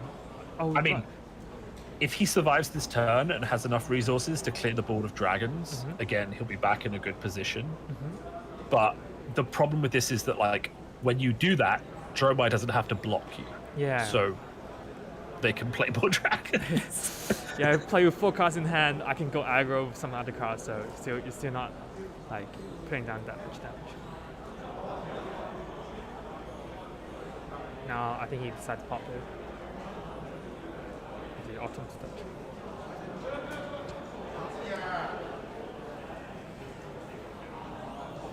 That's interesting. So he saved his popper at the end to pop for yeah, but for Yenjurai, which is one that's harder for him to kill. Yeah, definitely. Because so we might be seeing some go again now to kill the other dragons.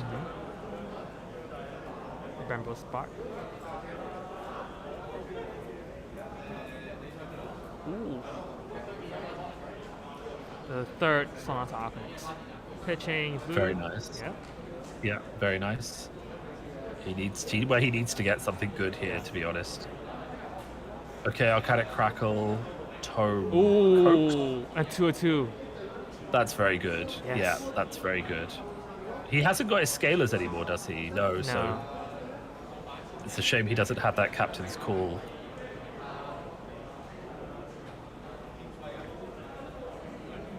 Probably he will be playing the Coax first and try to see if he hits or not. But we'll see.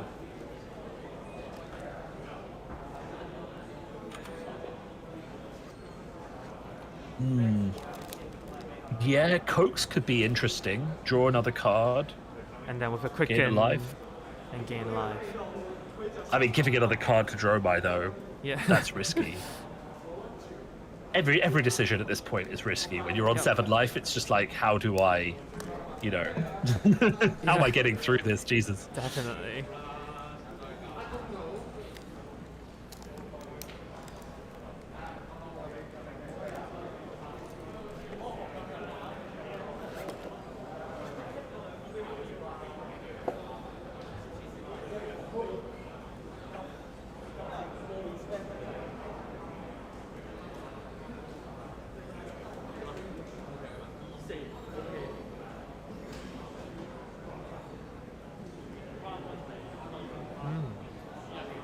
Let's see what cards he's gonna play. Yeah, I'm really waiting to see. I mean, he has to kill these dragons, Yeah, but definitely. You know, And how is he tequila. going to do it? Yeah. What's going to happen? It's edge of the seat time, people. It's edge of the seat time.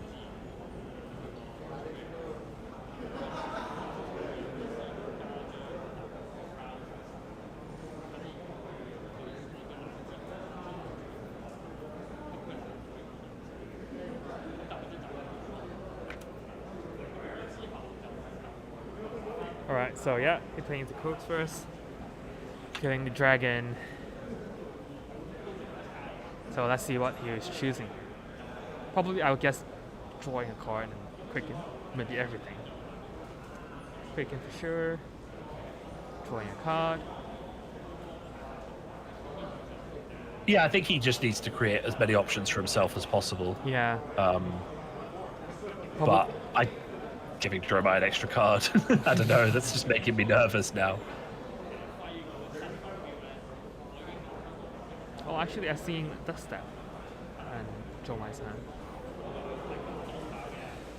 Yeah, Dust Up's a really good card, especially if you've got Dromai, because you can get go again Oh, on that's the true. Dust Up. Yeah, that's It true. also blocks for 3 and requires 2 cards to block. And it makes the Ash for its own Ashwing, which is really nice as well. So yeah, I really like Dust Up. I actually low-key really like blue Dust Up. Because it's a 2, it takes a card from hand. Ooh. Second one. Second Coax. Ooh. Ooh. And that's the Quicken token as well. So he gets another Quicken Quicken. token. Which it could be his go again, right? This could be Yeah. the way he gets the dragons off the table. And Amazing. He has already cleared 2 dragons here, drawing it and another card. Oh wow. Okay. Dromai's just sitting there with 6 cards in hand, being like, come on, bro. Come on, give me some more cards, right? Definitely. Wow. And like with You don't- 6 card in hand, 15 life. That's interesting. I don't know, that's not a bad place to be, is it? Yeah. You know? Now, if there was a force of nature here, you might be a bit more worried, but Yeah. I think you're not super worried when you've got a 6-card hand, you know? Yeah. So Crackle coming in for 6 + 1 with Go Again. Yep. This might be a case of, though, like for Dromai, you're sitting there thinking, if I can survive this, I just survive this, right? You know? Yeah. And also, Dromai player has a sing below in her arsenal, so it's arsenal. So that's good. Oh, beautiful. So for this turn, So you might just crown and sink. There's still lots of block available for the Dromai players.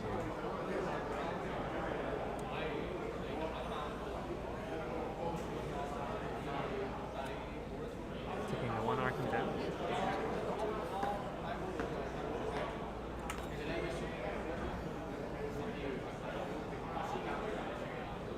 As you mentioned, yeah. Crown and plus the thing below, blocking 6 here. Yeah. It's just a nice, easy block. You get to filter your hand. Yep. And filter 2 cards, right?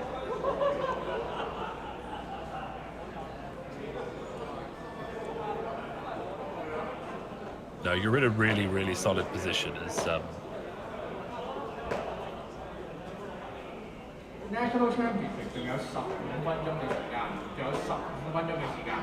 National Championship, there's 15 minutes left in the round. 15 minutes left in the round. Alright, so the announcement just told us it's 15 minutes.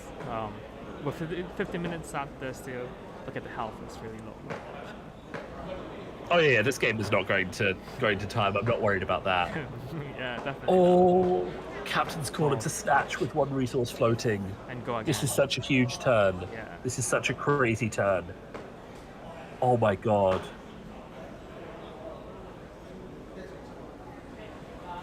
Wow. Like you have to block this, right? Yeah, definitely. You have to block this. And But- I think he still can block 1 more time with his flame scale. So probably just 2 cards and 1. Yeah, is that a -1 or is it a broke? I don't know. I guess. To my memory, if he could- yeah. If he can block once more with his flame scale, then this becomes quite easy because he Yeah. just blocks 7. if he can't, it's a bit tricky. Yeah. He might even quell. Yeah, I mean. You know, he might even quell. Yeah. And quell in this position is not bad at all. And with 2 quicken token as well. Basically, you can think about like got 2 dragons to attack without worrying about playing a red card. But he really needs to get those cards that he gave to Dromai back out of their hand, right? Yeah, Like he just can't leave them there. Still, Dromai plays holding 6. This is a card that he had. So we'll see. Probably putting down, like, even though putting down 2 cards, he still have like 4 cards in his hand. This turn really is not doing much for the Dromai player. This is a screen grab turn. Yeah, we just need to screen grab that. I'm going to post it in the UK chat. Briar discussed it.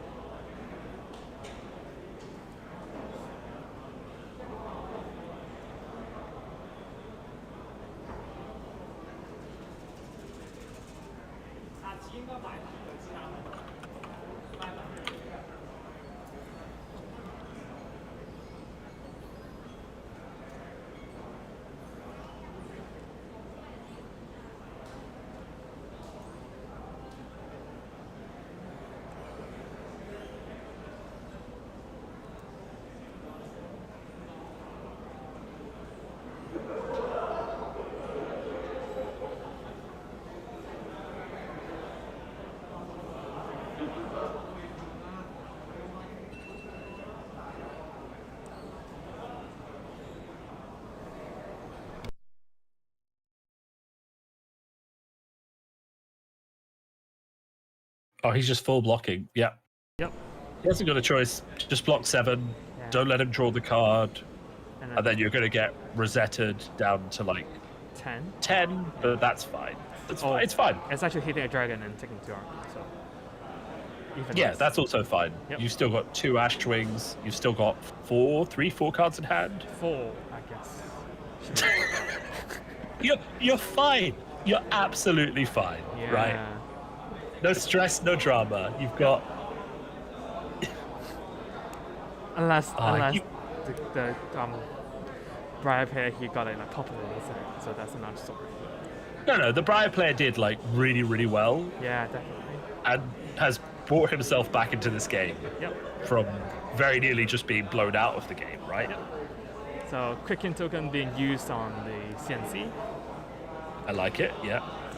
That's a really good play here. He technically had 2 quicken tokens, but unfortunately they do not stack. Yeah. So you have to trigger them. Yep.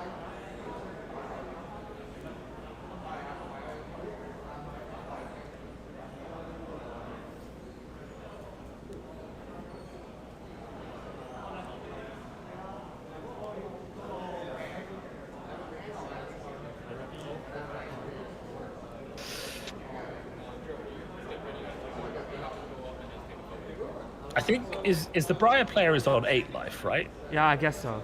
I'm curious as well. Probably tomorrow we will have a better representation of the line as well. So just I think it's just the brightness is just a bit off on the phone or something. Yep. We're looking to. Also, the phone is being like run by a horrible Azalea enjoyer, and I think that is kind of ruining my experience of this entire event. All right, we'll have a chat and try to like put it, maybe replace it with something else. Levi. Why is it an Azalea background? Is it you? Did you set up this Azalea background? No, not me. I'm not only the phone there. Probably there's a Azalea lover over there. I'm just making sure, right? You know, I need to know who I'm casting with. I play Rhino. I like Rhino, but then there's no players in Hong Kong playing Rhino in this national event. Like I like people who get passionate for off-meta heroes, but there does come a point when they're just not salvageable, right? You know. Rhinos not there. Rhinos still salvageable. He's still good sometimes. But Azalea is just sad. I have no faith. Well, we're hoping for more buffs for her, for sure. With the success of, let's say, Lexi, she can also find her way out. The problem is how to buff Azalea now without buffing Lexi. Yeah. You have to give her another specialization or something. Yeah, definitely. It's really like how to balance against it is something that I think need to think about. Yeah. Because like Lexi is actually strong right now, right? Giving more ranger cards doesn't really help. Maybe even like buff Lexi card.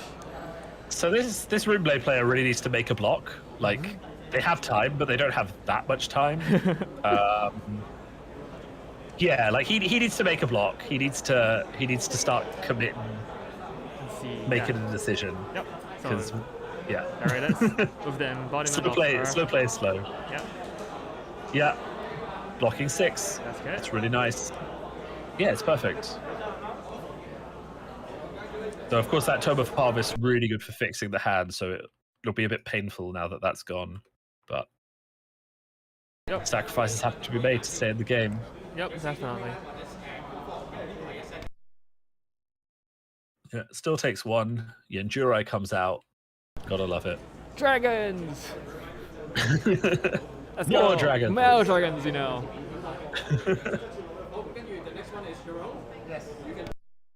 To be fair, this has been a good turn with CNC and Yanjurai, but it hasn't been like blow you out of the water, you know? Yeah, it's a good turn, and especially like the quicken is being useful for sure, I would say. Yeah, but Briar's been able to keep most of their hand intact, so And I'm up here. you know. That's your girl.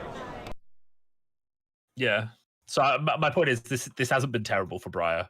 Like, you very much that was an all right turn. You know? Yeah, all right, I agree. Sorry, the Super Armory, they are distributing the prizes here, so probably a bit noisy on my side here. That's all right. Tell them to send some to me. My address is 22. They got some really cool playmats and also some very cool cold foils and stuff available here. Cold foils? Yeah. What? We had none of that at the UK event. It was very sad. Yeah, but because Oh yeah, we just had loads of drama. Don't worry about it. I remember that, so I'm just like, okay, let's okay. We can talk about something somewhere else. But Yeah. London was actually fine, right? The train was actually fine. Everything was grand because you know, lots of people just leave the city when stuff like that is going on. Oh, well, we were speaking. The term has been passed. Interesting. Ooh, what? What did Briar do on their turn? They must not have had an attack. I think the attack was something that is worth 2 cards block. Oh, okay, yeah. And then fancy some popping and 1 damage to the dragon. Yeah. You see what I mean? It's that once you pop something, you lose a lot of pressure on your turn to do another attack, something bigger. Yeah, so definitely. it can be a bit tricky. Definitely. And Dromai can just block and swing with an Ashwing 4 times, and then he wins. Yeah. So it's definitely tricky. Yeah. And there's like only 3 cards in hand. We're not seeing another. Oh. But then looking at Dromai's player's hand, 2 defense A reactions. sigil, 2 defense reactions, and what's the last card? It might be a Necria. I'm not sure. It's actually not bad though. You don't really want it to be a Necria. Like that's kind of expensive.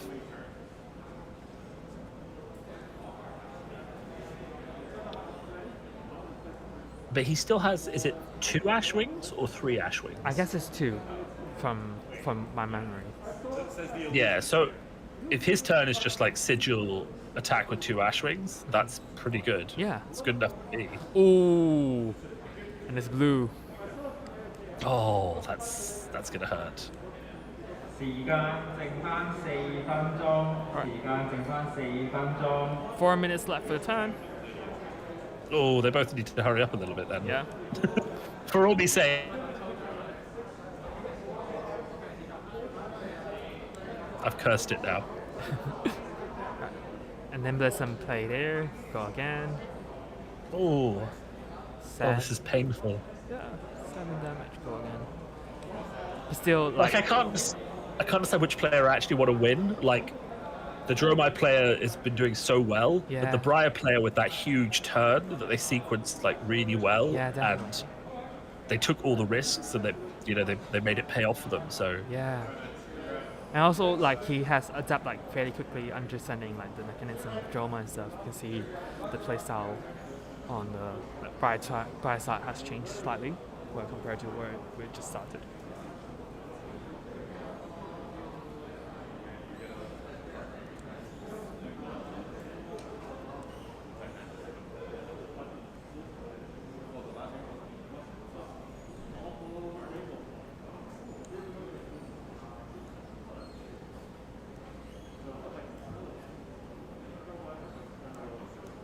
All right, so both of the defense reaction are laid out to block out the sun.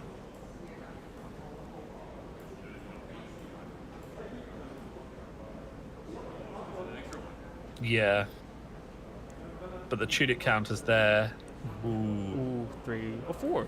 Oh, Yeah, there's 2 embodiment of lightning And and earth. embodiment of earth.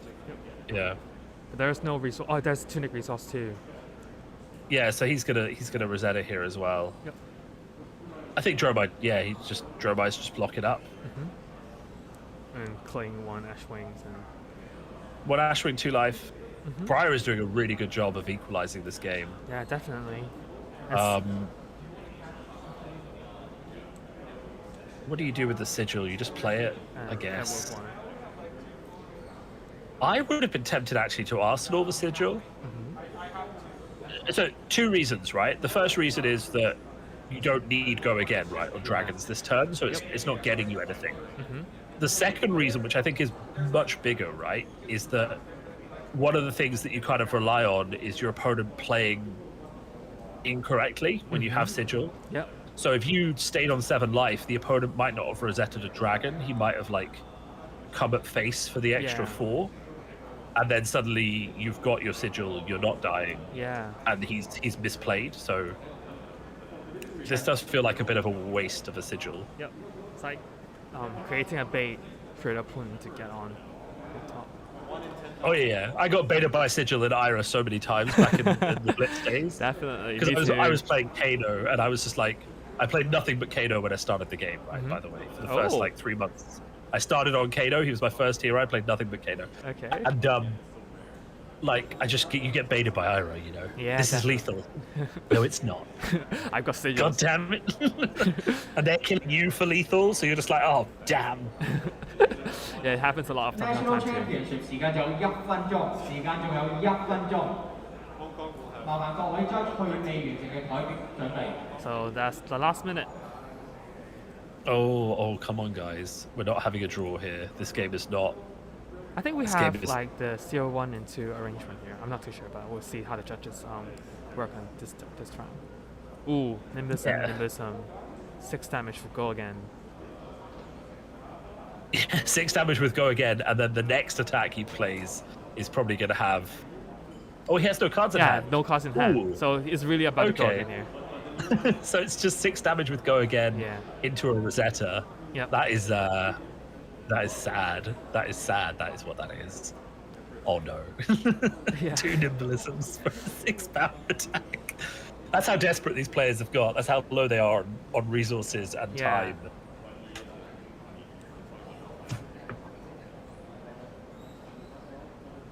National Championship 時間夠鐘，麻煩 judge 過去處理，麻煩 judge 過去處理。 And time's up. So we'll see. Block at 6. And then clear up the last dragon. Yeah, done. Ooh. We're seeing. Wow. Yeah. Burn them all. Make an Ashwing. Oh, 1 physical, One. 1 arcane.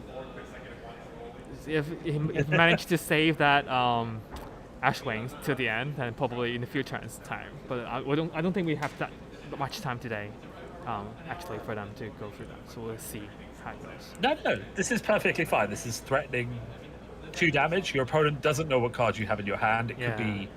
It could be an Asvalai. It could be another dragon. Yeah, definitely. But the point is that it does that because he doesn't have any like ash. Yeah, remaining, so- exactly. Does he not have 1 ash? I don't think so. At least from The yeah. token should be on the table if he doesn't have any ash. Oh but, yeah. So it's hard to Sorry, tell. that's just the rules again. Never mind me.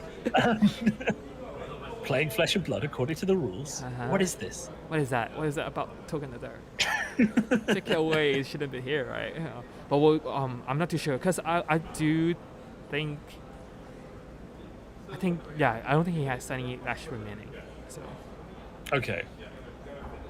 Is he just going to play a passing Mirage? But ooh, and I mean, another Sigil is pretty big, and he also got some big dragons and a Dust Up. This is a pretty good hand, right? Yep. But then Metal here has the Channel Mount here, so Ooh. we will have to see. No, that Channel Mount Heroic could be GG. Yep. It depends how many attacks he's got. Yep. Ooh, it looks like he only has 1 attack. And he's gonna create a Runchan, I guess. Yeah, but he doesn't have Go again either. So he's just 2 arcane and 6 physical. That's actually kind of easy to block. This isn't bad. This Yeah. isn't bad for Dromai, I mean. Definitely.